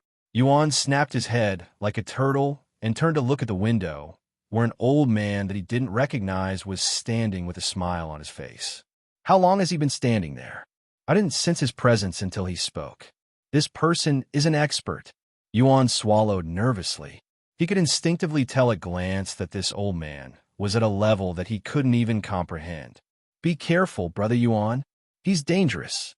Xiao Hua jumped between him and the old man, even retrieving her weapon without hesitation. Feng Yuxiang and Lan Yingying did the same, even though their instincts told them to run. The atmosphere in the room immediately turned cold, and it suddenly felt like they were in a life-or-death situation. However, the old man appeared completely relaxed, almost as if he wasn't even part of it. Yuan stood there in silence. Despite the tense atmosphere, he had this inexplicable feeling that the old man wasn't a real threat. Let me ask you again, who are you? Yuan asked him, breaking the silence. The old man took a deep breath before speaking. My apologies, I was so overwhelmed with emotions that I'd forgotten how to act and made things awkward. He proceeded to move his body and bent his knees. Don't move, Xiao Hua shouted at him.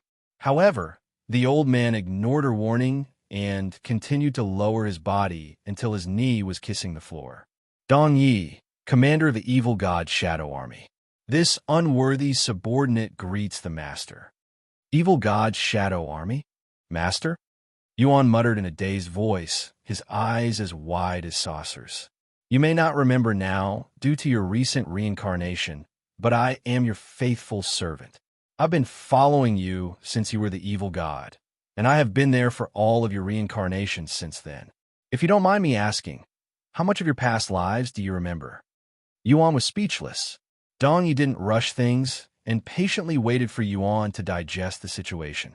Xiaohua, Feng, Ying, lower your weapons. Yuan spoke a long moment later. The ladies reluctantly lowered their weapons, but they were still on high alert and full of suspicion towards Dong Yi. So you used to serve the evil god, huh? If that's true, what was his name? And who was he before the evil god? Do you have any proof that you serve him? Yuan suddenly asked Dong Yi multiple questions. Without hesitation, Dong Yi responded in a clear voice. Master used to be known as the god of war before receiving the title of evil god, and his true name was Tian. If you still doubt me, allow me to show you some of my memories with you. You can share memories? Yuan raised an eyebrow. Indeed. Will you accept my memories? Yuan didn't immediately respond and began pondering. Brother Yuan, I don't think we can trust him. He's too suspicious. Xiaohua said. His aura is also insanely murderous. I have never seen anything like that before, except when a young master gets angry. He's definitely killed a lot of people. Feng Yuxiang said. Dong Yi smiled. It is true that I have a lot of blood on my hands. I didn't become the commander of the strongest assassination squad in the 9 heavens by being a saint. Yuan took a deep breath and spoke. It's okay. My instincts are telling me to trust him, so I will do so. If he wanted to harm us, he has more than enough power to do so, and we wouldn't be able to do anything to stop him. He glared at Dong Yi in the eyes and continued, Show me. As you command, master. Dong Yi eagerly nodded.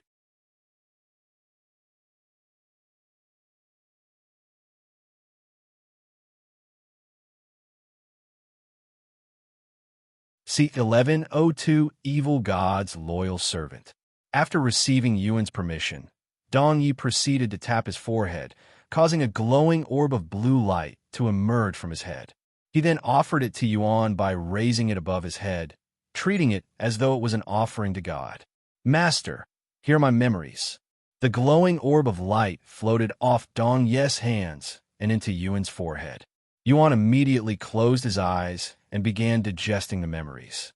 Inside Dong Yi's memories that went back tens of millions of years, Yuan could see himself when he was living as evil god Tian, and he was currently standing in front of a massive Jade tablet, while Dong Yi was kneeling behind him. How are things going for the Shadow Army, Dong Yi? Everything is going as planned, Master. Our members are rising at a respectful pace every day. It won't be long before we can be fully operational. Suddenly, the scenery changed, and Yuan could see Dong Yi standing before another person. This person was clearly another one of his incarnations, but he didn't recognize this incarnation. Me, Master, I am Dong Yi, your loyal servant. You may not remember me, but I've been serving you since your second life as the evil god. This person, who was a tall and handsome young man, spoke in a calm voice. I remember you, Dong Yi. Although I don't remember everything, I remember enough to understand the situation. The scenery switched again. This time, Yuan recognized this person. However, this person's face was covered by a bland-looking mask. He must be the Lord. Yuan thought to himself, Master, I am Dong Yi, right? Took you long enough to find me this time. The Lord spoke in a calm voice. How much of your memories have you recovered, Master? The Lord turned to look at Dong Yi and spoke. I remember everything. I was born in this life with all of my previous memories. This is unprecedented. Dong Yi was pleasantly surprised to hear this. Sometime later, Yuan opened his eyes and spoke. Since you know so much about me, can you help me recall what I have yet to remember to speed up the process? Dong Yi shook his head with a bittersweet smile. Unfortunately, I cannot do that. You can't, or you want. Per the master's own orders, I want. Dong Yi said. My orders? Yuan raised an eyebrow. He nodded. Master wanted to naturally recover his own memories, so you order me to not give too much information regarding your past, even if you threaten me. Yuan sighed inwardly after hearing this. Why would he make things more difficult for himself? He also did the same with the stairway to heaven. Anyways, I believe you when you say that you are my servant. With that being said, what are your plans now? Did my previous incarnations give you some sort of mission? Dong Yi nodded. This body only has one purpose, to serve you until its death. If you need anything, I will be here for you. Feng Yuxiang couldn't help but feel as though her role as Yuan's handyman was suddenly in jeopardy. Dong Yi then continued. However, with that being said, it's not as though I can constantly remain by your side. Master, are you aware of our current situation with the upper heavens? No. What kind of situation are we in? Yuan shook his head. The Celestial Emperor, our natural enemy, will be sending experts to the lower heavens to kill you. They will arrive in less than a month. Yuan was left speechless after hearing this information. What? Why would the Celestial Emperor do such a thing? I've never even met the man. He exclaimed. According to what I've learned from the 7 Legacy family's memories, the Celestial Emperor is not specifically targeting you because of your identity. He doesn't even know your real identity, but because of the heaven's judgment, you now have a target on your back. Dong Yi explained, and he continued, honestly, if the Celestial Emperor knew your real identity, I wouldn't be surprised if he personally came down here with his entire army just to kill you. How troublesome. And here I was planning on going to the Nameless Emperor's tomb. Yuan gritted his teeth. Worry not, Master. This is why I am here. I have already erased the 7 Legacy family's memories of you, so they won't be able to help those from the upper heavens to identify you. Furthermore, I will do my best to mess with those from the upper heavens and keep them from finding you. If you are ever in a dangerous situation that you cannot solve, break this Jade slip, and I will immediately come to you no matter what kind of situation I am in, even if I have to crawl through broken glass and the scorching ground. If you need me for anything else, use this communication Jade slip to contact me. Dong Yi handed Yuan 2 different Jade slips. I would give you life-saving treasures and other useful treasures, but I cannot give you any significant assistance that could greatly affect your natural growth. Let me guess. I told you that. Yuan said in a sighing voice. Dong Yi smiled and said, the point of reincarnating multiple times is to expand your experience and talent. If you're given a silver spoon every time you reincarnate, it would defeat its purpose after all.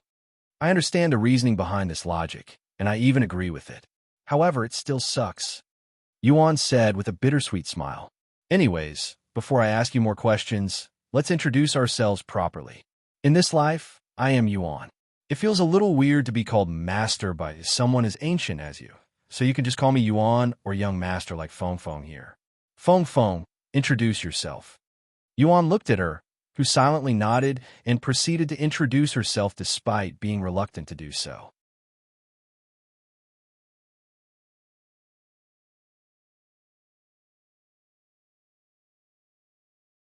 C1088 Controlling Fate.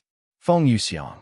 I am a divine beast that carries the bloodline of a phoenix. Feng Yuxiang gave a brief introduction about herself. The rest of you should introduce yourself as well. Yuan looked at the others. Lan Yingying, I am a divine beast as well, a divine serpent. Dong Yi, who already knew that Feng Yuxiang and Lan Yingying were divine beasts, nodded his head. While they can hide their identity from cultivators around their level, Dong Yi was an immortal who has existed for millions of years. It was simply impossible to fool someone like him. A phoenix and a serpent. Huh? It sure brings back memories. Dong Yi couldn't help but break out a smile on his face when he recalled the immortal monarch and his divine beast followers. The immortal monarch? Yuan asked out of curiosity. He nodded. Do you remember? No, but I am aware of his existence. His divine beasts were always fighting with each other over his attention. Dong Yi chuckled. It caused the young master plenty of headaches. However, they were all reliable and loyal, which sort of balances things out. Yuan suddenly remembered something and said, "Speaking of the immortal monarch, do you know how to upgrade his bloodline? What about the heaven refining physique?" "Me, the answers you seek are within the Nameless Emperor's tomb." "The name Emperor's tomb. Did I build it?" Yuan then asked. Dong Yi smiled and said, "You will find out once you go inside." Seeing how Dong Yi won't give him any direct answers, Yuan decided to give up and to wait to enter the name Emperor's tomb. Dong Yi suddenly shifted his gaze to Xiao Hua, whose tiny body instinctively trembled. "An exile, huh? The young master called you Xiao Hua, so you must be from the Azura family. Do you believe in fate?" he asked while staring at her intensively. Xiao Hua silently nodded. "Then do you believe someone, a mere human, can control fate?" Xiao Hua raised an eyebrow and said, "Nobody can control fate. What if someone has such ability? That's impossible. No human can have such an ability." Dong Yi smiled and shifted his gaze back to Yuan. "Believe it or not, someone out there has the ability to control fate, and he's standing in this room as we speak." Xiao Hua and the others turned to look at Yuan, who was quite confused. "You may not realize it, but you're subconsciously controlling fate." "The young master is subconsciously controlling fate? How does that even work?" Feng Yuxiang asked. Dong Yi shrugged. "Even I do not know the answer to this question. This is partially why the young master ordered me to not assist him too much, as it could affect his fate." Yuan looked at his own hands. "I'm controlling fate? Am I really doing such a thing?" He couldn't believe it. Manipulating fate sounded very complicated, so it seemed very unlikely for him to subconsciously control it. "What do you know about Xiao Hua's family?" Xiao Hua suddenly asked Dong Yi. "I know a lot about the Azura family. And believe it or not, but I also know a lot about you, Xiao Hua." Xiao Hua frowned. "How?" "Xiao Hua was born in the primordial realm. Nobody can enter or leave this place without the Celestial Emperor's approval or the ancient seals." "Sorry, but I cannot tell you." Dong Yi shook his head. "Why not?" "Because you're directly related to the young master, which means I will spoil him if I answer your question." "Brother Yuan?" Xiao Hua turned to look at Yuan with a look of wonder in her eyes. "Anyways, if you have any more questions that aren't related to the young master's past, feel free to ask me. If you have any requests, I am also willing to hear it." Yuan pondered for a moment before speaking. "The Nameless Emperor's tomb will open very soon. Do you plan on going inside with us?" "No. I will be staying out here to mess with the Celestial Emperor's lackeys and throw them off your track." Yuan nodded, and he said, "Then if you don't mind, can you watch over my friends while I am inside the Nameless Emperor's tomb? I don't know how long I will be staying inside, nor can I bring them to such a dangerous place with me. They're extremely valuable to me. I want you to protect them as though they're me." Dong Yi nodded. "No matter who you want me to protect, I will protect them with my life." Yuan proceeded to tell Dong Yi about Meishio and the others who were training at the Cultivator's Haven. They are likely to spend all of their time cultivating inside the Cultivator's Haven, but better safe than sorry. Rest assured, young master, as long as I am breathing, no harm will come to your friends. Even if I'm not constantly by their side, I can cover this entire world with my divine sense, so I will know immediately the moment they're in any danger no matter where I am. Covering this entire world with your divine sense? I have been wondering about this for a while now, but what is your cultivation?" Yuan asked out of curiosity. "This humble one is only at the 7th level of God Ascension realm." "God Ascension?" Yuan mumbled in a dazed voice. "If one's ascension towards godhood succeeds, they will become a cultivation god, which has been the peak of the cultivation world since ancient times. You're not that far away from the peak of cultivation, yet you sound disappointed." Yuan couldn't understand this part. "Because I know my limits, young master. As much as I hate to admit it, I don't have enough talent to become a cultivation god. That is a truth that I must accept. You, on the other hand, have not only succeeded in becoming a cultivation god multiple times in your past lives, I have a good feeling that you'll break through that limit and achieve something unprecedented in our world." Dong Yi spoke as he gazed upon Yuan with a confident glint in his eyes.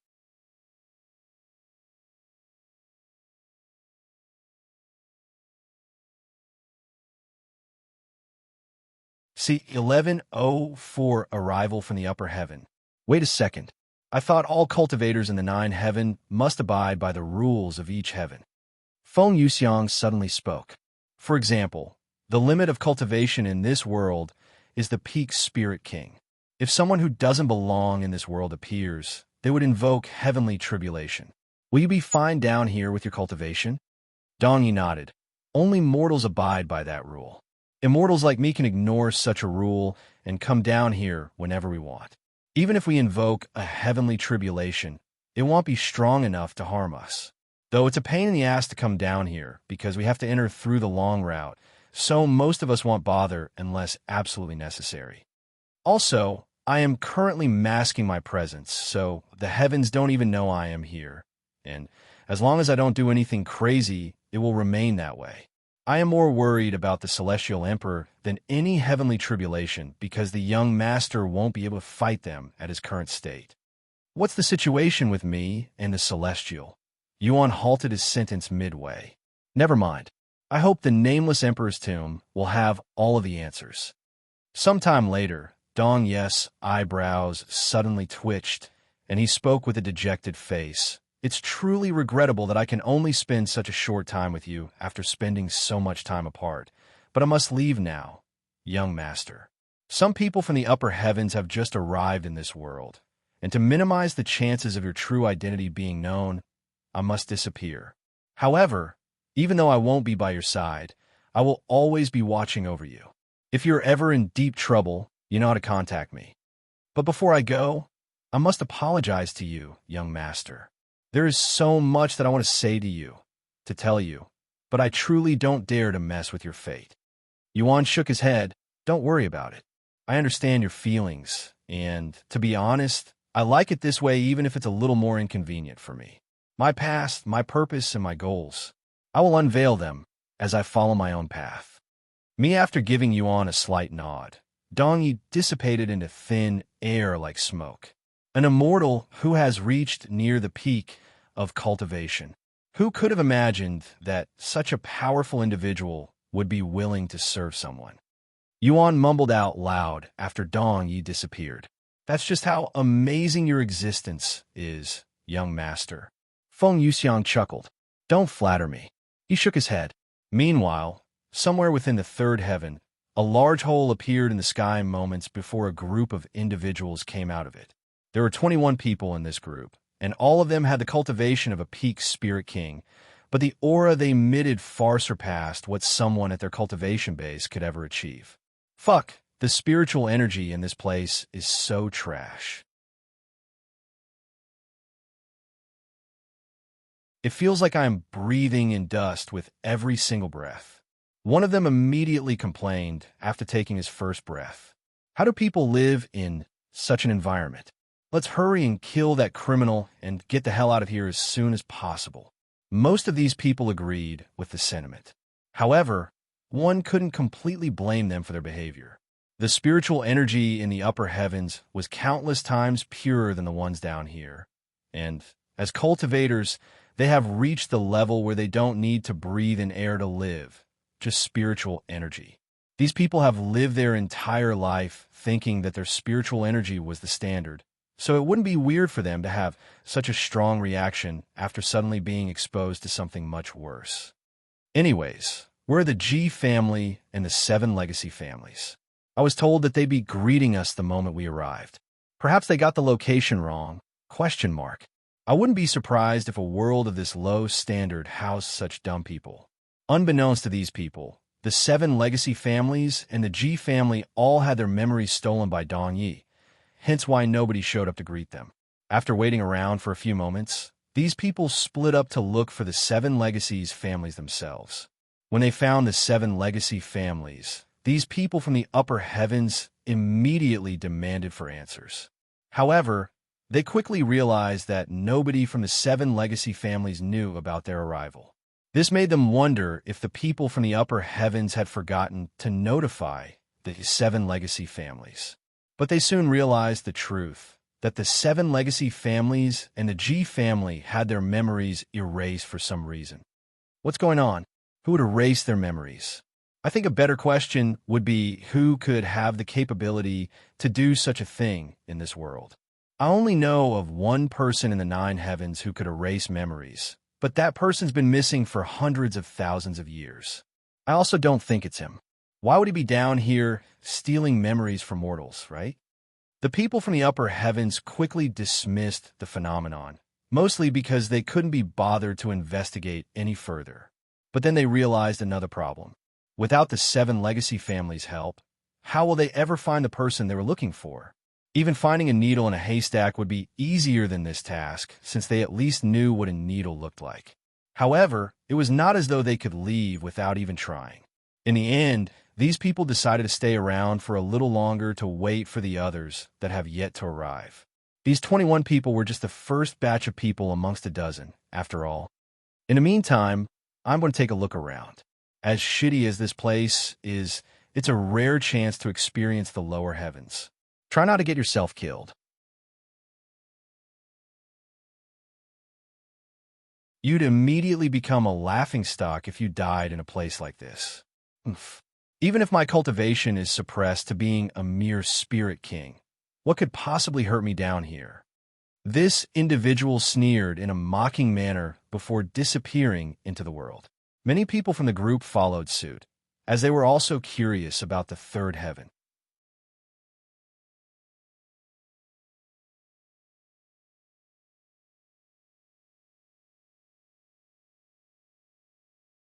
C1088 Nameless Emperor's Tomb's Opening. The day before the Nameless Emperor's tomb's opening, Yuan received a message through one of his communication Jade slips. Yuan, Lady Su will return in 5 days to give you what she promised. Senior Bey's voice resounded inside his head. Oh, I was so occupied with the Nameless Emperor's tomb that I nearly forgot about our agreement. Yuan felt a drop of cold sweat appearing on his forehead.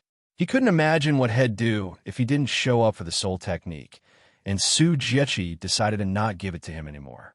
However, the Nameless Emperor's tomb will be opening tomorrow, and I promised Tian Yinyu that I'd enter with her.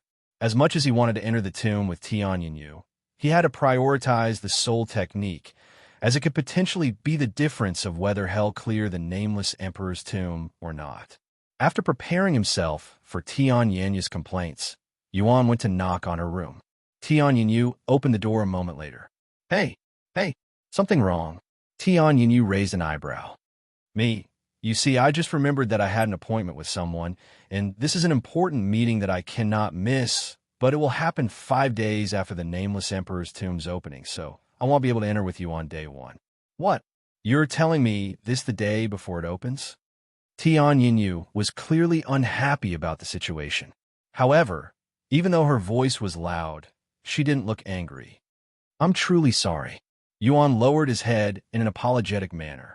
Tian Yinyu rubbed her eyes and sighed. Don't worry about it. It's only 5 days, right? I can ask my mother to delay our entrance for you. Yuan quickly lifted his head and said, Please don't. Your mother won't like it and will probably refuse. Furthermore, you're not going with just your mother, right? We cannot delay the others just for me. Where will you guys be headed first? I will meet up with you in 5 days. Yuan suddenly suggested. We'll be spending our first month at the Nameless Stone Warrior. You know where it is, right? He nodded. I memorized the map. Good. The following day, Yuan and Tian Yinyu went to meet up with Tian Suin, who brought them to the gathering area, where tens of thousands of disciples were waiting in anticipation with more to show up.